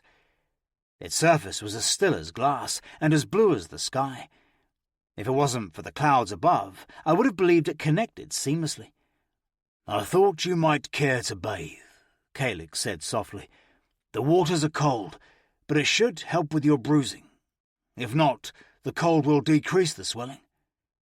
Considering the natural chill of autumn was as cold as an iron blade, my cheeks blossomed with heat. Noticing my embarrassment, Calyx quickly added, "I won't look, and I'm not suggesting you require it. Consider it an apologetic gesture. I prefer mine to be more than words. I find actions speak far louder." "Sorry for nearly eating me," I suggested, offering him a smile. Calyx gave me his full, undivided attention. The ring on my finger seemed to burn as I allowed his gaze to jolt my stomach. "You should be dead, Rhory. When the full moon rises, I am lost to it. I know nothing but primal instinct and hunger. I should have killed you." Mood ruined. My stomach dropped like a stone so quickly I felt sick. He stepped in close, the toes of his boots pressing into mine. Calyx had to look down at me with his added height. The sun rose across the lake behind him. His shoulders cast me in shadow. "What stopped you?" I asked. I blinked and saw the beast that had only hours before regarded me with starving hunger. Calyx raised a hand. Slowly he drew his fingers to a strand of my red hair and brushed it back from my brow. His finger was soft against my skin. My sharp intake of breath was not because I was scared of the claws that lurked beneath his human hand, but from the tentative care his touch held. How could such a monster be so gentle, when the hands I was used to left bruises, not goosebumps? "You did," Calyx replied. "It was you who stopped me. In that state I know nothing but what my instincts tell me. There are no thoughts, no negotiation, no will of my own, only that of the wolf. But here you are, standing before me unscathed, breathing." I felt myself leaning into him when Calyx withdrew his hand and returned it to his side. I raised my hand and pressed it into his chest. Calyx breathed rapidly, chest rising and falling beneath my touch. It moved my fingers up and down, causing the light of dawn to catch against the faded metal of my wedding band. For a moment I lost myself. The ring reminded me with horrifying clarity. "Promise me you will not watch," I said, drawing the conversation down a different path. Calyx noticed my sudden change. I had to look back to the lake to stop myself from reading the disappointment that glowed in his eyes. "I will do anything you ask of me. That is the problem." My stomach jolted again. The feeling was so divine it made me want to cry. I bit down into the insides of my lips until I could taste blood. Only when I felt I had control of myself did I speak.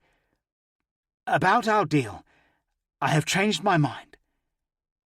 Calyx took a deep inhale, readying himself for what he believed was further disappointment. "Until your bruises fade. That was the deal." "That was if I wished to be taken back to Aemon." "And do you?" Calyx's deep voice rose to a peak with the last word. "I do," I said, speaking the two words just as I had when I said them to Aemon on our wedding day. "But not before you get your brother back. I think it is clear now as to why Aemon took an interest in him. Your affliction could give him the power he clearly craves." Calyx held my stare, eyes flickering across my face, making me feel as though he drank every detail of me in. "Are you confident you wish to be in the middle of this?" You ask that like I have been given a choice in the first place. May I remind you, Calyx, you're the one that snatched me from my bedchambers and took me for this very reason. "Was it me? What happened last night?" he asked. "Am I the reason you changed your mind?" I could have revealed to Calyx what Millicent had not long told me, but I couldn't better recognize the guilt, which had only just been buried down deep enough to ignore. So I picked my answer carefully, knowing it would drive a wedge between us, a wedge that would keep my ring finger from burning my skin, even if I wished to tear it free and place my hand back upon this man's chest. There was something so familiar about the urge. "Yes." I turned my back on him and began fiddling with the laces of my crimson cloak. "Now turn away. I will not be long." Calyx spoke to the back of my head. "Very few know about us, Rhory. We are going to want to keep it that way. Our existence puts those with power in positions of weakness. If you or Eamon or anyone decided to reveal our truth, then it would lead to so much death." A violent shiver brushed over my neck as Calyx took the cloak and lifted it from me. When I looked back at him, all signs of his previous gentle nature had vanished. A wall had been thrown up, and he barely looked at me. When he did, it was as though I was a stranger, which I reminded myself I was. I don't believe for a second that Eamon or his Crimson Guard would have the ability to harm you, not after what I have witnessed. "You are not wrong. But Lord Marius would have something to say if he discovered us. I hardly imagine he would allow such abominations to roam Darkmourn freely." Calyx read my unspoken question, which glistened across my parted lips. "Why?" "Bathe quickly," Calyx said, diverting the conversation. "I should return you to the tunnels before Oriole catches wind of this. She would eat my heart next if she knew what you have learned." He did as I asked, turned his back and walked back to the shadows of the forest's border. "Won't Millicent inform her?" Calyx's laugh rumbled through the shadows. For a moment, I caught the undertone of a growl from the beast I had met last night. "Millicent needs Oriole. She won't risk the promise of freedom for the chance to one-up me. Believe it or not, her desires for a future outweigh her desire to see you pay for the death of her brother." "He knows." Panic surged through me. "He knows." "Enjoy the waters," Calyx added, his voice cold as the chill that seeped from the lake's edge. "I can't promise such an offering again." 18. Calyx stalked ahead, not once turning back to see if I followed. My hair was still drenched by the time he finally slowed, signalling our return to the tunnel's hidden entrance. My wet skin had spread stains of water across my shirt and trousers. Nothing could help against the kiss of ice the fresh lake left upon me, and the autumn breeze that seemed to want to torture me. At least I was clean. No longer did the autumn breeze remind me of how unwashed I was. What I desired was a warm hearth and something equally warm to drink, but at least I was clean. "Wait," Calyx barked at me, breaking the competition of silence between us. His outstretched hand stopped me from passing him. I glanced up to his profile and saw it was pinched into a deep scowl. Something was wrong. The sense of dread nearly knocked me to the ground. "What's the matter?" I asked. Every bone in my face ached with the cold the lake had set into it. I even had to sniff to stop my nose from running down my newly cleaned face. Calyx's nostrils flared. He tilted his head upwards and inhaled deeply. "Blood. I smell blood." The one word set my world tilting. Suddenly the forest seemed to cave in around us. I threw my stare around the thick wall of trees, but couldn't see anything amiss. "Stay by my side," Caelix said, emanating a low growl from the pit of his chest. "Understand?" Fear kept me rooted to the spot. My legs refused me. My arms stayed pinned to my side. I found that my mind went straight to Millicent. But daylight crowned the skies, meaning the vampire would be lurking deep in the darkness of the tunnels. Before I could utter a word, Caelix threaded his large hand into mine and captured each of my fingers between his own. His grip fought against the shaking that had set in. Without him touching me, I didn't think I would have ever moved. It wasn't the thought of blood that scared me. Gods, I had seen enough of my own for such a thing not to bother me. It was the look on Caelix's face. The way his frown aged him into something ancient and feral. I caught the tang of blood in the air soon enough. My sense of smell was nothing compared to Caelix's, which meant I smelt it only just before I saw it. My knees buckled, and the ground raced up to greet me. Caelix didn't have a chance to let go of my hand before I dropped to the forest's bed. Agony screamed through my shoulder and wrist from the great tug Caelix's resistance caused. The physical pain I felt was nothing compared to the shattering of my heart as I looked upon the body hanging from a branch before the tunnel's darkened entrance. The thick rope around the stout neck of a woman was all that kept her aloft. Her skin was burned raw from the friction as she swung like a pendulum in the breeze. Mildred hung before me, like meat in a butcher's display. It seemed her dead glassy eyes looked directly at me where I knelt. I felt the desire to scream, but I couldn't gather enough breath. The only sound that came out of me was broken and rasped. She spun slowly, like a dancer on a string, legs and arms hanging limp. Her skin was already as grey as stone. At some point, Caelix had knelt before me. He tried to take my hands, but I swatted him away. His lips were moving, but all I could hear was the creak of the giant branch that had become Mildred's gallows. The back of her dress was split wide.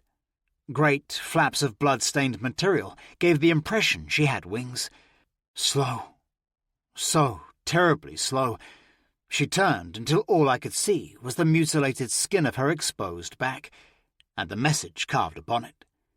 He is mine. Harsh, messy letters had been cut into the hunch of her back. A blade had been used.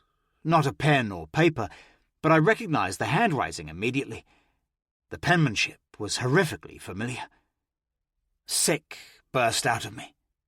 Caelix only just jolted back before the contents of my stomach spilled across the ground into my splayed hands. Over and over I expelled everything possible until my stomach cramped and my back arched in burning discomfort. I blinked, and the world grew dark. I blinked again, and the shadows refused to recede. The third time I closed my eyes was the last. They didn't open, but the image of Mildred hanging was seared into the back of my eyelids, haunting me, even in the dark. Many things had become clear since we discovered Mildred's body, yet I still felt like I had more questions and little access to answers. Eamon knew where I was being held. His placement of Mildred was more than the message that was carved into her flesh. It was to tell me, us, that he knew, which posed the question as to why he had not come himself to claim me. He had the entire army of Crimson Guards at his disposal. Even a small number could outnumber Caelix and Millicent. Auriol was bedbound and powerless, so what was stopping him? All these thoughts and more cascaded through my mind. It was a wildfire, and no one had the power to quench such flames. I was left to burn amongst it, whilst grief gripped my ankles and held me firm. I had not long woken, and my hands still ached slightly from being held by Caelix. It was the first thing I felt when sleep released me. When I opened my eyes, Caelix was holding my hand to his chest. His forehead was pressed atop them as well. He must have felt me shift, because he looked up and released me with urgency.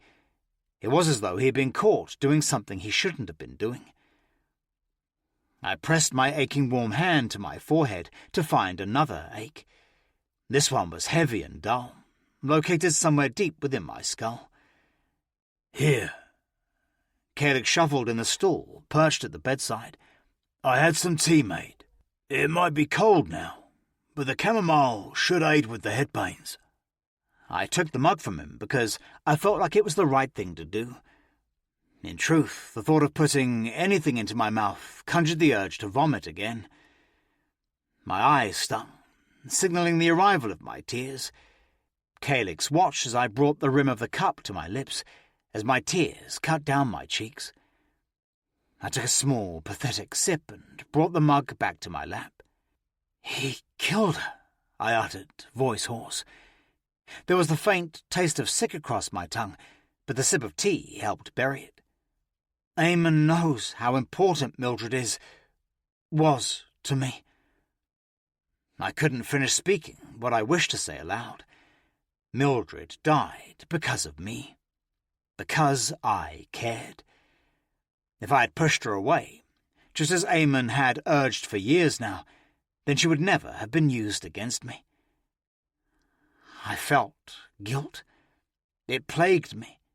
Guilt for holding her close, for keeping her as our staff because I was not strong enough to be alone with Eamon. And now she was dead. Calix placed a hand atop the sheets resting over my thigh. I looked down, bewildered. I didn't dare look at his eyes because I could have drowned in the sorrow within them.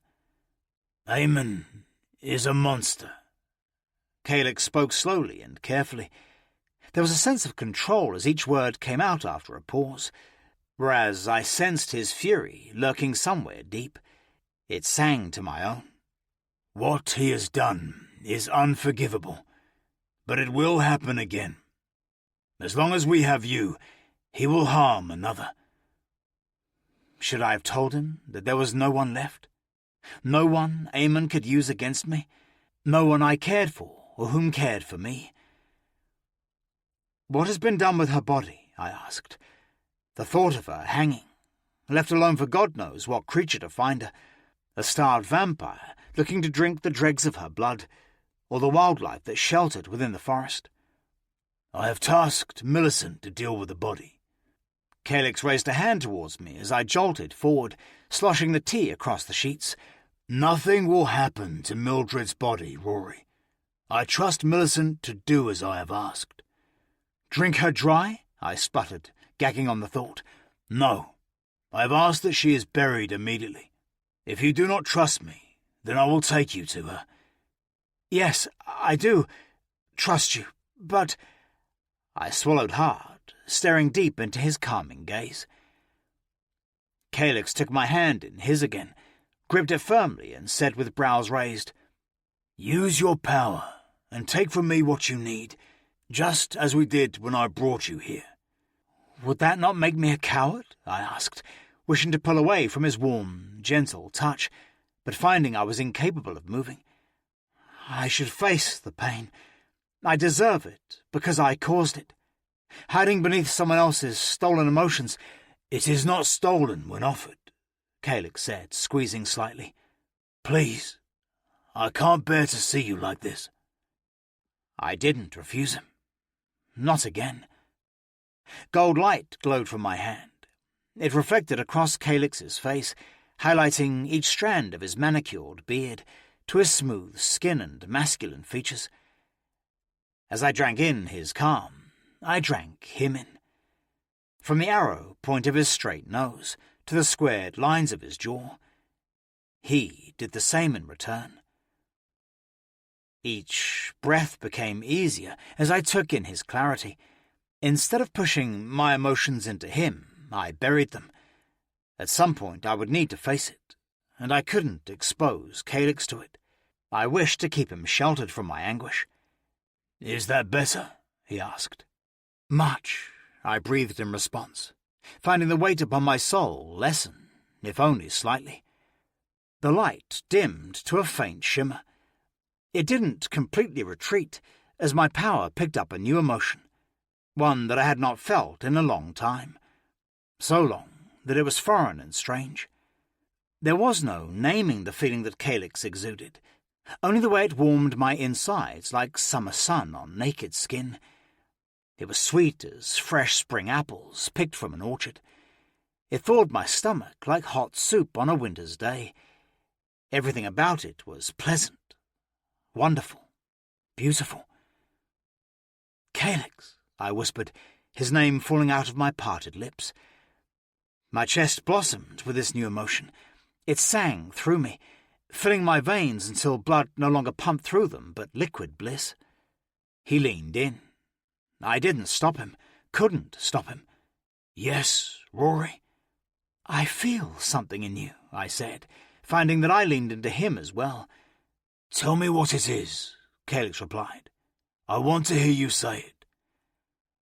I pinched my eyes closed and inhaled deeply, drinking this weightless feeling in. When I opened my eyes, Calyx was inches from my face. His cool breath washed over me. My eyes darted between his half-lidded eyes to the subtle pass of his blush lips. If I had the words to answer him, I would have.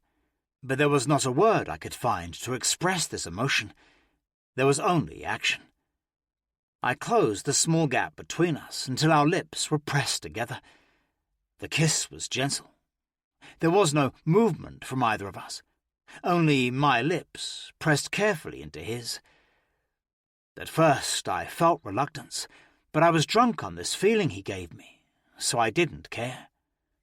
With his spare hand, Calyx lifted his fingers and danced the tips from the bottom of my neck up to my cheek. He rested it there, holding me in place. Then he pressed in deeper, forcing our lips further into one another.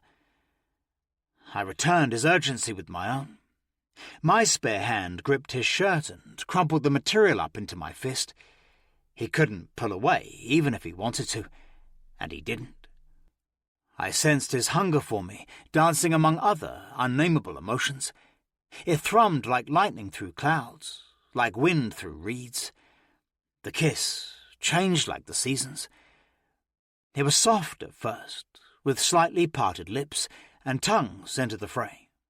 Then the kiss was deep and wet, vicious but tender. It was everything. I didn't know who broke away first, but I was breathless and my mouth bruised raw.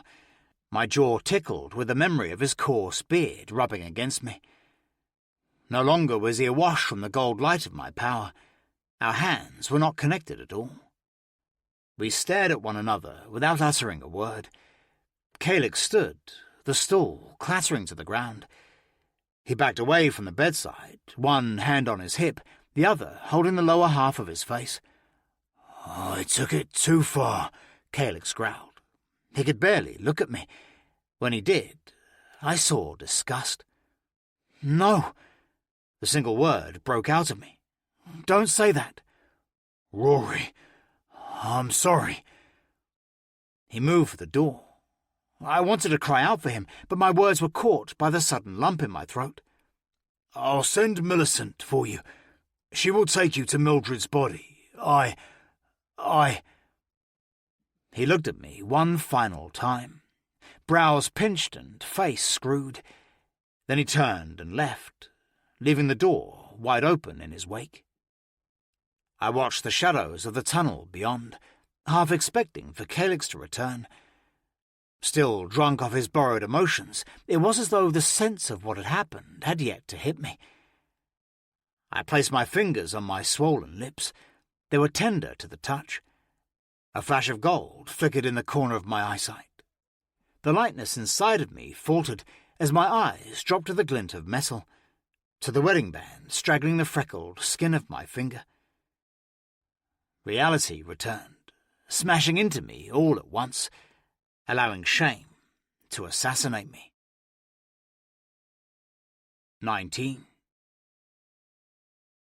Oriole Grey stared at me from her chair, both brown and blue eyes full of judgment. I tugged the cloak around my shoulders as her gaze narrowed on my face, then drifted to Calyx, who sulked in the dark corner of the room. Could she sense something was wrong between us? I fought the urge to lift a finger to my tender lips. Even hours after the incident with Calyx, they still felt sensitive to the touch. "Are you certain our message has been received?" Oriel asked the moment Millicent had finished debriefing us on her quick trip to Darkmourn. She had not long returned when she had summoned me from Calyx's room. "Is that doubt I hear?" the vampire replied. Oriel regarded Millicent with intensity. She may have been old, but even Oriel sensed the ancient presence the vampire held.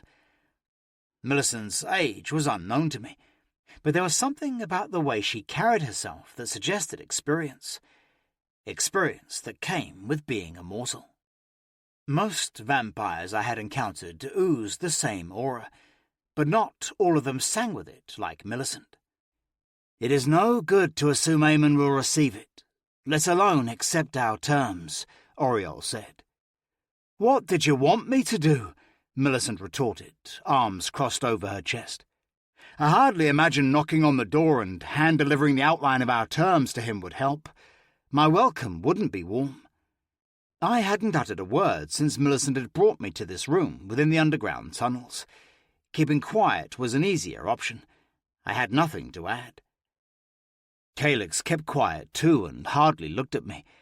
If his gaze, framed by pinched brows, was not on Oriel or Millicent, he chose to look at an unimportant place on the wall opposite him. Anywhere but me. "In that case, I suppose we will throw all caution to the wind. We are on the back foot. Eamon knows more than we ever wished he could. If our only chance is to go in blind, then we must," Oriel said, obviously displeased with the sudden rush to their original plan. Since Mildred had been murdered and left on their front doorstep, it was clear time no longer favoured them. "He knows Rhory is here," Calyx said finally. His voice was low and riddled with tension. "Our desire to set terms is a waste of time, when Eamon could be rallying an army of his Crimson Guard to retrieve his—" Calyx paused, swallowing back his words for a moment. "To retrieve Rhory himself." "Except he has had all the chance to do so, and has chosen to lurk in the shadows." Oriel looked so small in the chair.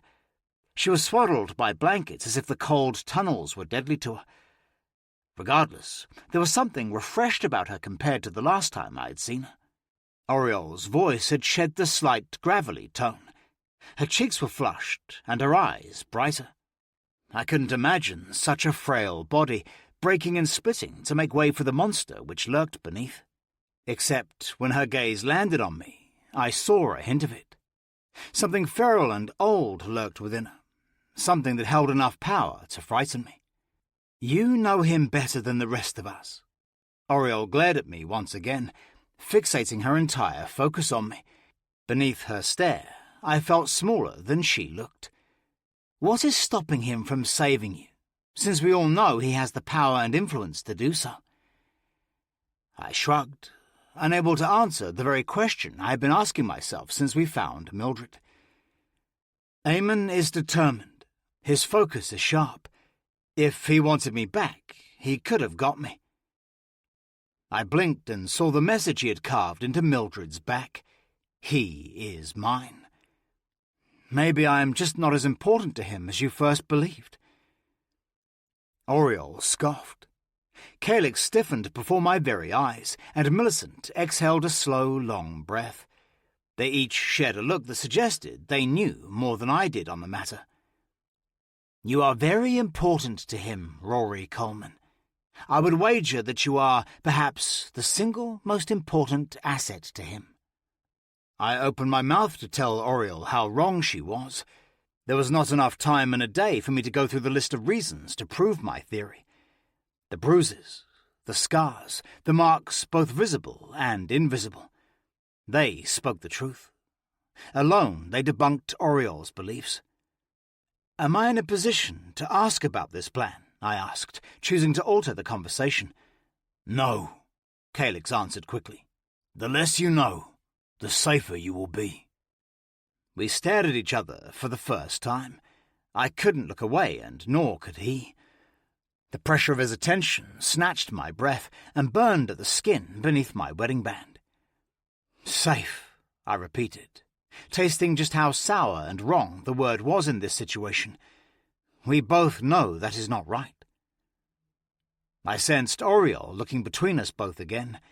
The taut string of tension between Calyx and I had pulled so tight, I feared it would have snapped in two if it wasn't for Millicent.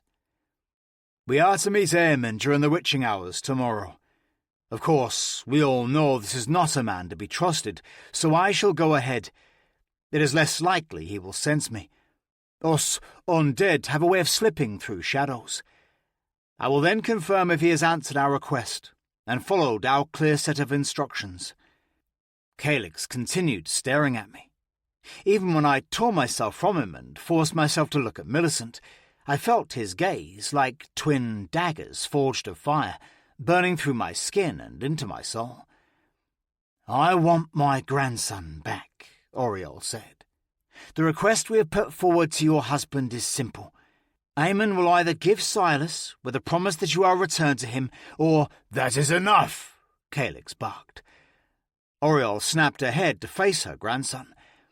In the blur, I noticed the shift in her eyes. They lost all colour, turning almost completely black, besides the spark of gold glowing directly into their centres. "Do you need reminding who you give orders to, child?" I felt the power weep from Oriole. It filled the air. Her words were so commanding, I felt my own will desire to give into it. Millicent slung back into the shadows, disappearing, all but the glow of her blood-red eyes. "Don't!" Calyx's body shook as he regarded the old woman. He winced, face twisting into a scowl. It seemed he fought against himself to speak the single word. He strained with every ounce of his being to complete it entirely. Oriole didn't reply with words, but with a sound that rumbled from the pits of her being. Her lips pulled back from her tease-stained teeth, and she snapped them together with a harsh clack. Calyx sagged backwards and whimpered.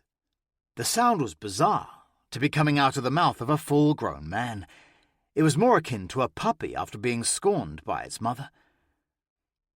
By the time Oriole focused her attention back on me, her eyes had returned to their normal state. Only the deepest wrinkles across her brow took a moment longer to smooth. "Rhory, I wish this was different. I do.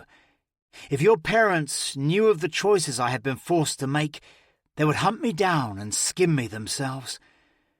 Know that I struggle with the truth of what must be done. It is not easy for me, but this is my family. My Silas has been taken, and all I want is him returned. You must understand that." The woman speaking was no longer a wrathful crone, with the beast lurking deep within her. She was broken, tormented, and I felt the truth of her plea in my heart. "You must do what you must," I replied, straightening myself and forcing as much confidence into my stance as I could. "If I was given the chance to return my family to me, I would do anything." Oriole relaxed in her wheeled chair, blinking back a wave of exhaustion that drained the colour from her cheeks. All vibrance she had moments ago had faded. "If I could ask, I wish to be taken to Mildred's resting place." I choked through a sudden sob as I said her name. "Of course," Oriole replied. "Millicent will take you." A cold shudder raced down my spine. I glanced into the shadows of the room where the burning sconces didn't quite reach.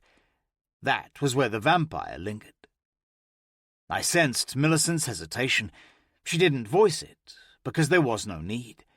Calyx refused on her behalf. "I will be the one to take him," he said, deep voice strained. Once again, Oriole looked between us, displeased. I half expected her to force her command back to Calyx, but it seemed she was lacking such energy. Instead, she waved a defeated hand. "So be it.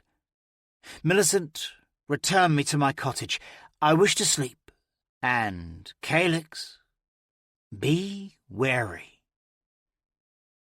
There was no further explanation as to what or who Calyx had to be wary of. Eamon knew we were here. I don't need your warning. I understand the risks. Rhory is safe with me, Calyx replied, stoic and face void of emotion. Oh, I remember. Oriel paused briefly before looking at me. But does he? 20. Mildred's grave was no more than a mound of overturned dirt. There was no marker of stone to confirm her presence, no offering of flowers or gifts laid atop her resting place. If Calyx hadn't gestured towards the ground, I would have passed it without ever knowing. It was raining. Not heavily, but the type of rain that felt more like a mist when walked through. I was already soaked to the bone by the time we reached her burial place. My boots were covered in mud that had splattered up the shin of my trousers. I stood there, neck aching as I looked down at the ground, trying to imagine how we even got here. Tell me about her, Calyx said, standing vigil at my side. His brown hair looked almost black now it was wet. Rivers of water ran down the side of his face, falling over the hard edges of his cheekbone and jaw. She may be gone, but speaking of the dead keeps their memory alive. I ground my teeth together as his request burned through me. It would have been easier to refuse him, but I owed it to Mildred to spread her story. She was my family. We didn't share blood, but we spent so much time together. Since I was born, she worked for my parents, and then for me when they passed. She had no one else. I used to think we were unfair to her, overused her, and ruined all chances of her having her own life, her own family. But once I asked her about it.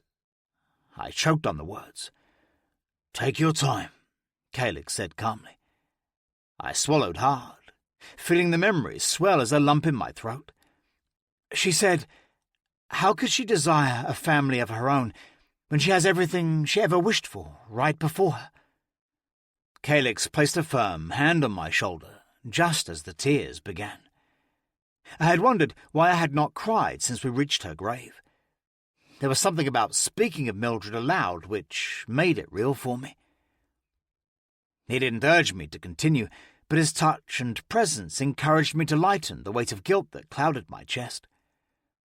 When my mother died, and Eamon changed, I truly believed he would have laid Mildred off. He did move her out of our family home, but she was still allowed to return daily. I don't think I would have survived this long if it wasn't for knowing Mildred would be walking through the doors of our home. I had to be strong for her.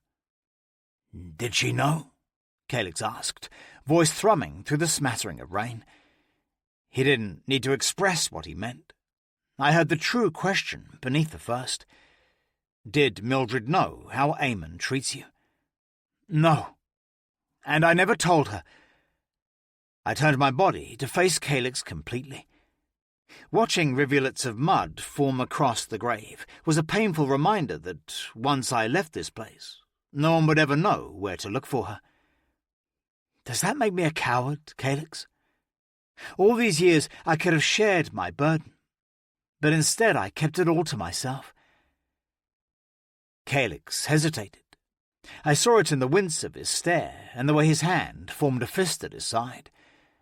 "You are not a coward, Rhory. I would never think such a thing. Not when it comes to you." "Then tell me what I am." I narrowed my eyes and fixated them on his swirl of honey brown. Even if Calyx didn't speak what was on his mind, I would fish the truth out of the windows to his soul. Am I pathetic? Am I weak? Calyx didn't so much as blink as he replied, "No, none of those." "Adulterer?" His brow furrowed. "Last night, that was my doing. I lured you into that. Do not add such a burden on your shoulders, which you have already weighed down with the weight of the world." I stepped in closer to him. A strand of wet hair had fallen beyond his ear. I reached up and tucked it back. Calix's breathing hitched as my finger brushed across the side of his face. "Do you regret it?" I asked him. "Last night, I mean. The kiss." "Never," Calix said quickly. His rushed reply caught me by surprise, as his face seemed to come alive with emotion. "I want to ask you the same question, but I don't think I'm strong enough to face the answer." "The only thing I regret," I said, lips coated with rain and tears, "is that I never had the chance to meet you when this hand was free of my binding." Calix winced as though I had slapped him. All his composure slipped, and I was certain the monster within would break free at any moment. His reaction was so powerful, I wished I could have clawed back what I had said. "I shouldn't have. Calix, I'm sorry." He regarded my left hand and the dull light which glinted in the dawn light. "Take it off," Calix urged. "What?"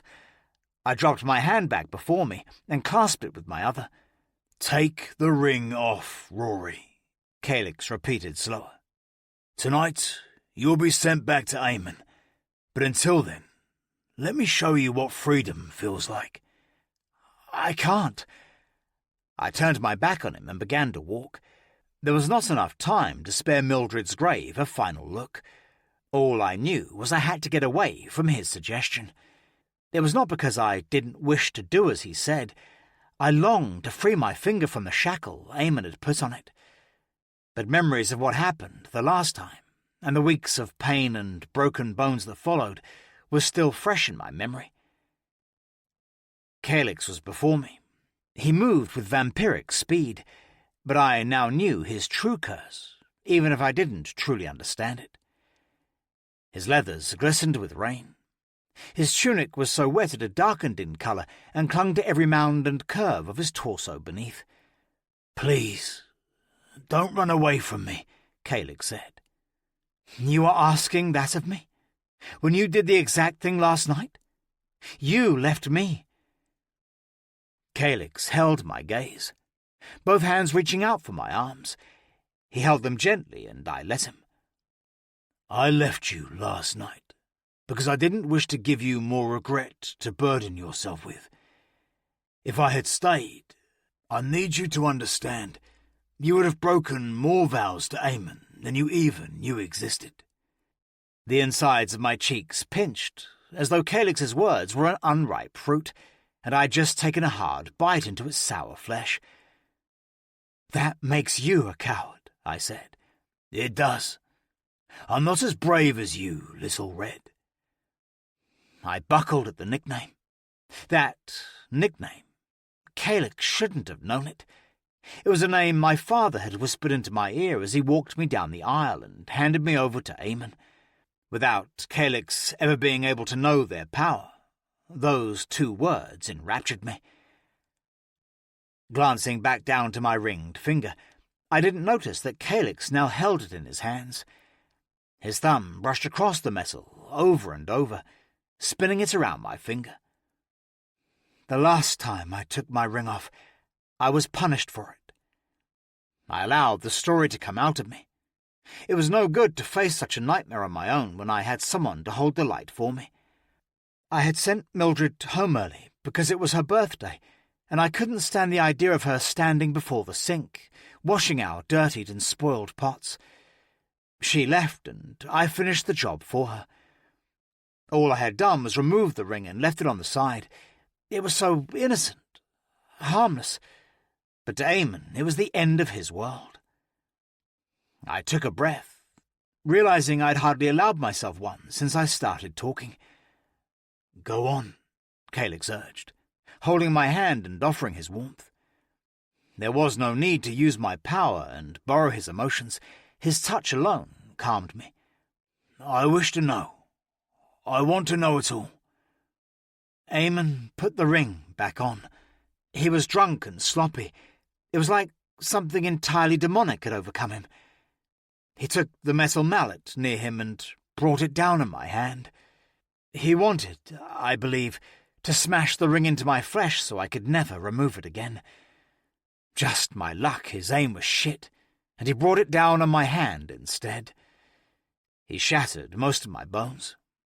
He hurt me, all because I wanted to clean the dishes. Calyx's breathing had grown ragged. His eyes had taken on its golden sheen. "Cunt," he growled. One word, and it was cursed with so much fury, even the surrounding forest seemed to bow away from Calyx. "Eamon doesn't deserve you." I didn't resist when Calyx lifted my hand to his paled mouth. Wide-eyed and with bated breath, I watched him, and he watched me. His rain-slicked lips pressed into my finger, covering the skin and the wedding band. Calyx held my finger there for a prolonged moment. When his lips pulled back, his fingers worked with ease to remove the wedding band. "He broke the sacred vows of your union," Calyx said. He reached towards me, the ring pinched beneath his finger and thumb. A shiver spread across my skin as his knuckles brushed over my chest. I looked down the length of my nose and watched him discard the ring in the breast pocket of my shirt. It dropped like a stone, heavy and full of burdens. Out of sight, out of mind. Eamon would never see it like that. I am his to do whatever he pleases. Calyx shook his head, eyes closed, as he attempted to regain the composure that was quickly slipping away from him. "He defiles such a blessing. To have you, to be with you, should be the most coveted part of his life. He broke his promises. So now you should shatter your promise to him." It was unspoken, but I knew how this was going to end. I sensed it like a flame in my stomach, or fresh air in my lungs. Reading Calyx's emotions was not required when his eyes glowed with his desire, his wishes. "And how do you think I should do that?" Calyx stepped in closer. He trailed his fingers from my hands, up both my arms. I shivered as he ran them over my shoulders, up to my neck and to my face, where they rested on either side of it. "First, I will show you what you desire.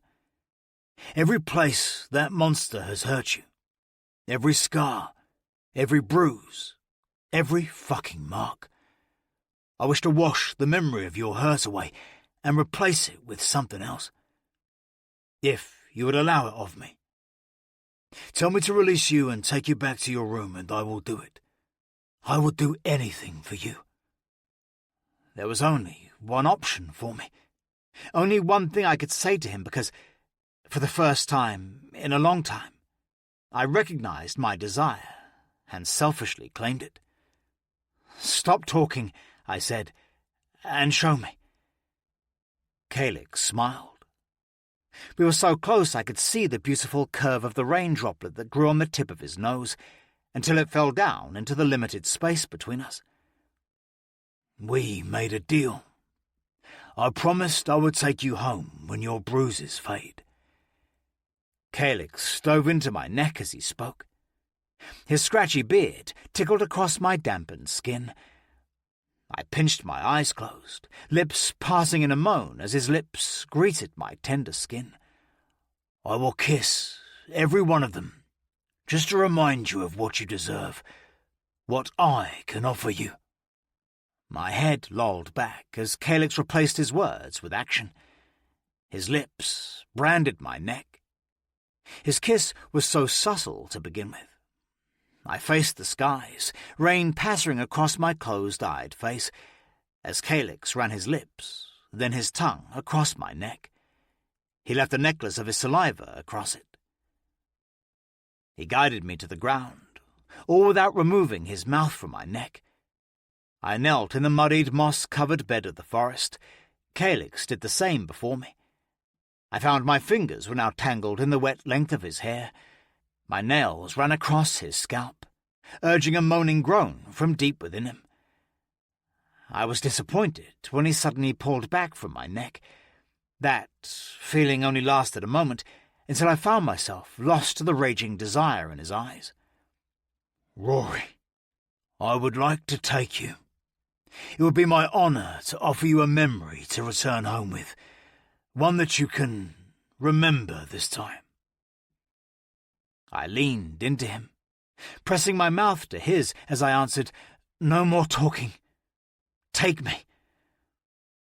Our kiss was soft and careful, whilst being desperate and rushed. We didn't require to use our eyes to know what we were doing. It had been a long time since I had laid with Eamon, but even that faded memory was easily incomparable to this feeling. Excitement bubbled in my chest, echoing the thunder in my groin. Calyx's fingers worked quickly to untie the red cloak. It slipped from my shoulders with ease. He broke away from my mouth long enough to lay the cloak out across the muddied and wet ground. "It may not be the comfort I wish to give you, but I promise you will not notice." "For once," I said, breathless and lips raw, "I do not want you to be gentle." "No," Calyx replied, eyes narrowed. "Perhaps there would be a time for that. But this is something else. You mean more to me than a fuck, Rhory. Allow me to show you, if you trust me."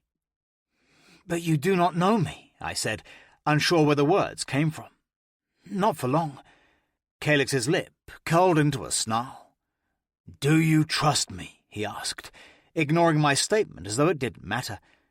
And perhaps it didn't. "Yes, I trust you," I replied. "I am a fool, and you are a stranger, but I trust you nonetheless." "Good," he breathed, gilded eyes alight in the darkening storm-covered sky. "Then I shall begin." Calyx took his time undressing me. It took a long time until the chill of autumn wind and rain graced my naked skin, because he took breaks to kiss every part of me. His lips explored more of my body than Eamon had ever had the chance to hurt. They graced my bare shoulders, my chest, my stomach, my arms and my thighs. I knelt on the red cloak and watched as Calyx removed his own clothes. He refused my help. "I want to watch you. I want to see every thought in your eyes. I want to remember your face when you see me." And watch him I did. He was a god, carved in flesh. Broad shoulders and a powerful, sculpted chest that gradually narrowed to his firm hips. If I had the time, I would have counted every muscle. Instead, I was hypnotized by the rivers of rain that ran over his body. I was jealous of them, wishing to touch him in the places they graced. As Calyx worked the belt of his leather trousers and plucked the buttons at his waist away one by one, I crawled across the cloak towards him. I stopped only when I knelt directly beneath him. My head was at the height of his waist. Calyx didn't refuse my help now, not as my hands reached up the wet material of his trousers, over his powerful thighs to the lump of flesh that grew with every passing moment. My palm glided over his cock. It was a monster hidden behind material I would rip away with teeth and nails. Calyx removed his hands and placed them on the back of my head.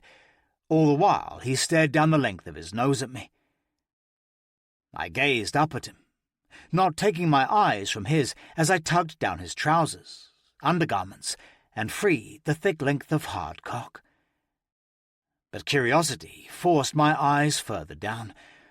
My breath caught at the sheer size of him.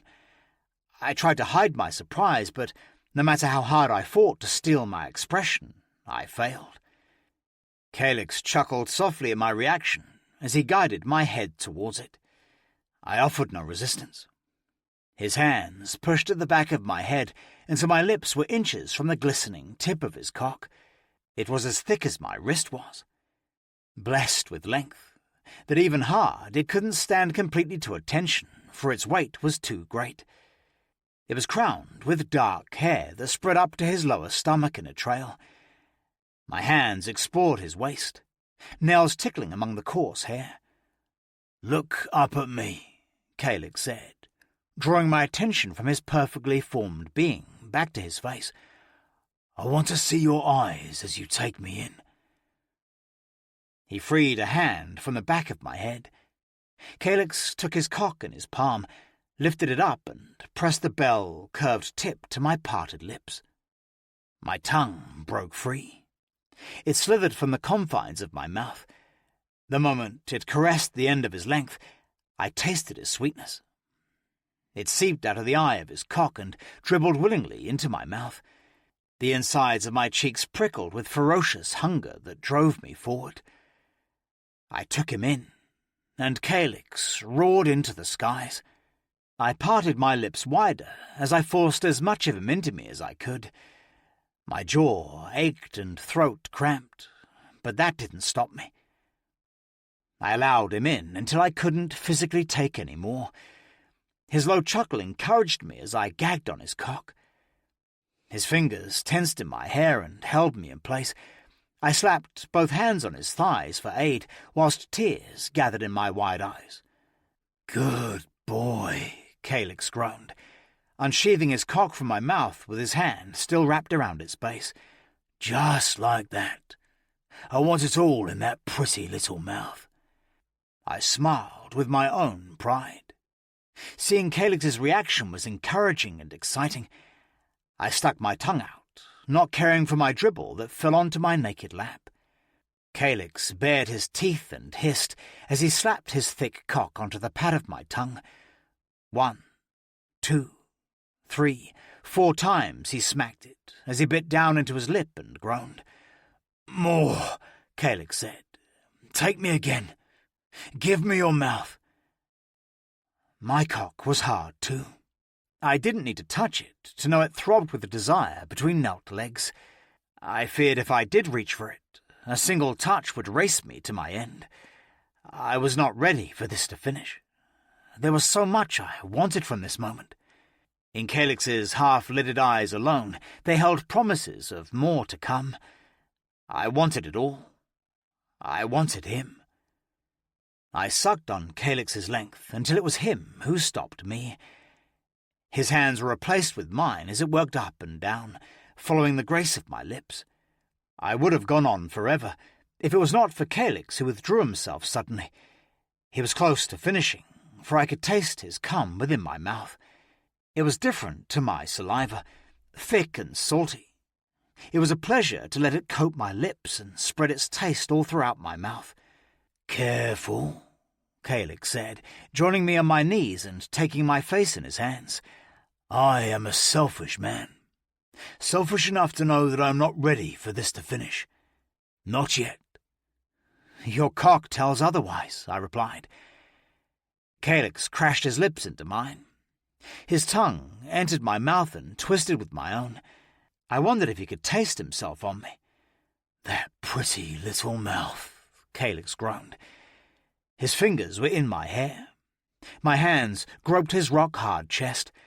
"I wish to bury myself in it again, over and over until I fill you."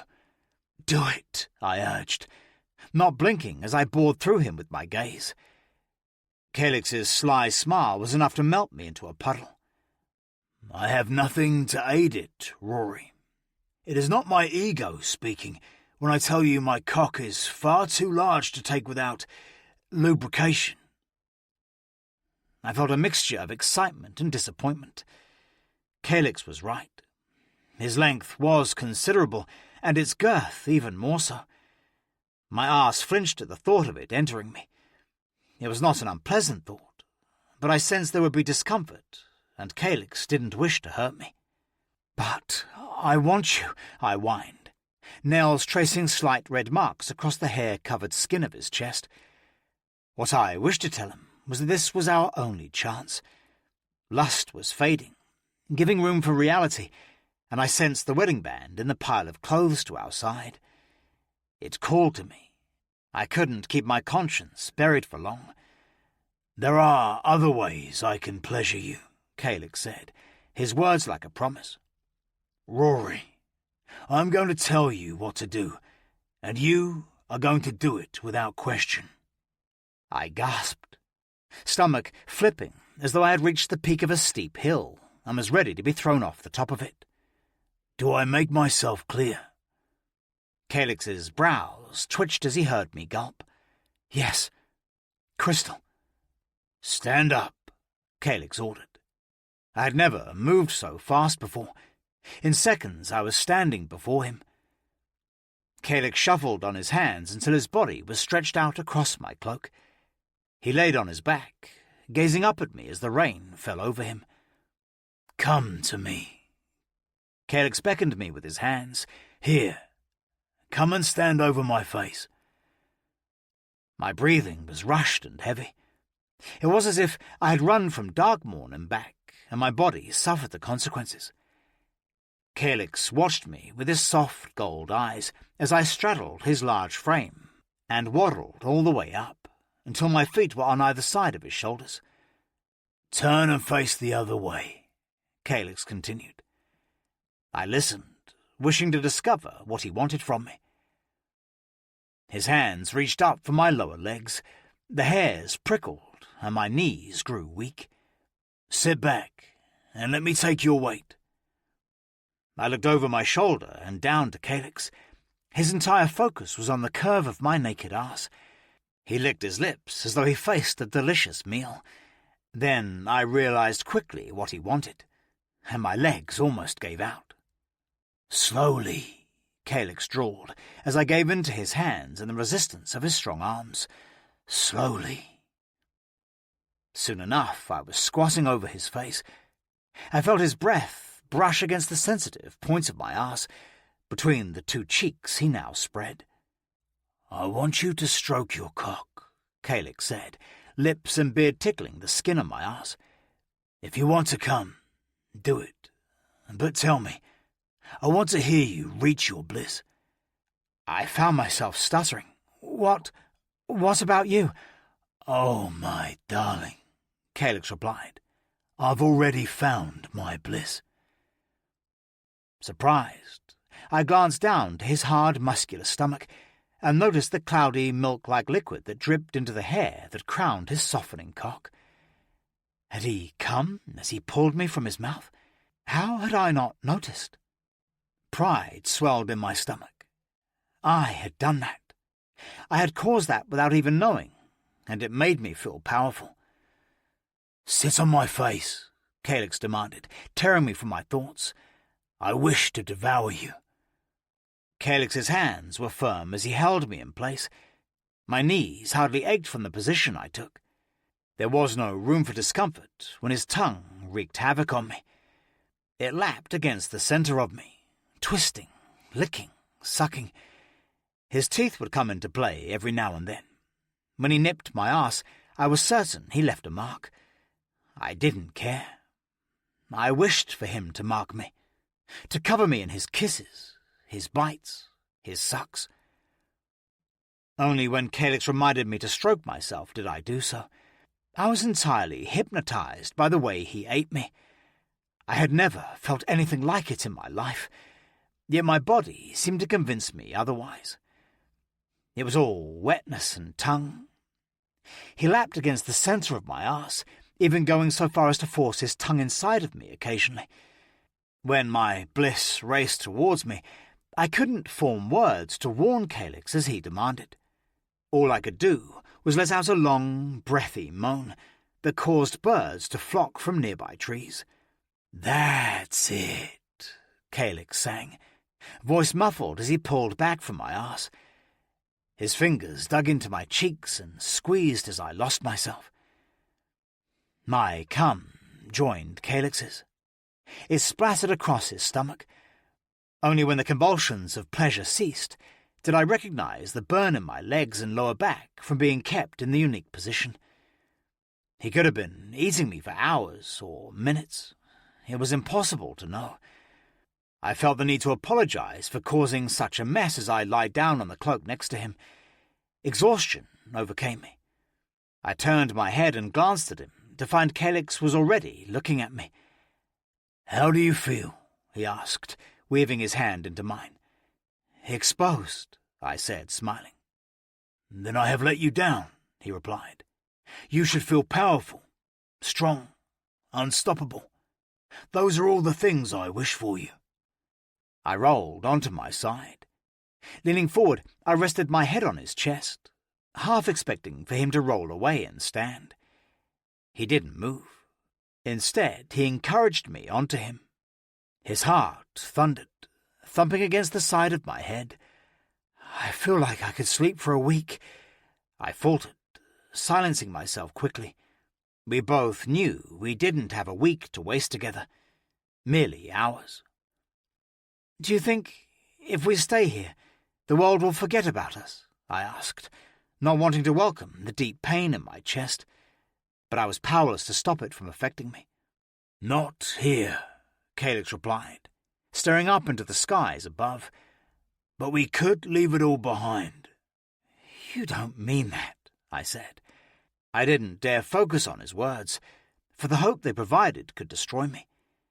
In a strange way, as I closed my eyes and replayed his suggestion over, the words felt familiar, as though I had heard them before. Calyx faced me, and his expression broke me in two. Say the word, and I would do it. I would snatch you away and steal you for myself. There would be no Aemon, no Oriel, no brother or Crimson Guard. I know our time together has been sparse, but I know deep down that I could provide more for you. And where would we go? I couldn't keep back the anger from my question. I hated this. I hated the way he looked at me with pleading and longing, knowing full well that what we desired and what had to happen were two entirely impossible things. To a place where we would be nameless. We would be without a past. All we would have is what we take with us. A fresh start. A promise of a life without hurt. Then tell me why everything you are saying is the most painful thing I have ever felt. Calyx sat up, his face twisting into a harsh frown. Hope should not hurt. It does, I replied, sitting up beside him. I curled in on myself, hiding my naked body from the world. To me, hope is a bait to lure me away from reality, lower my guard, and destroy me. Then I should take you back to the tunnels, Calyx said quietly. We will have only hours until we must leave. Okay. It was all I could muster. Okay, Calyx replied. He offered me a hand, helped me stand, and passed me the pile of my clothes. They were drenched and muddied, but better than being naked. Do you want me to turn away this time? He asked. No, I replied softly. Good, he replied. I turned my back on him before he could read my secret reply, as it fell silently from my lips. Never. 21. 3 years before. Deep in the undead core of my body, I knew something was wrong. Lauren hadn't returned home, and sunrise was almost upon Darkmourn. He never stayed out past the long evenings. In fact, he was always the first one home. My brother had always been introverted. When I changed him, offered him an eternal life of bloodlust and adventure, he almost did not accept it. Not because he was scared of becoming one of the undead, or the idea of drinking blood unnerved him. He had said it was longer than a lifetime of speaking to people, and the thought of that displeased him. Of course, Lauren came round in the end, to my relief. I was younger than Lauren by 5 morsel years, but I felt maternal over him. Perhaps it was because our mother had died when we were nothing but small children, or maybe it was because our father left when I was old enough to hold my own bottle. Since then, we had been alone, just me and him. We had survived together when the world first changed. Sometimes I allowed myself to think back to when Lord Marius first broke free from Castle Dread with his eternal mate, Jack Bishop. In fact, I remember Jack from my childhood. He was like Lauren in a way, shy and quiet, but with a dark streak lingering beneath the surface of his facade. The difference between my brother and Jack was that Lauren didn't lead to the destruction of Darkmourn. We were merely products of its obliteration, victims. I had been changed first, not by choice. When the wave of the vampiric disease was freed from Castle Dread, it spread like fire to a dried wood. I remembered the hot burn of the bite to my neck, followed by the soft honeydew liquid of blood the vampire had dribbled into my mouth. He had wanted me as his eternal bride, admiring Lord Marius and Jack's story. He had wanted to create one of his own, except I had killed him before he had a chance to do any of the vile things he had whispered to me as I drank from his wrist. Sometimes I still felt the cold slab of flesh that was his beatless heart gripped in my hand before it melted beneath my fingers and fell to the ground as ash. When I changed Lauren, it was nothing like my brutal rebirth. It was kind and soft. I would never have forced him. At least that was what I told myself. God only knows what I would have done if time went on and I watched my brother age, knowing he would soon die naturally and leave me in a world I did not wish to be in. Without Lauren, I was nothing. I stared out of the window of our dwelling in Old Town. Legally it did not belong to us, but we had claimed it anyway. Our real home was down the street from this one, and I had remembered staring through the shutters of our window to this very building when I was a child. The Bishops had lived here. I had often spied Jack as a boy looking out of his window with a look of distant pondering. Although I could not see what had caught his attention, from the direction the window faced, I knew it could only have been Castle Dread he had focused on. We had not known the Bishops were witches then, although many had speculated. It had never bothered me, though. I rather liked the boy, even if we had never shared more than a word, which was how I made myself feel better for taking the empty bishop dwelling for my own and moving in with Lauren as the centuries passed.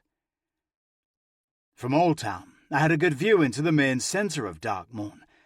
A blanket of night still fell over the world, but with the passing of time the stars winked out, readying to welcome the bastard sun.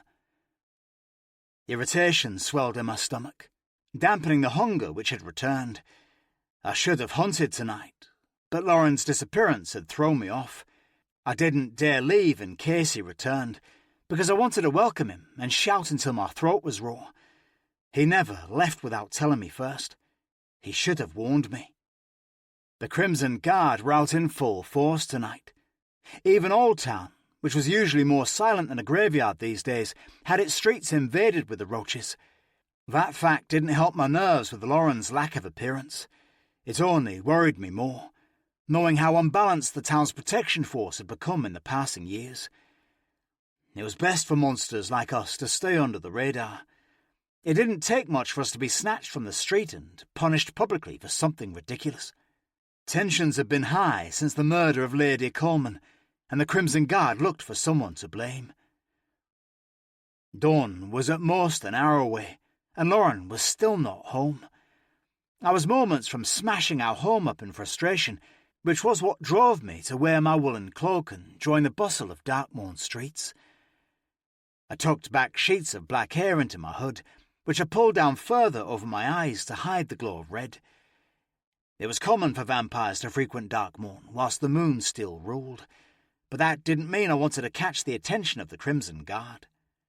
Excitement thundered between the humans as I passed them. My ears picked up parts of the conversations as I slipped through the shadows of buildings around them. Execution. Coleman. Criminal. Beneath the ruby glow of the gas lamps lining the streets, I caught the movement of the living. There was never this many out at night. I could smell the sweet scent that oozed from their skin, and the promise of life nectar that lingered beneath it. As I moved further from Old Town into the residential streets, I spied empty bowls of blood left on doorsteps, and bags of coin left in thanks. The hunger within me was growing like a newborn child. If there was a bowl left, I would have taken it, although I would not have left coin. I was old enough to remember a time when blood was free, and the demonic side of me missed it. But I had promised Lauren years ago that I would never drink from a human again, unless offered. That was a caveat in our deal I had been sure to add. Lauren had never drunk from a human, not once. He boasted about the divine flavours of rabbit and deer. I never believed he preferred it, but his nature was far too kind to even sink teeth into the flesh of a mortal. I loved that about him. He drove me to be a better version of myself. Without him, I was nothing. If I had a heartbeat, it would have been racing by now.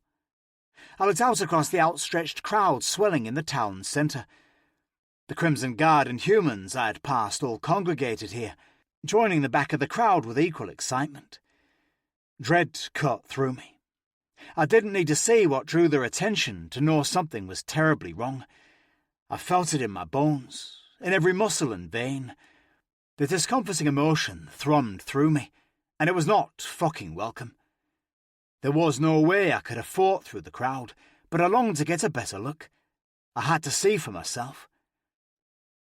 Lauren's name glistened across my lips. The overwhelming desire to cry out for him took over me. He was in this crowd. He had to be. Whatever had drawn everyone here had captured his attention too. At least, that was what I attempted to convince myself. "You," I snapped, gripping the arms of a young man to my side. His eyes threw open in surprise at my sudden presence, before his expression melted into disgust. "What is going on?" I was far stronger than him, but that didn't mean I prevented the man from pulling out of my hold. "I'm surprised you haven't heard," he grumbled, looking me up and down with tired, hate-filled eyes. "They found the Coleman killer. They're going to hang him up so we can all watch him be brought to justice." I looked away from the man, throwing my gaze across the sea of people as my mind put the pieces together. "Who did it?" I asked, not wanting to know the answer. "His name doesn't matter," the human man spat. "What matters is another one of you monsters are slain." I was running before I could even contemplate a reply. Instead of moving towards the heart of the crowd, I ran around it. Darkmourn was more familiar than the lines of my palms. I knew every building and who owned it. I'd seen people come and go, die and change. Using my knowledge to my advantage, I slipped down a narrow side street as the noise of the crowd swelled behind me. My nails tore and the skins of my palms ripped as I climbed up the sides of the building. I used the old bricks as leverage beneath my feet, and my unnatural force to propel myself upwards as quickly as possible. There was pain, but it didn't matter. By the time I reached my destination, I would have healed. Towards the top of the building was an older apartment that had not been used by the humans in years. It was a hideout for vampires, a place those who needed the shadows in a time of need could use. When I threw myself over the wrought iron banister and landed on the balcony, I caught the glint of many red eyes glaring through the darkened building within. I was not the only vampire here today, and I would not be the last. "Lauren!" I called his name, waiting for my brother to step out of the shadows. He had to be here. With the swell of humans and Crimson Guard, he knew to use this place if he didn't feel comfortable coming home. The amount of people out this night would have sent him into the open arms of his anxiety. I knew this was a place of quiet for him. "Brother, are you here?" It was not my brother who replied. "He is not here." One of the vampires from the shadows spoke, voice husky and rich. They did not step forward, but that didn't prevent me from seeing as they raised their hand and pointed to somewhere behind my shoulders. "You are too late." I refused to turn around and face what I had already known. Maybe it was our tie as siblings, or because I had been the one to sire him into this curse. My dread was justified. It was not just a misplaced feeling because he was missing. It was a feeling born from the instinctual bond between us. "He killed the Coleman woman," the vampire from the shadows spoke again. "No," I spluttered. My knees faltered and I wobbled wildly. "He didn't." "We are not the ones to convince. They are." Tears of blood already slipped from my eyes as I turned and surveyed my living nightmare. From this height, I could see everything. Every horrific fucking detail. The podium, the crowd, the hangman, noose, and the man that stood still beneath it as the rope was lowered around his pale ivory neck. "Lauren!" I screamed, but my voice was muffled as a cold hand slapped over my mouth. "Crying for him will not save him," the soft voice said. "Don't look. You don't need to see this." Whoever held me tried to turn me away from the scene, but I was older and thus more stronger. I tugged free with ease, my entire body swelling with premature grief. Standing beside my brother was a towering man with obsidian black hair. He spoke to the crowd, but I could not hear his words.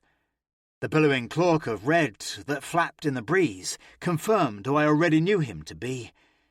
Rhory Coleman, the acting head of the Crimson Guard. And just beyond him was his husband, Rhory Coleman. The red-haired man had his arms wrapped around his thin frame, his eyes never leaving Lauren, not once. They never left my brother, not as Rhory lifted his hand and gestured downwards with a clean strike. The sound of breaking wood broke around the entire world. My eyes flew from Rhory to Lauren. The podium beneath his feet had fallen away, and my brother was left to drop. The rope stopped him from falling entirely, snapping his neck with the force and keeping him hanging. It didn't kill him. It didn't give him the peace he deserved. My brother was left to hang before the crowd. He gargled on his innocence, but no one listened. My dead heart broke, my soul shattered. Each one of his screams pierced me, and there was nothing I could do but watch, because behind him the light of dawn crested over the world. I was pulled back into the shadows of the building. This time I did not fight. As the rays of light cast over Darkmourn, I watched from the safety of the room as my brother erupted into an explosion of ash and flesh, as the crowd roared with applause, and my brother became nothing but bone. I didn't look away. I would not award myself the peace of looking elsewhere. Unlike Rhory Coleman, who didn't watch. He didn't watch as my brother died for the death of his mother, a death I did not believe my brother capable of doing. Rhory kept his gaze pinned to the ground before him, whilst Lauren answered for crimes he did not commit. The crowd cheered and rumbled for hours after. I was stuck in the apartment, surrounded by vampires I did not know, as Darkmourn celebrated the death of my brother, the death of my soul. 22. Millicent was lowering the blindfold to cover my eyes when Calyx burst into the room.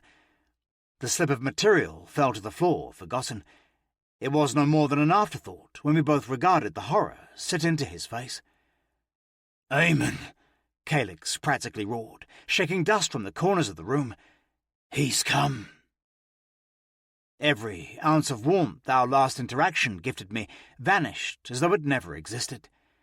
Millicent moved with such speed and had unsheathed 2 blades from her hips and gripped them in both hands with a single blink. "Fuck! Where's Rhory?" Something darkened Calyx's wide eyes. "He has her." I moved, propelled forward by the thought of Rhory having his hands on Rhory. "No!" Calyx extended an arm to stop me. His hand caught my shoulder, preventing me from barging into the tunnel way behind him. "He wants me," I said, heart thundering in my chest. "Not Rhory. Me. If you let me go to him, I can stop this." Calyx glared down at me as I stared up at him. "You know I cannot let you run to him." "Oh, just let the boy leave," Millicent snapped, gesturing towards me with one of her sharpened blades. "The human is right. Rhory wants him, not Rhory." "This is not how this was supposed to go," Calyx warned, hissing through his teeth at the vampire. "Millicent is right." I put a hand over his chest. Beneath my touch, his heart hammered, like the stampede of wild horses. It matched my own. Rhory knows little of sense. He will not entertain your wants and desires, but he will listen to me. Let me go to him before he comes looking." Calyx didn't need to use words to answer me, because I read them clearly in his eyes. I can't do that. "He will kill her," I added, ensuring Calyx not only heard, but felt what I had to say. "You have seen what he did to Mildred. You know what he is capable of. Please, Calyx, let me go to him. Let me try." "Then what?" Calyx rushed, pressing his hand atop mine to keep it in place. "We fail," Millicent answered. "Auriel or Silas. That is the decision we are faced with." "Oh, Rhory," Calyx glowered. "You cannot be serious," Millicent's voice pitched. "Calyx, you're thinking with your cock, not your head." Heat rose in my cheeks. Calyx seemed to falter over Millicent's brazen accusation. His entire body shook beneath my palm. "Auriel told me to keep you from him, but I disobeyed her," Millicent snapped. "I should have listened." "You do not know what you speak of." Calyx was practically vibrating with built-up tension. "I can smell it on you, fool. Or both of you. Old habits die hard." Disgust twisted her face into a scowl that sharpened her features.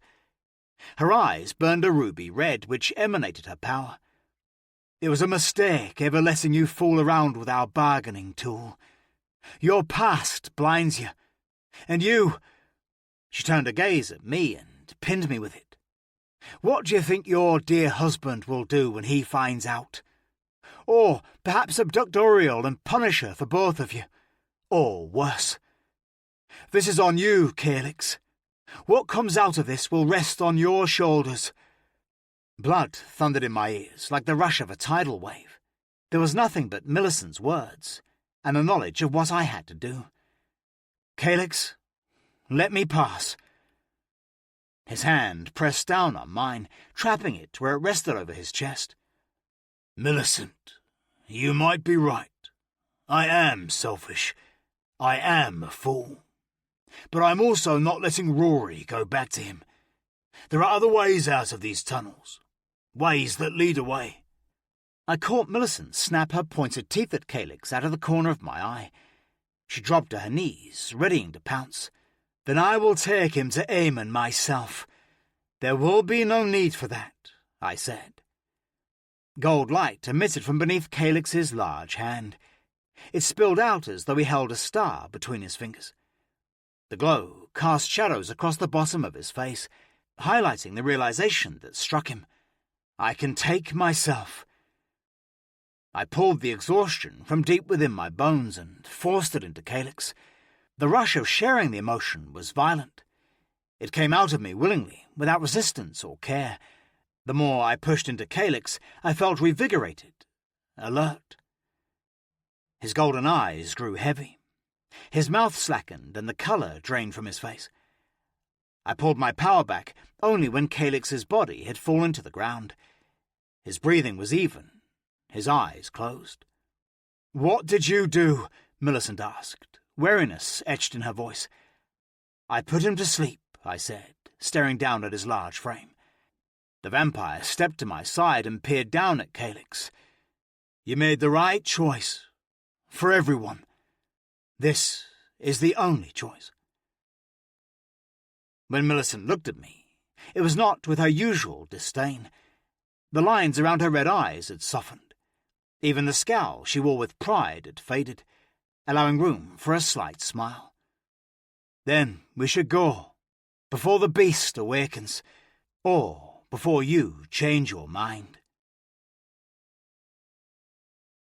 The further we ventured out of the tunnels, the thicker my panic became. It was as dense as a cloud. I waded through it as if it was smoke stinging at my eyes and clogging my throat. Millicent was unbothered, forging ahead only to stop when we neared the exit. Daylight spilled into the tunnels. Millicent regarded it with horror, hissing like a cat drenched in cold water.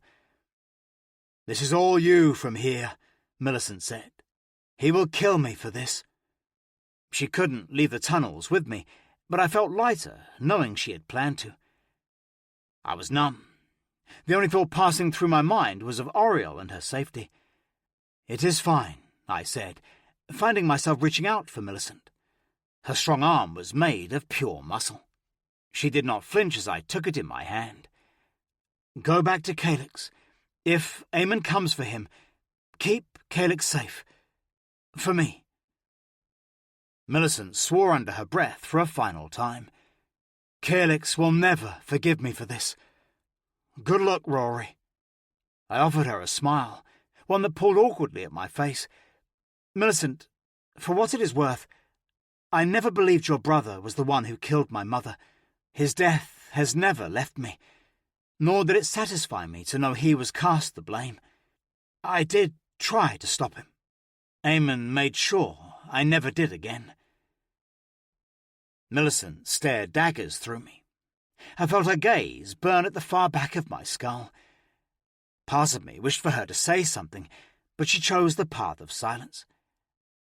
I let go of her arm. She turned, without a word, and ran back into the dark tunnel. Perhaps I should have told her that I was sorry, but I imagined those words were as meaningless to her as they were to me. Eamon waited for me beyond the tunnel's exit. My eyes fell on him where he stood, unable to focus on anything else. His crimson cloak draped perfectly over his shoulders, tugged gently by the breeze flirting through the forest. Eamon held both hands before him, clasped with only his thumb, drumming with impatience. At first glance, it seemed he was alone. Then my eyes adjusted. For every tree in the clearing, there was a further 2 of the Crimson Guard waiting, and not a single one was without a weapon. All but Eamon, who was empty-handed. "I trust you received my message," Eamon said, unclasping his hands and letting them drop to his sides. Each step towards him was difficult. I felt the resistance my mind placed on my body. It was like walking through knee-high mud. "The one you had carved into Mildred's back?" I asked, surprised by my fury that overwhelmed me. Eamon didn't so much as flinch at my accusation. It was clear he had nothing to hide from his Crimson Guard. "How could you have that done? To her?" "Oh, my darling, you know me better than to think I had someone else do that for me." "You disgust me." My heart thundered in my chest, filling my ears with the rush of blood. "Only you have such capacity for evil." Eamon pouted, stretched up on his tiptoes and made a spectacle of looking behind me. Where is the mutt?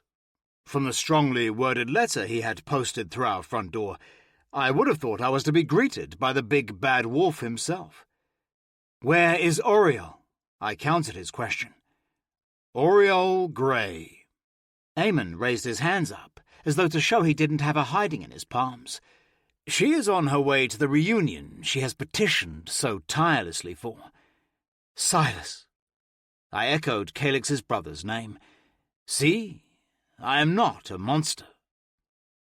Eamon narrowed his eyes on me. In 4 large strides he closed the gap between us.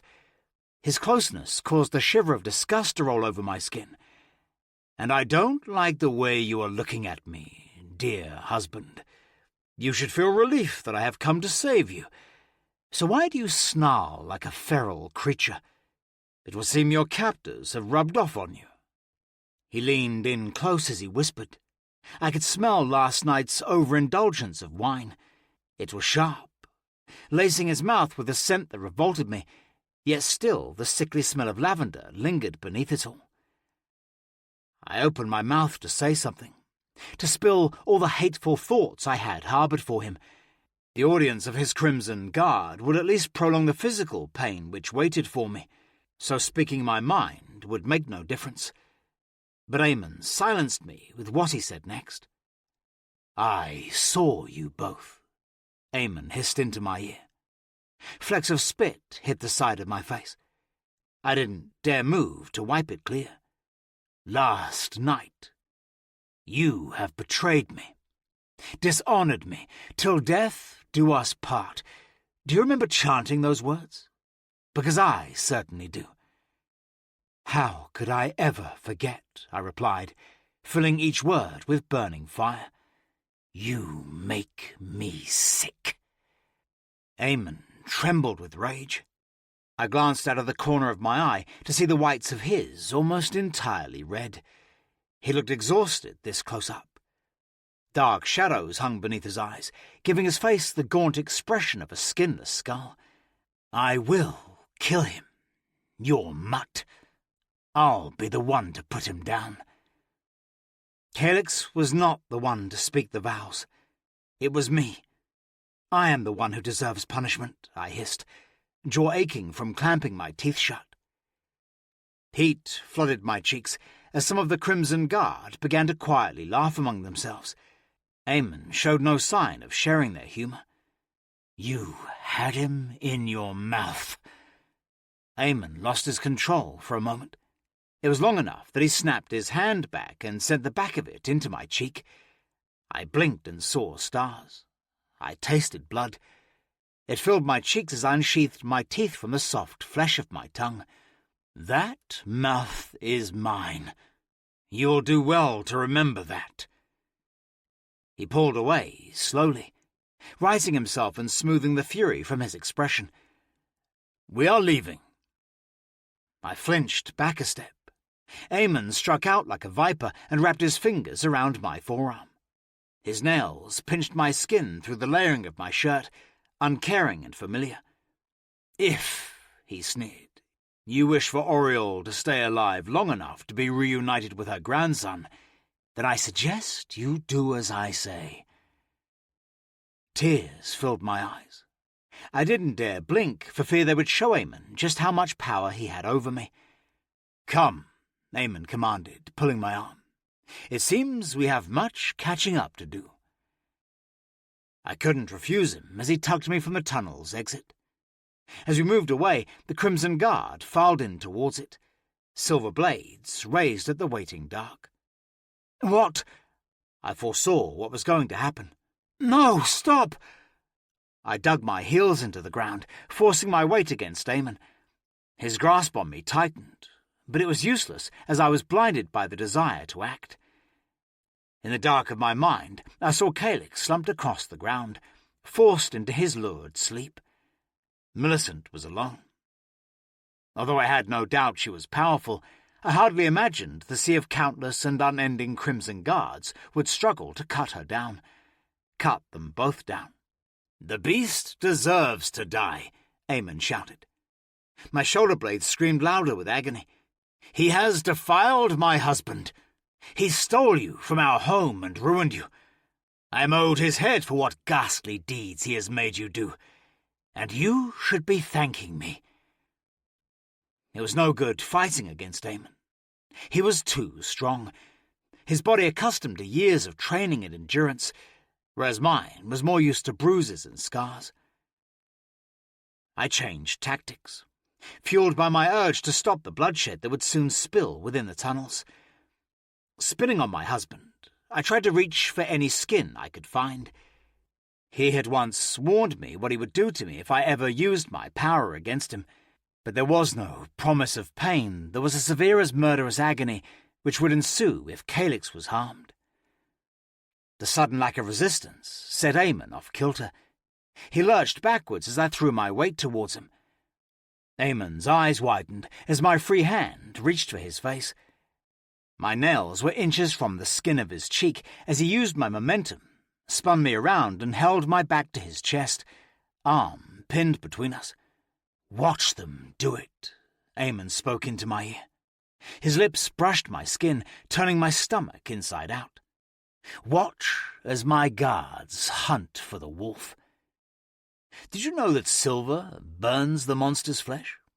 I didn't, not until I found out." I was certain my shoulder had dislocated. The pain blinded me, but I wouldn't close my eyes. I couldn't. I'm sorry. It wasn't him. Please, Eamon. If you love me, then leave him." Eamon pressed a dry-lipped kiss to the side of my face. I recoiled as much as I could, but he had me trapped before him. My skin burned in the place where his lips had touched. I love you enough to protect you from harm, which is why I must hunt the wolf and see that its skin hangs from our walls. Perhaps I could make you a rug or a blanket. Hush, now." He stroked my hair with his free hand. "If you listen, you might just hear his howls. It's a magical noise, one you'll never forget." "Bastard!" I spat. Eamon tugged at my arm, sending a terrible pain across my shoulder and back. If he wasn't holding me up, I would have fallen to my knees. "Am I? For killing the creature that pillaged you? I have seen men hung in the gallows for less." "Calyx didn't. It wasn't—" "Enough!" Eamon snapped a final time. "That is quite enough." I could do little but watch and wait as the Crimson Guard flooded into the waiting dark. They filed in, one by one, in search of their prey. For Calyx. And Eamon was right. It didn't take long before the screams started. Except they were not the screams he desired to listen for. The loosening of his hold on me confirmed that, as did the wave of men and women who ran out of the tunnels they had just entered. "What?" Eamon breathed, but was quickly silenced by the screams of his guards. A growl echoed from the shadows of the tunnel, following every human that left them. It rumbled through the earth until I felt the power behind it vibrate through my bones. The howl of a wolf sounded from deep within the tunnels. It was a song of hunger, anger, and most of all, hate. 23. Calyx prowled from the shadows, thick paws padding heavily across the ground. I felt each one echo through the dewy bed of the forest and up my stiffened legs. In his mouth he held a torn and bloodied arm. As he moved, the fingers wiggled as though they waved, which was impossible because the arm was not attached to anything. Severed. "Take him down!" Eamon screamed so loudly my ears felt as though they would bleed. "Stop running, you fucking cowards, and take that bastard down!" The Crimson Guard had mostly scattered, but it seemed they feared Eamon more than the monster moving towards them. Silver blades raised. The Crimson Guard did not so much as move towards Calyx, but they didn't run away from him either. Instead, they held their ground, each one quaking like a leaf in wind. "Calyx!" I breathed his name. His dark, pointed ears twitched. Slowly, he lifted his eyes towards me. The whites were completely black, all beside the star of gold in their centre. Power emanated from him, thundering and as demanding as the growl deep in his throat. As before, Calyx was part wolf and part man. His body had grown in size and width. Muscles had grown in places impossible to the mundane. He had left the dark tunnels on all fours, but uncurled himself when he saw me. Calyx towered far taller than anyone else as he stood on his bowed back legs. He snatched the severed limb from between his jaws and discarded it on the ground before him with a wet smack. "Master Grey," Eamon said, demanding the creature's attention. Calyx snapped his monstrous stare from me to the man who held me pinned before him. His maw pulled back into a snarl, exposing teeth coated in human blood and flesh. The growl Calyx emitted sent a handful of Crimson Guards from their station as they fled into the forest. A noise rumbled from deep in Calyx's thick fur-coated neck and sounded like a word. "Eamon." My husband laughed, recognizing his name as I had. "If you care for the safety of your grandmother, your brother, then I suggest you turn back into your tunnels and leave with your tail between your legs." Calyx took a giant step forward. It was clear Eamon's threat was unimportant to him. I yelped in pain as Eamon tugged on my dislocated arm. One slight pull and it felt like my skin had been set ablaze. Calyx faltered. Eamon laughed again. Oh, I see. Has family become an afterthought for you now? Perhaps I must alter my warning if my intentions are not clear. Another move, and Rhory here will suffer the consequences. Eamon leaned into my ear. He traced a finger down the side of my face. Although his touch was soft, I felt the bite of his nail leave a red mark across my skin. Tell him, dear husband of mine. Warn the creature what will happen if he doesn't listen. A wave of defiance crested over me like a wave. As it crashed down, my will was torn from me and hurtled violently from my control. Perhaps it was the knowledge that if Calyx heeded Eamon's warning, I would suffer regardless. Pain would wait for me at home as it always did. Punishment for my actions, no matter how just it may have been, would greet me. I pushed against Eamon's hand until my head was straight. My eyes settled on the monster named Calyx. I levelled my chin, and my eyes focused on the monster. When I spoke, it was clear and without panic. Do it. Kill them all. Eamon didn't have the chance to release me before Calyx threw his head back to the skies and howled. Then the monster was running. On all fours, Calyx tore at the ground. As he came to the line of cowering guards, he threw himself into the air. Powerful limbs forced him into the sky as he leapt over the wall of flesh and silver which kept us separated. The force of his landing caused the ground to shake. But Calyx didn't stop, didn't falter. He ran fast, scratching marks deep into the dirt with his blade-like claws. Only when the flash of silver reflected across the creature's face did he stop. Eamon held a knife to my throat. The sharp bite of metal sliced into my skin, enough to sting. It was cold at first, until the warmth of blood began to trickle from the nick the blade had gifted me. Down, Eamon snarled. Dog.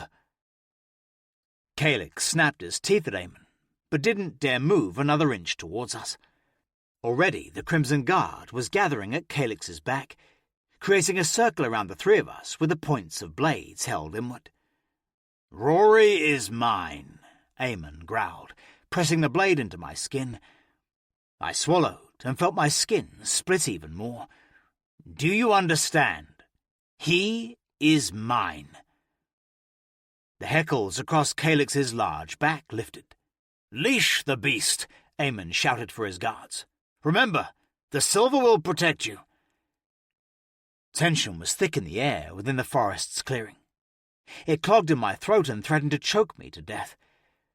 Behind Calyx, a band of guards were holding a thick chain which ended in a belt-like collar. It gleamed, entirely laced with silver. It was the type of collar the elite of Darkmourn tied around their pedigree dogs, as though to prove even the pets they owned benefit from more wealth than most of the city's population. Except this was made for one creature alone, Calyx.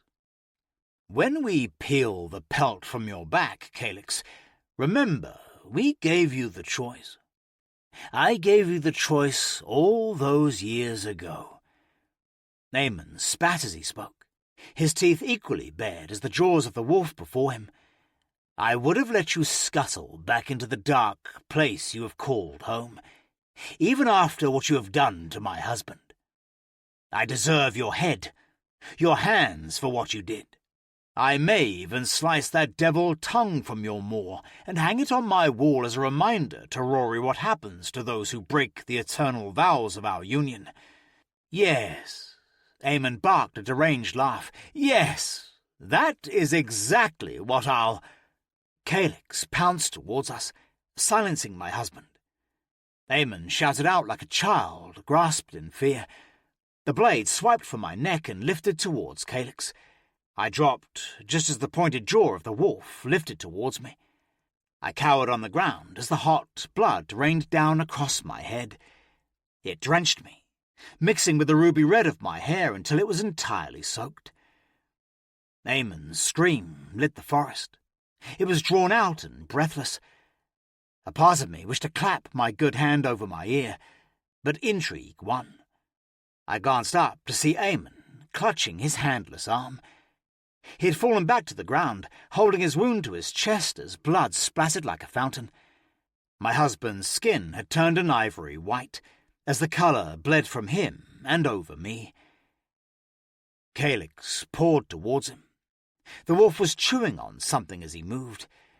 A gag crawled up my throat as I saw the glint of a wedding band around a finger which was still attached to a hand that was more pulp, flesh and snapped bone as Calyx devoured it. The wolf prowled forward, ready to feast on more of Eamon's flesh, until something stopped him. Calyx yelped in pain, jerking his massive paw from the ground. I looked down and saw the silver knife Eamon had held to my throat not that long ago. It had pricked Calyx's paw. It was so small, so pathetic in comparison to the wolf, but the pain it caused him was overwhelming. Agony sang in the wolf's howl as he thrashed and cried. Eamon screamed too, with incoherent words. His Crimson Guard watched in horror and confusion as to what to do. Without an order, they were useless. Whereas the forest seemed bathed in chaos, I felt oddly calm. I reached for the silver knife, covered in both mine and Eamon's blood. I snatched it from the ground. Calyx flinched away from me, whimpering. I turned towards Eamon. He was ashen and his eyelids heavy. He could hardly look at me as I towered over him, the knife held in my good arm. "Look at me," I said, hand shaking as I pointed the blade at him. Eamon didn't listen. He was focused on the blood and exposed bone that once was his hand. "I said, look at me!" I screamed over his cause. He did. Eamon lifted his paling eyes from his wound up to me. They had glazed over with pain and delusion, and he looked through me rather than at me. Slowly he regarded the knife, and then me, and smiled. What are you going to do with that, darling?" he asked, struggling to speak as the agony of his severed hand clogged his throat. I could kill him. Finish this. All I could think about was burying the blade in Eamon's skull so I could watch the light drain from his eyes. And I would have done it. I would have killed him then and there if it wasn't for Calyx. The wolf swept me from my feet and held me to his powerful chest. He was all warmth and strength. It was as though a statue held me, one coated in fur and flesh. I resisted at first, but quickly gave in to my desires. Burying my head into the coarse fur which enveloped me, I blocked out my fear. A rumbling echoed across the side of my face. It came from deep within Calyx, and although it was wordless, it was not meaningless. No. Then we were moving. I was vaguely aware of our direction, but I pinched my eyes closed as the blurring of the world made me feel sick. All that mattered was Calyx had me, and I had him.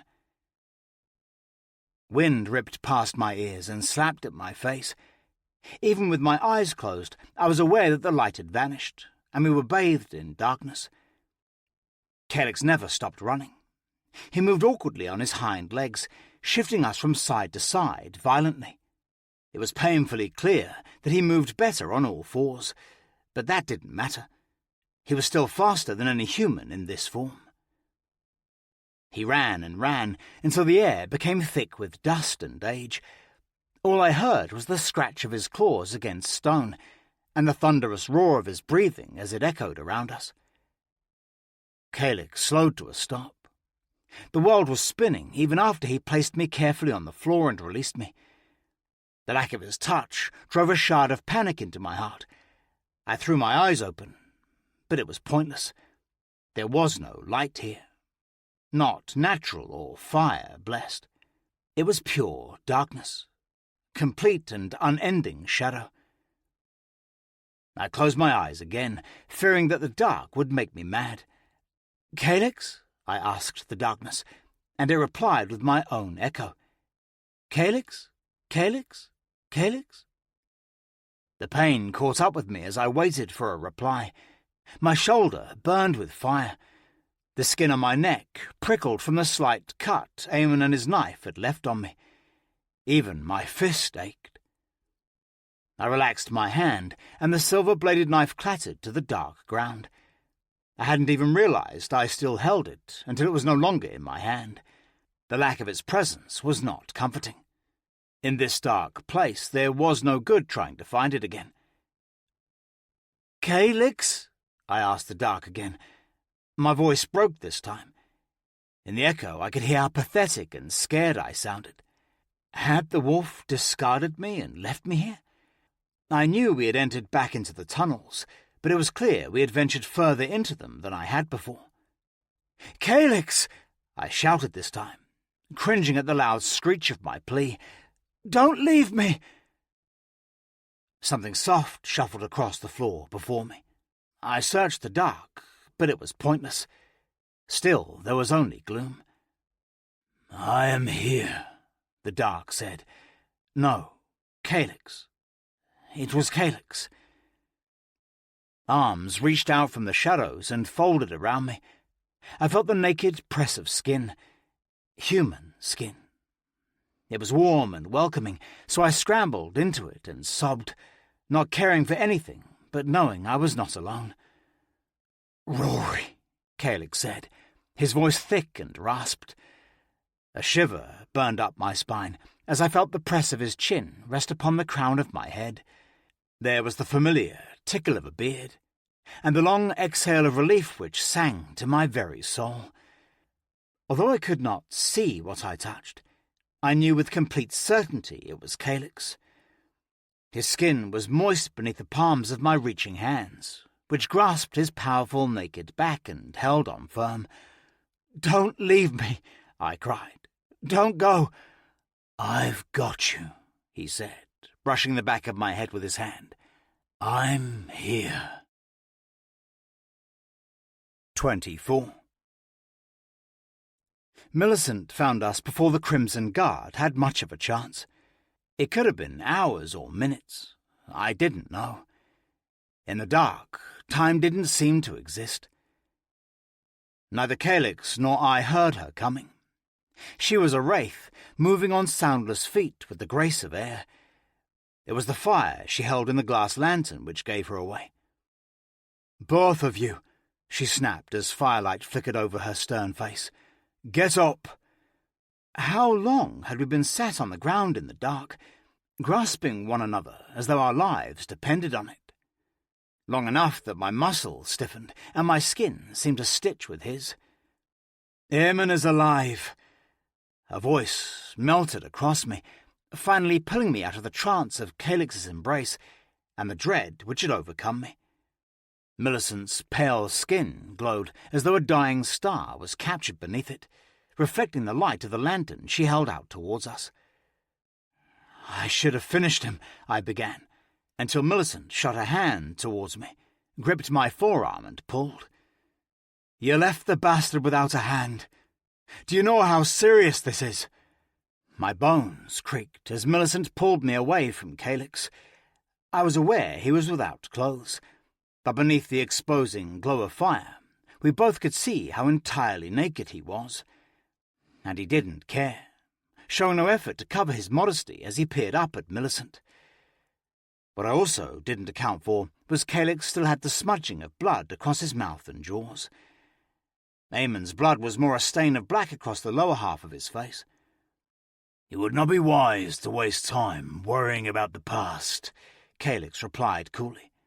"What were you thinking?" she hissed, teeth flashing. "Oriel has been taken by the man you have mutilated. If you thought her treatment would have been kind before, it will be hell for her now, if she is even still alive." Calyx didn't utter a word, nor did I.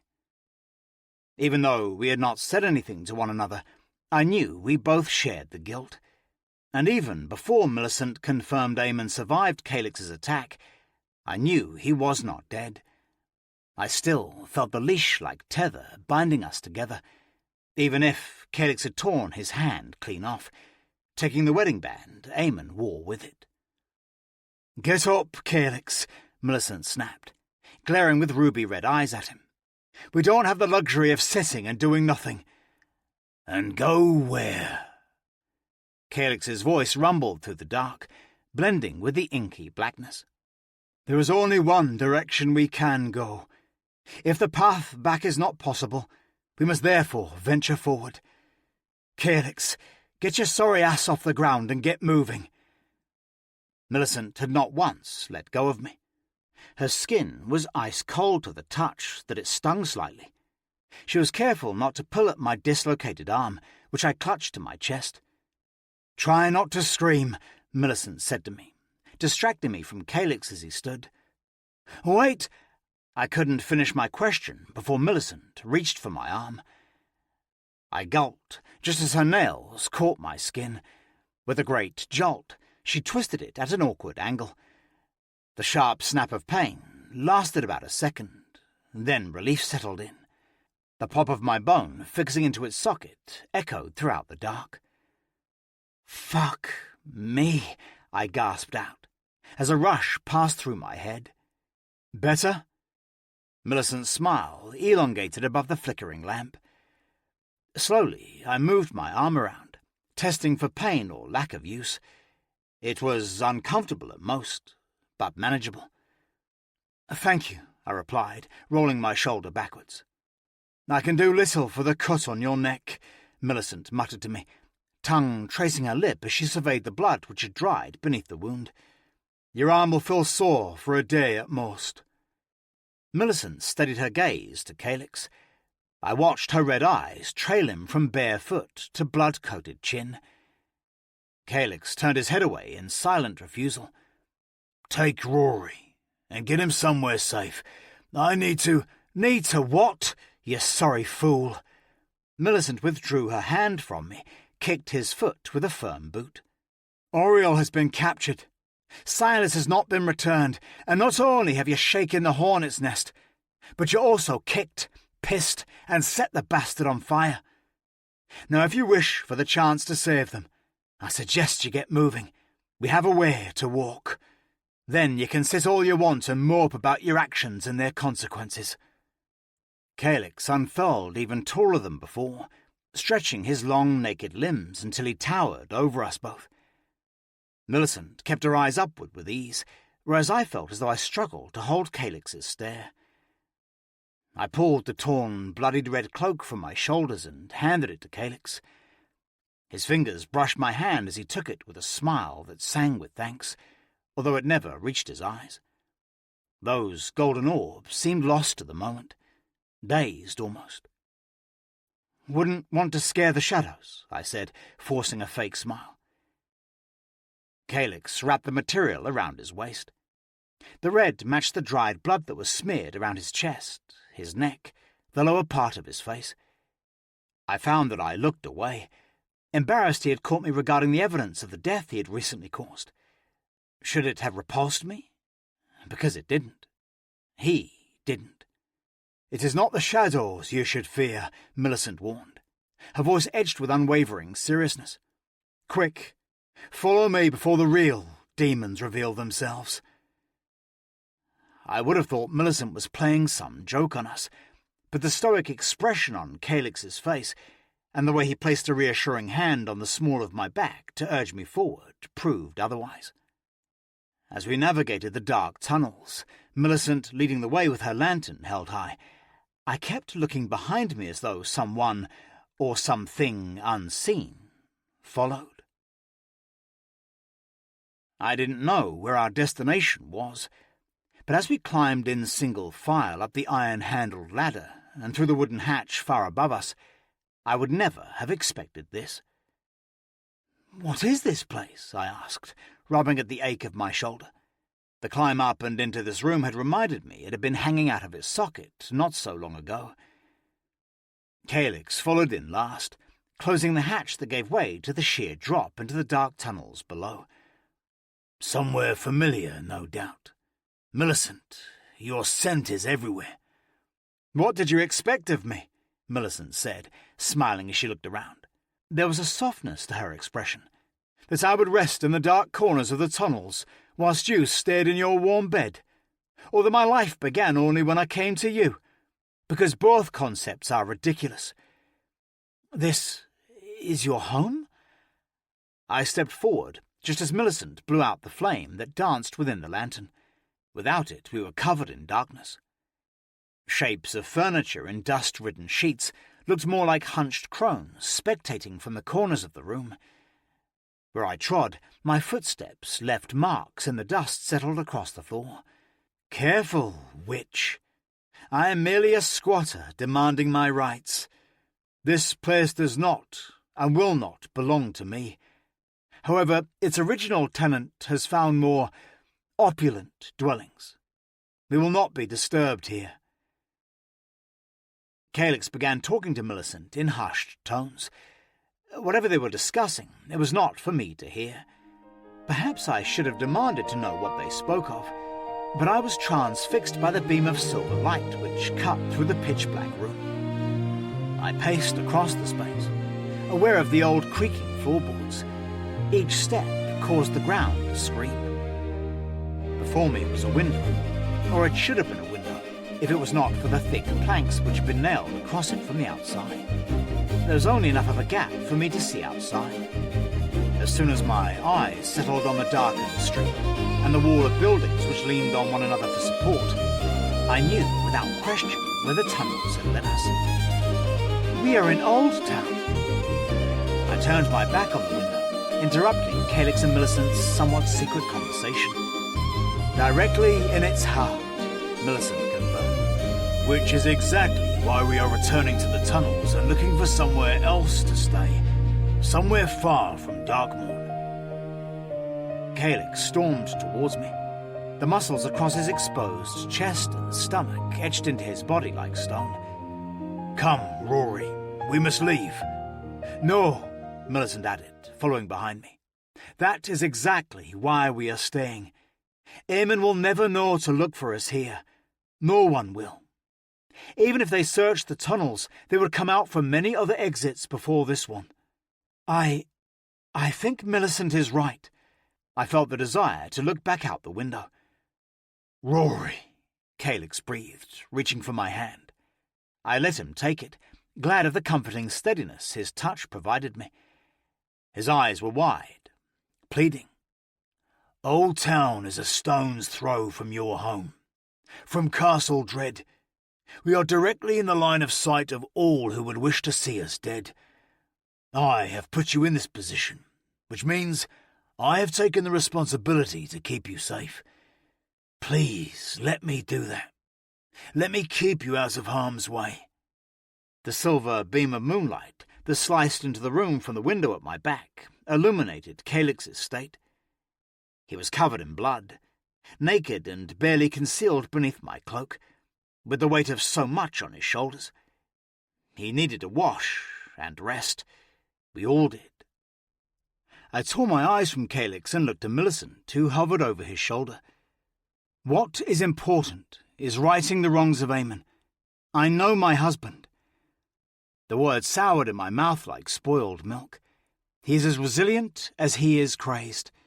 Something is driving him to act in such a manner, and he will not stop until he gets what he wants.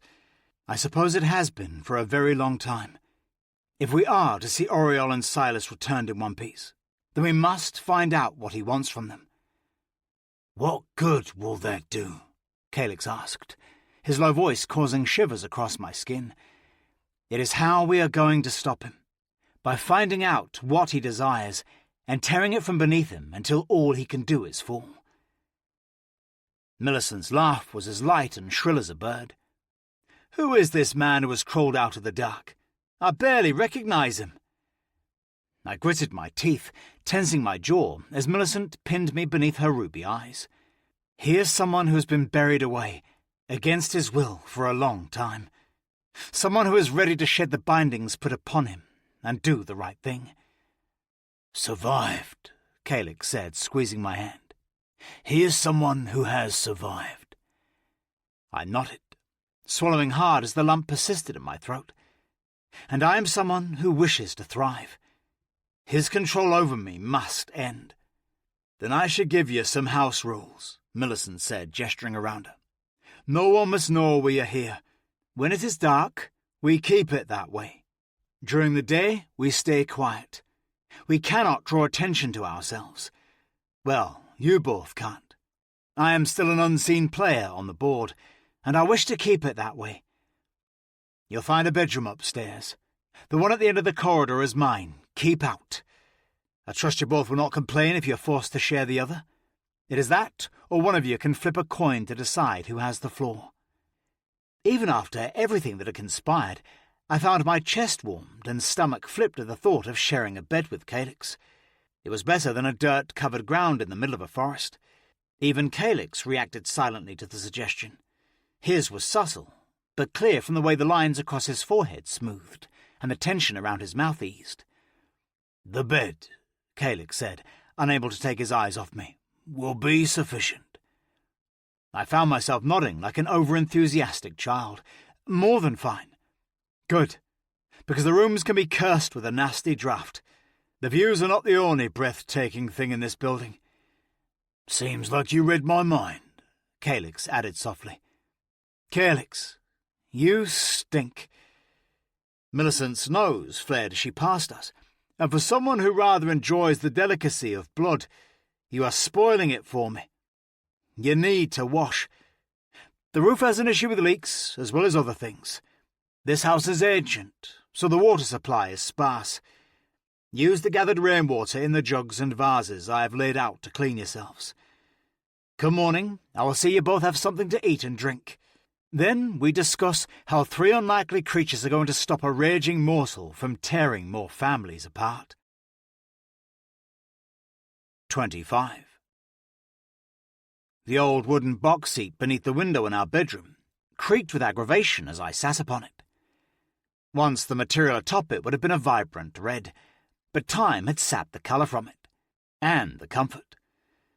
Moths and other unwanted guests had devoured the cushion stuffing until it was left flat and lacklustre.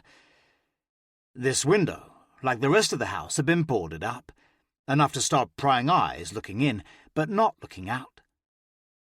Through a narrow slit, I was transfixed by the breathtaking view of Castle Dread. It seemed this place was built for the very purpose of this view.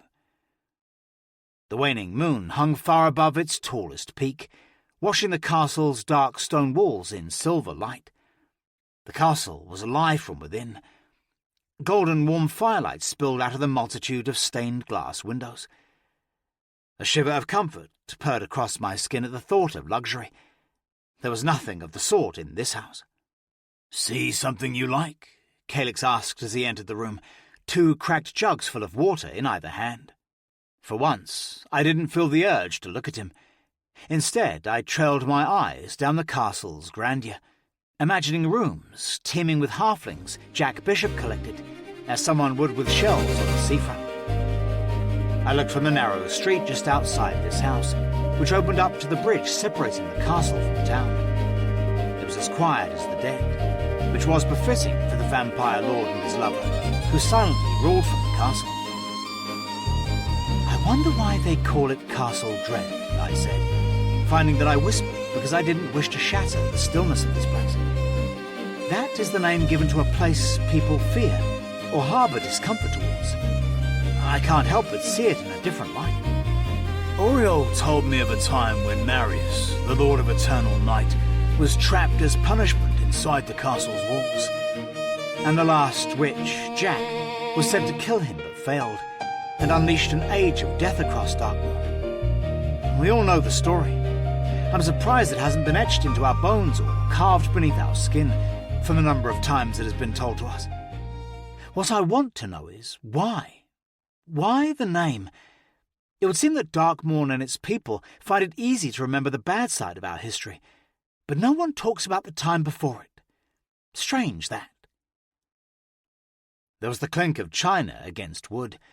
I tore my eyes from the view to a new one.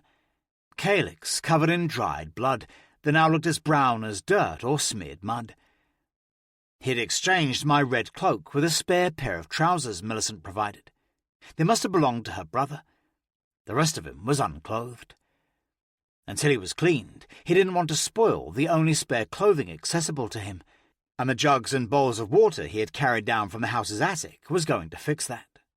You are the only one of us who would ever have the chance to find the answers you seek, Caelix said.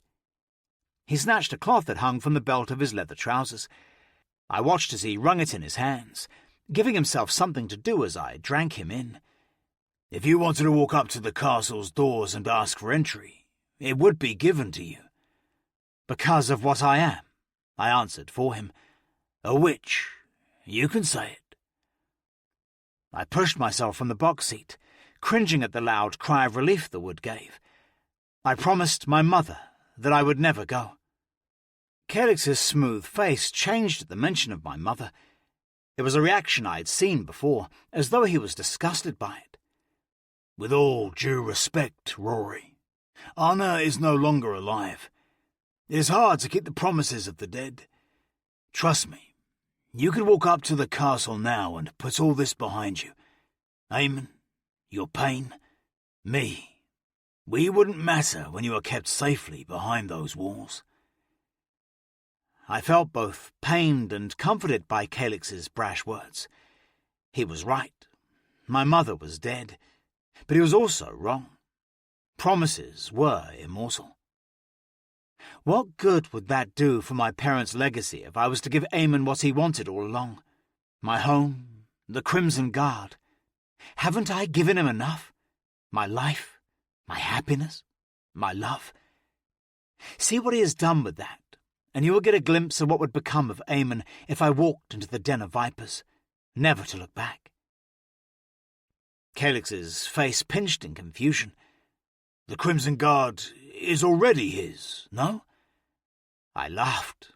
Of course he would think that. But I knew the truth. It had been read out to me the night of my father's death. I have long believed it was the reason Eamon raised his hand to me the first time, out of frustration and anger, defeat. As long as I am alive, the Crimson Guard falls into Eamon's control. I die, and he loses it. It was my father's dying wish, literally, a change made to his will only days before my marriage to Eamon. I practically witnessed the pieces of a puzzle fall into place within Caelix's mind. His stare fell to the ground, his eyes flickering and mouth parted as he worked it all out. The sorrow he regarded me with almost brought me to my knees. All this time, you stayed with him because you had a death wish. I nodded, not feeling anything but a deep, echoing numbness inside of me. I am a coward. I couldn't end myself, but I knew Eamon might. His fits of rage grew the more he became used to hurting me. I knew it would only be a matter of time when his fist hit me too hard, or he strangled me long enough to kill me. Part of the reason I stayed with him is because I couldn't bring myself to do it. The other part of me, the sadistic and hateful side he created, stayed because I longed for him to do it, only for him to suffer the realization that his actions are the reason he lost everything he ever wanted. Caelix discarded the cloth without thought and took me in his hands. I felt so incredibly small when I stood before him. It was the way his neck craned down when he looked at me, or how his hands were so large that it made my arms feel as brittle and narrow as a twig. I'm sorry to disappoint you, but I am never going to let that happen. I folded against Caelix's chest, uncaring if my cheek pressed into the dried blood of the Crimson Guard. Caelix ran his hand across my head over and over, soothing me with his touch and the beat of his heartbeat that slammed within his ribcage. I felt every beat, every single powerful pump as though it kicked against the side of my head. My hands trembled as I traced my fingers up his hard stomach to the 4 puckered red scars across his chest. I hadn't dared ask him about them for fear of what he would say. All this time I had allowed myself the bliss of not knowing. I couldn't hide from it any more. "These marks," I began, but stopped myself as my fingers brushed over the puckered lumps. It was the familiarity of the touch that silenced me. If I closed my eyes, it was as though I had been in this very position before, with the question lingering across my tongue. "What is the matter?" Calyx asked softly, holding me close. How is it I hardly know you, yet my body tells me otherwise? Calyx's breathing hitched. His reaction stopped me and drew my hand away from the scars on his chest. His lips paled and parted, but nothing but a choked gasp came out. Is it pathetic to admit? I asked, pulling free of Calyx. My legs felt like they might have given way at any moment, so I took the chance to sit on the edge of the bed. Calyx stayed standing, unmoving, as though something I had said rooted him to the spot. Your mind and your body are two separate entities, both carrying different memories. And why would my body hold a memory for you? I asked, feeling my mouth become dry as I spoke. There was something in his gaze, an ominous shadow passing over the glow of the sun and blocking it out completely. Because it should. It remembers what you do not. A nervous laugh burst out of me. It was the heavy weight of Calyx's stare that unnerved me, because I sensed there was something hiding beneath it. I recognized the emotion for what it was. Even without my power, his feelings sang in the air, thick and suffocating. Sadness, regret. But there was something else. I had sensed guilt on Calyx once before, but this was stronger, more prevalent.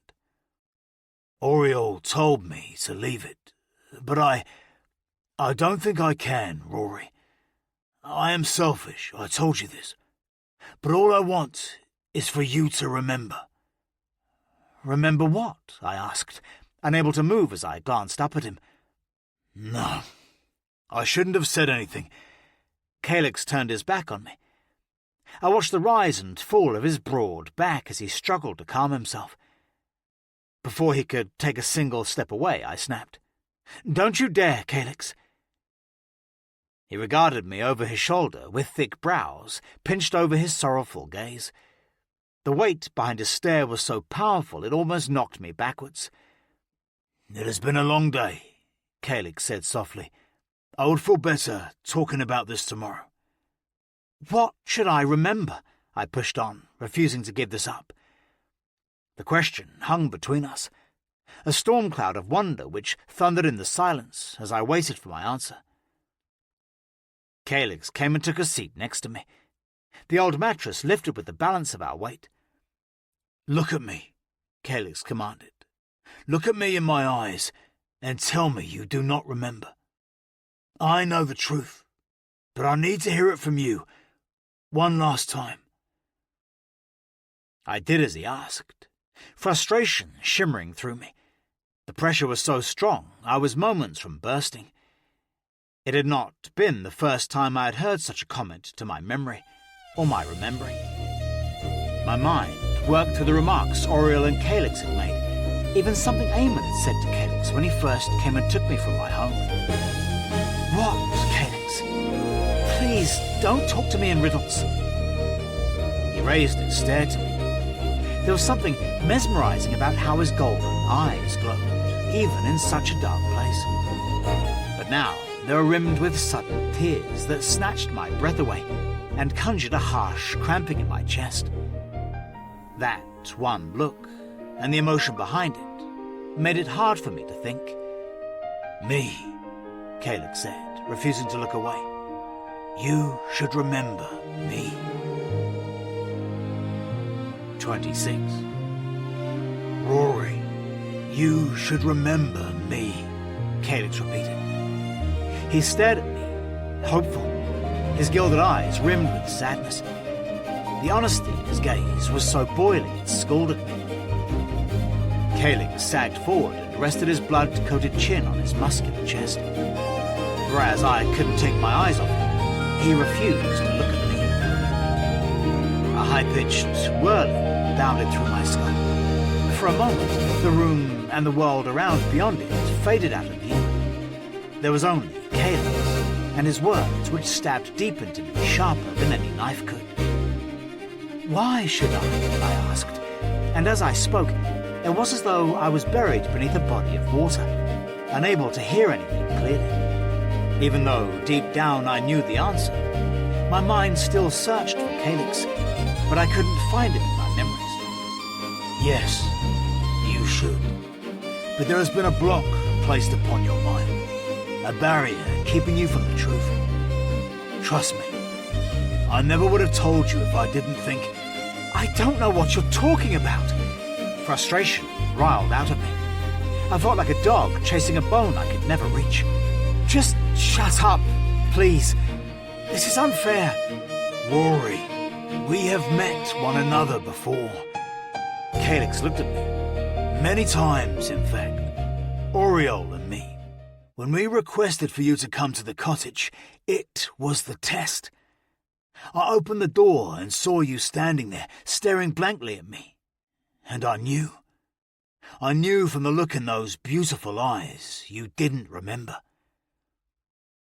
My tongue felt swollen in my dry mouth.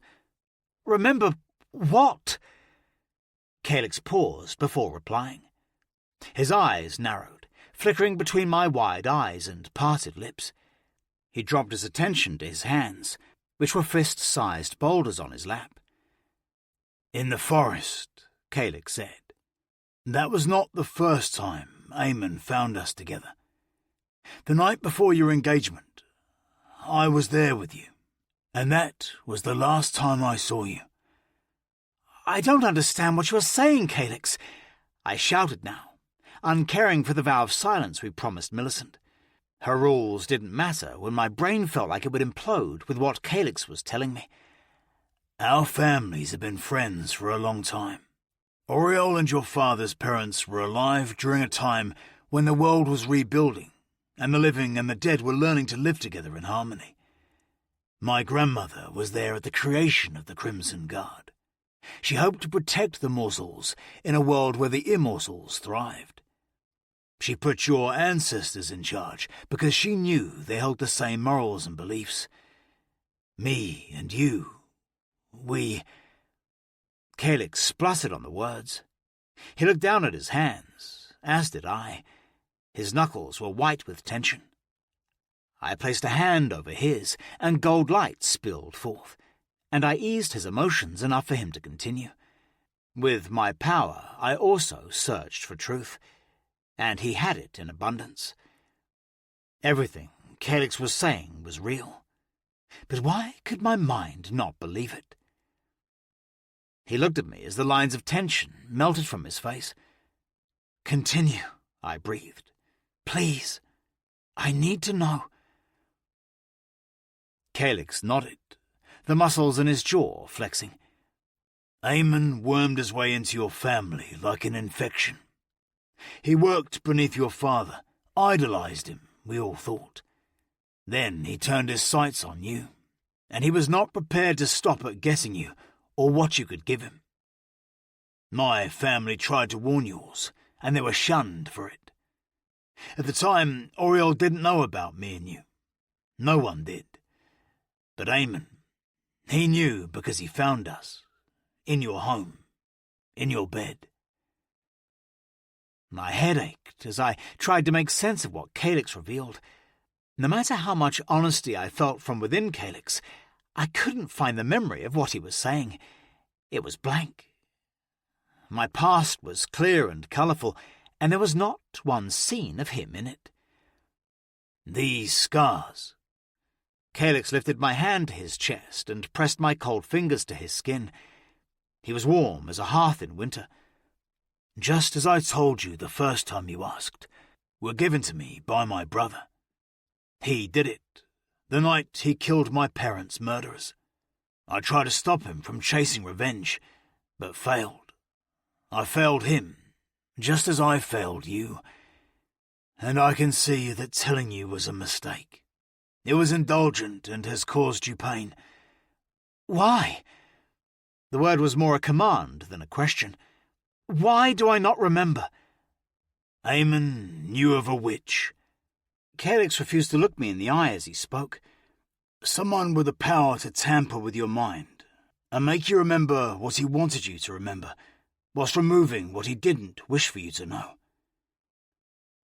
As Calyx spoke, I raised my spare hand and pushed my fingers into the soft skin of my temple. We heard of your engagement to Eamon the following day. I came back to see you.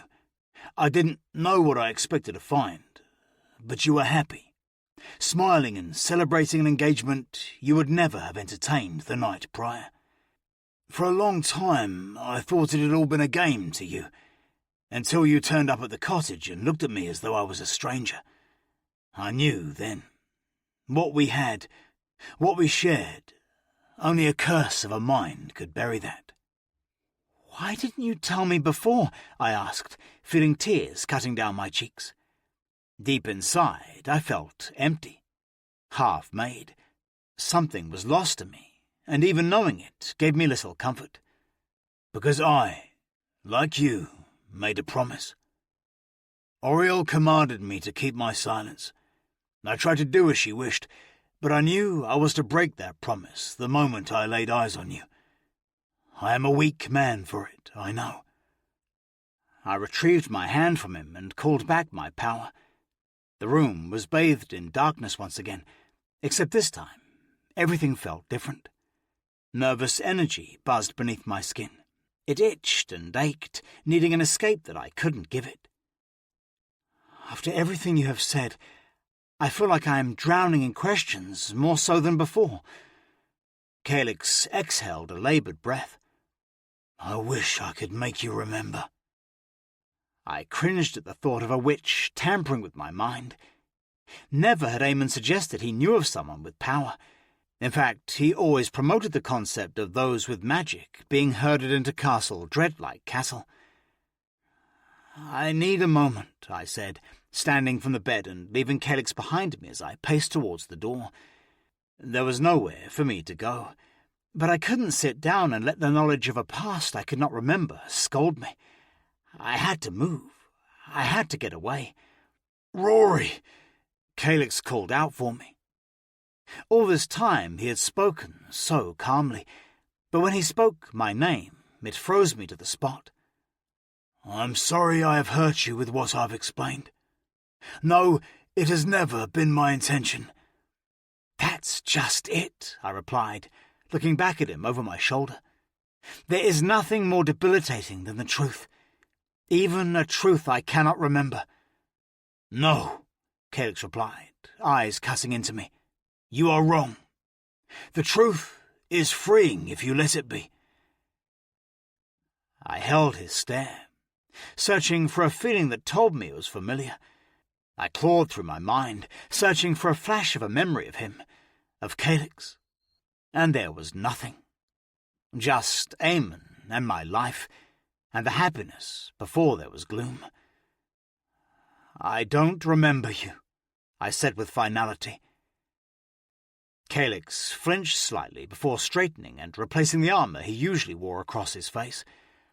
"I know, but, Rhory, I remember you. My heart has known pain. Pain I wouldn't even wish upon Eamon, and I have ached for you, longed for you. But I know it will never be the same. You will never know the feelings I harbour for you, feelings that we once shared, and I am sorry about that. But if it is any consolation, I've held the same flame for you I did all those years ago, a flame not even Eamon could extinguish. I missed you with such terrible, boiling agony. Just the thought of you could undo me. Your mind might not remember, but your body does. You said as such." Fury crawled up my throat and came out as a vicious scream. It was not fury at him, but at the frustration that my mind was not my own. My memory, although belonging to me, had been taken from me. Eamon had infected my body, my will, and now my mind, and I felt wrath at that truth. "But I don't remember you. Fuck my body. It matters little. I don't remember.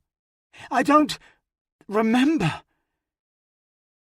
Calyx was there, kneeling on the ground before me. He moved with such speed that the still surface of the water in the jugs and bowls rippled as though a stone had been thrown within them. "I can't give you back the memories that have been taken from you, Rhory. But if you let me, I will replace them." My entire body trembled with so many conflicting emotions. I felt as though I would burst if handled with uncaring hands. But there was nothing uncaring about Calyx.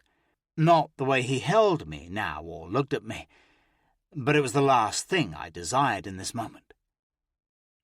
As I stared down at him, I finally understood the guilt and hurt which cursed him when I was near.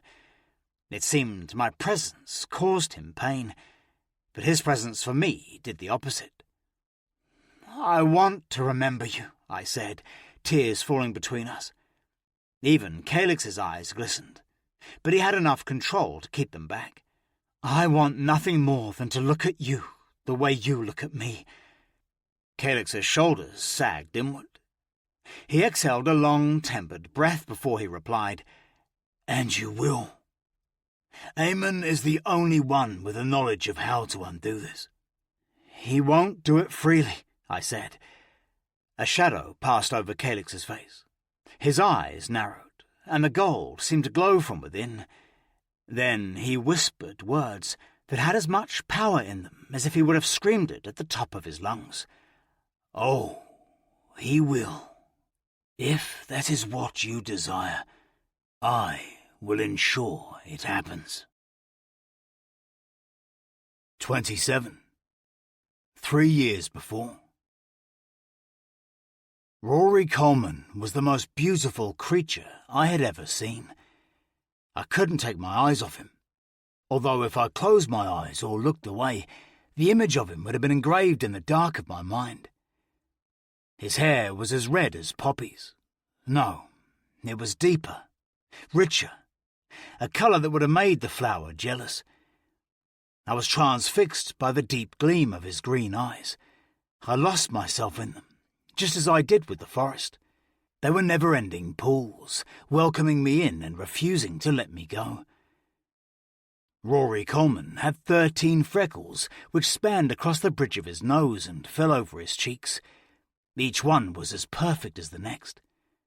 If there was not a table between us, I would likely have reached out and placed my finger upon each one in turn.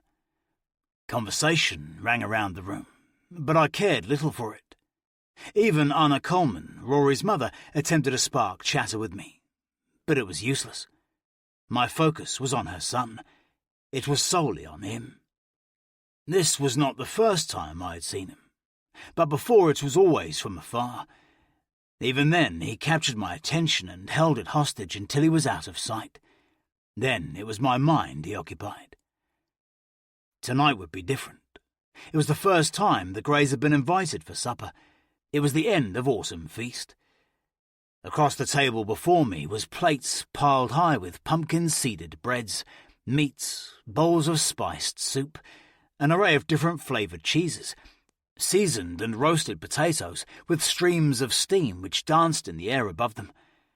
Glasses of wine never went empty, always refilled by one of the many housemaids the Colemans hired. All but my glass. I had not touched it since I had sat down, nor did I reach out to spoon food onto my plate. I couldn't do anything but look at him, and he knew it. Rhory sensed my attention and glowed beneath it, his cheeks blossoming with a scarlet blush. Rory's father was seated at the head of the table. To Michael's side was my grandmother, Oriole, and on the other side was his shadow, Eamon, a young man who had climbed the ranks of the Crimson Guard in the past few years. It amazed me how bored he looked. Perhaps Eamon's mood was affected by my brother, who practically chewed his ear off with one-sided conversation. Silas always was one to talk. Since we were children, my younger brother was always better in crowds. Where he thrived, I wanted to slip into the shadows where I could prowl and watch. Until now. Now, I wanted to be in the light so Rhory could see me. And see me he did. "Would you like some?" I snapped out of my trance when I realised it was Rhory who held a plate of thinly sliced beef over the table towards me. My eyes fell from his to the spreading of red across his cheeks, and then down to his hand. He held the plate firmly, and the way he did so gave me view to the dusting of freckles across his knuckles. I wondered just how far they went as I followed their constellation into the shadows of his sleeve. "Thank you," I replied, realizing quickly that Rhory was still holding the plate, and some awkward seconds had passed. "You're welcome," he replied quietly. I took the plate. As I did, it was Rory's opportunity for his gaze to wander. A warmth spread across my chest as I felt his eyes trail over me. Then they fell to his knife and fork, severing his attention. It was disappointment that urged me to speak again. I wanted his eyes on me, not anything or anyone else. "All these years, I am surprised this is the first time we have met."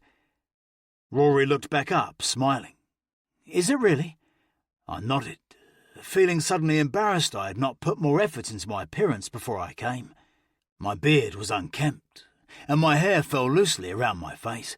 It felt silly to keep having to tuck the unruly strands behind my ear, but it seemed to make Rhory smile at least. "I believe so," I replied, taking the glass in my hand just to give it something to do. "I would have remembered if we had." "And why is that?" Rhory asked, looking at me through his lashes. Something uncoiled in the pit of my stomach. The suggestive gleam in his eyes was enough to undo me. How could a stranger have such an ability to disable me? "Because you are rather memorable," I said, my voice edged with confidence. The apples of his cheeks blossomed a deeper scarlet, matching that of the cloaks Michael Coleman, Eamon, and the handful of other Crimson Guards wore around the table. Rory's eyes fell once again to his plate. Guilt twisted through me. "I didn't mean to embarrass you." I couldn't stop myself from blurting out. Thank the gods I held the glass of wine, otherwise I might have smacked my palm against my forehead. "You haven't at all," Rhory said. We didn't say anything again after that. I wanted to add something else in, but I feared my mouth would get me into further bother. Anna Coleman had turned to Oriel and was speaking on how well Michael's health had seemed to steady.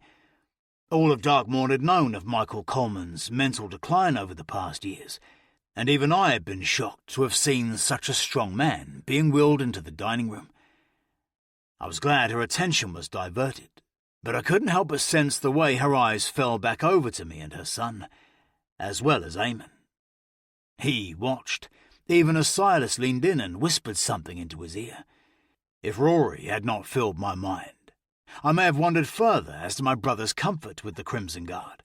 He acted familiarly around him, which shouldn't have surprised me, as Silas was always the more social of the two of us. Since our parents' murder, he had come more out of his shell, whereas I sulked further into mine. I almost refused to come tonight, but with Rhory so close before me, I didn't regret joining one slight bit. I decided to join in and eat something. If anything, it gave me something else to focus on. No matter if I wanted to, I couldn't sit here and just watch Rhory. It was odd and would likely scare him off, and that was the opposite of how I desired to make him feel. The evening moved on quickly. The savoury food was swapped out for a display of desserts. Not even the sweet smells of cinnamon, nutmeg and clove could distract me from Rhory. His attention had soured as the evening progressed, which caused an uncomfortable pang to fill my chest. Rhory watched his father every now and then. His smile had faded completely when his mother had to go and help Michael with his food. He had only so much energy to feed himself, so Anna had to swap places with Oriel just so she could sit beside him and help him with each mouthful. I couldn't bear to see Rhory in such a way. The sorrow didn't suit his face. He had the type of expression that deserved a smile.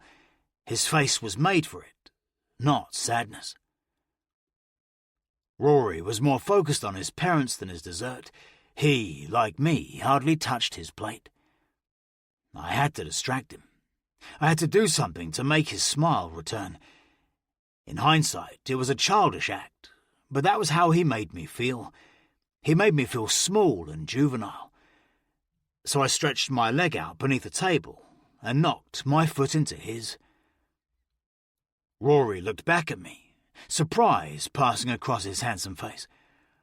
"I was hoping," I said, now I had his attention again. "Would you care to give me a tour?" "A tour?" Rhory replied. "Of what?" "Anything," I breathed, not caring. I just wanted to get him out of the room alone. Rhory held my gaze. I was prepared for him to refuse me, because of course my request was ridiculous. Then my heart jolted as Rory's chair screeched back and he stood. The entire room fell silent. "What is it, darling?" Anna called out, lowering the spoon from her husband's mouth. He had food down the side of his lips. If it was not for the napkin he had tucked into his collar, his shirt would have been covered in caramel sauce. "I'm going to show Calyx Grey our library, if you do not mind." How did he know my name? Had I told him? I racked my brain, trying to remember when I had said it, but I knew, deep down, I had never revealed it. Which meant he knew it before, and I longed for him to say it again. Anna Coleman looked at me, her gaze narrowing slightly. "But we are having dessert. Mildred made your favourite, and I'm sure there will be some spare," Rhory interrupted. I got the impression he often got what he wanted. "Let them go," Oriole said from beside me. My grandmother was half a bowl into the trifle. For such an old woman, she could certainly put away her food, especially if it was of the sugary variety. I stood too, before anyone else could object, but nothing came. Anna agreed, allowing us to leave, which was strange, because never in my 32 years of life had I needed to ask permission to leave a table. It only added to how young I felt around Rhory. I almost had the urge to giggle as he gestured for me to follow. We left the dining room quickly, moving into the warmth of the fire-lit foyer beyond. Sweeping stairs stretched out before us, disappearing up into the floor above. "So," Rhory said, turning around to face me, "you've got me away from them all." I opened my mouth to reply, but he promptly added, "And don't play coy. I rather enjoy honesty." I exhaled through a smile, feeling my cheeks ache with the expression. Rhory was far shorter than me, but beneath his gaze he made me feel small. And here I thought you were desperate to show me the library. Rhory leaned his weight on one leg, popping his hip out and crossing his arms. "Are you much of a reader?" I couldn't lie to him. "Not really." "So you wouldn't be bothered to see it?" "Is it empty?" I asked. Rhory narrowed his jade-green eyes. "All this just to get me alone? Is that it?" I straightened my back, refusing to back down. I must practice on my ability to be subtle. Rhory pouted his pink blush lips. "Yes, you should. It needs improving." I prepared myself for him to tell me to go back to the dining room, but that was not the command that came out of his mouth. Instead, he turned his back on me and faced the stairs. "But I must admit that I admire your effort," Rhory said, walking away from me. I was left, standing like a fool in the middle of his foyer when he called back over his shoulder, "Come then. You've got me alone until dessert is over. If I was you, I wouldn't waste another moment." There was not much talking between us when we reached Michael's office. Before I could even admire the wall of bookshelves and the grand oak-carved desk placed in the middle of the room, Rhory was on me. His mouth crashed into mine before the door clicked shut completely at our backs. The suddenness of it took my breath away, but I didn't shy away from it. My back was shoved into the door, spine pressed into it with the weight of Rhory before me. His hands were on my face, his fingers running through my beard and up my cheeks. His skin was warm, but I held back the urge to hold him in return. I feared it would shatter this illusion. If I dared move a muscle, it would ruin this moment. Noticing my lack of response, Rhory pulled back. He practically leaned on me, on his tiptoes until he pulled away, wiping his mouth with the back of his sleeve. "Perhaps I got the wrong end of the stick," he said. Even in the dull glow of the silver moon beyond the room, I could still make out the embarrassment creeping over his face. My eyesight was far better than most, but it was my ability to hear the beating of his heart which transfixed me. It thundered wildly, skipping every time he caught my gaze. "No, you certainly are not wrong." I pushed from the door and closed the space between us in 2 strides. Rory's chin was smooth to the touch as I slipped my 2 fingers beneath it and lifted upwards until he was looking at me again. "I just thought we might have had a conversation first, although I am not going to pretend I'm disappointed we haven't." "Who are you?" Rhory asked, the question knocking me off guard. "And how dare they keep you from me? The feasts Mother and Father put on would have been more bearable if you had joined them."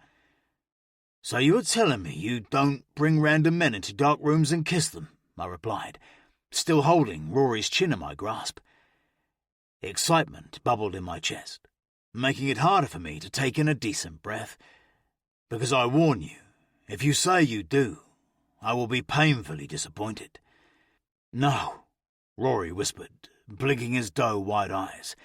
"Never." "Then I consider myself lucky," I murmured.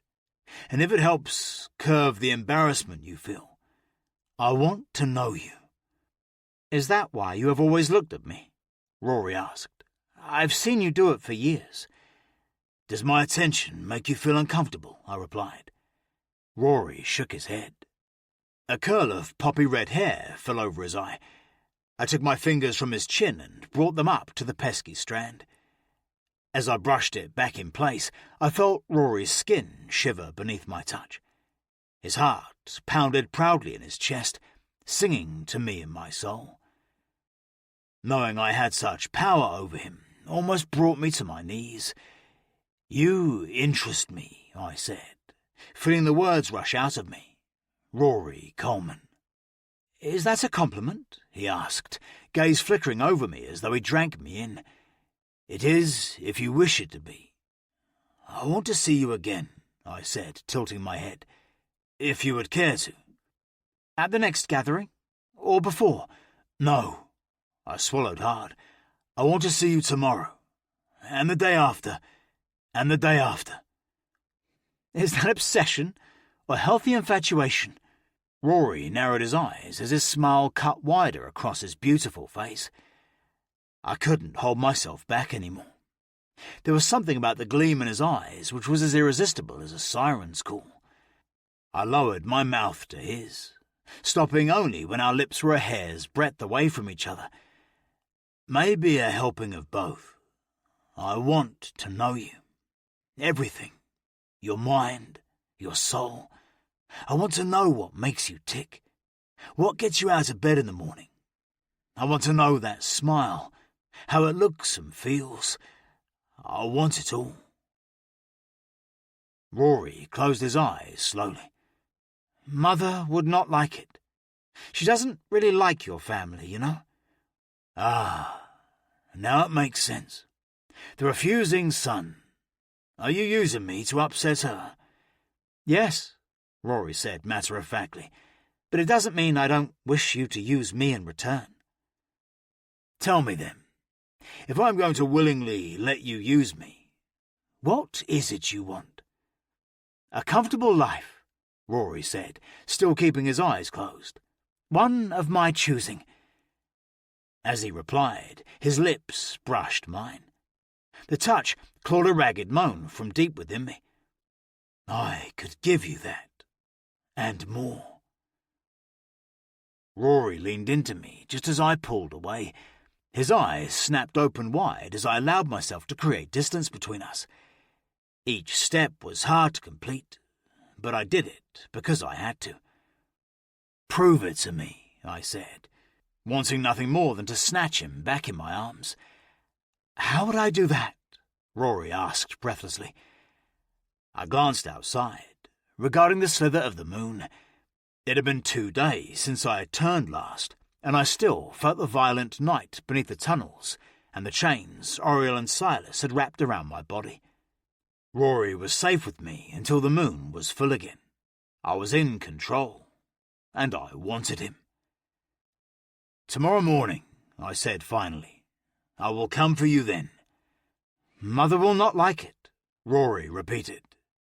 "I get the impression you do not care what she approves of or not." The corners of Rory's mouth lifted. The smile was becoming and overcame his entire face until his eyes glowed with it. "Tomorrow it is, then," Rhory said. "But I don't know if I have the patience to wait that long." A laugh bubbled out of me, echoing the lightness that filled my chest. "Believe me, Rhory, I have waited a long time for this. I think you can wait until tomorrow morning. I'm not the type of man to steal you away in the night." "That is a shame," Rhory pouted, flexing his fingers at his sides as though he didn't know what to do with himself. "And what type of man are you, Calyx Grey?" "Meet me tomorrow, and you will find out." Rhory swept towards me, snatching control of the moment with a press of his chest into the firmness of my stomach. "Very much look forward to it." I knew, with complete certainty, Rhory spoke with honesty as my ears focused on the steady hum of his heart.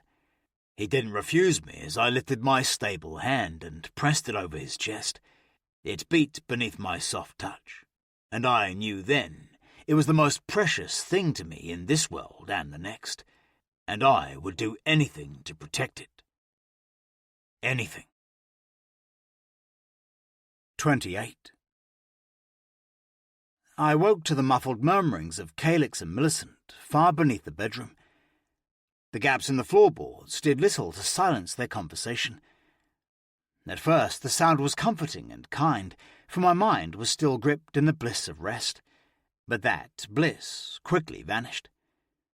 Straining my ears, I could pick out words here and there through the groggy tiredness that lingered in my mind. But then the events of the night prior came flooding back in full destructive force. My first mistake was to stretch my arms out of the cocoon of warmth the quilt provided me. It was instantly scalded by the cold chill that seeped in through the broken glass windows and thin old walls. My second mistake came quickly after I chose to face the memories from last night, and the new understanding that my mind was not, in fact, mine at all. Calyx and I had hardly spoken after he revealed our shared history.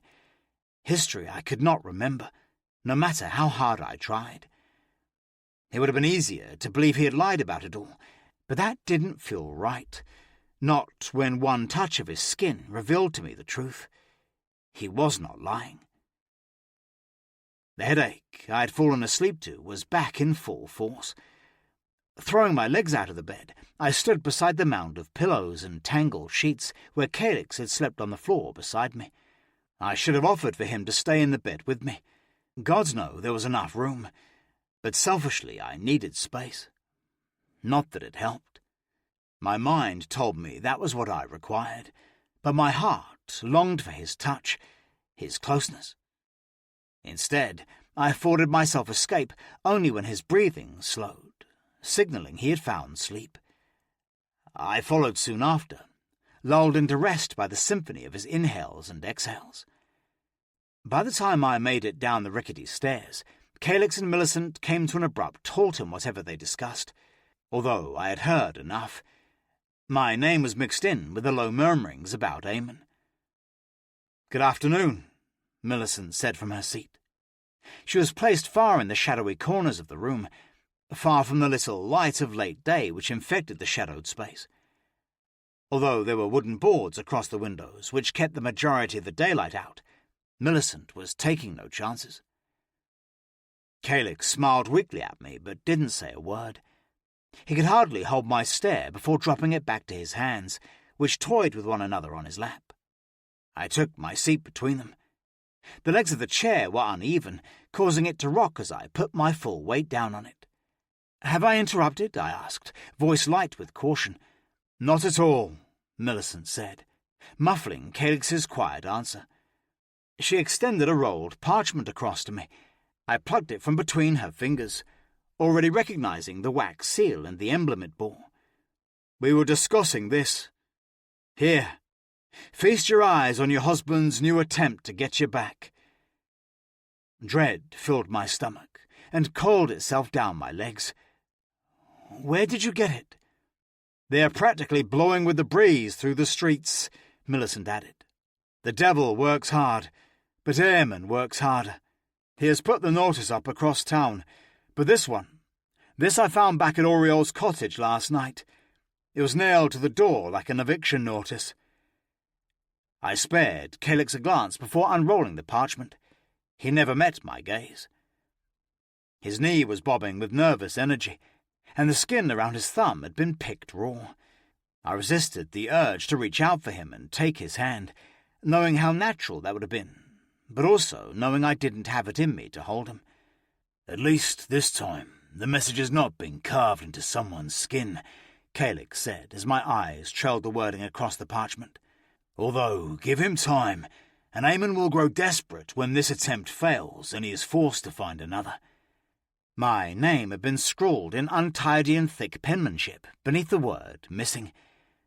It was a short notice, which detailed the incorrect account that I had been missing for days, and whoever found me would be awarded a trunk of coins. "To be paid in abundance by the Crimson Guard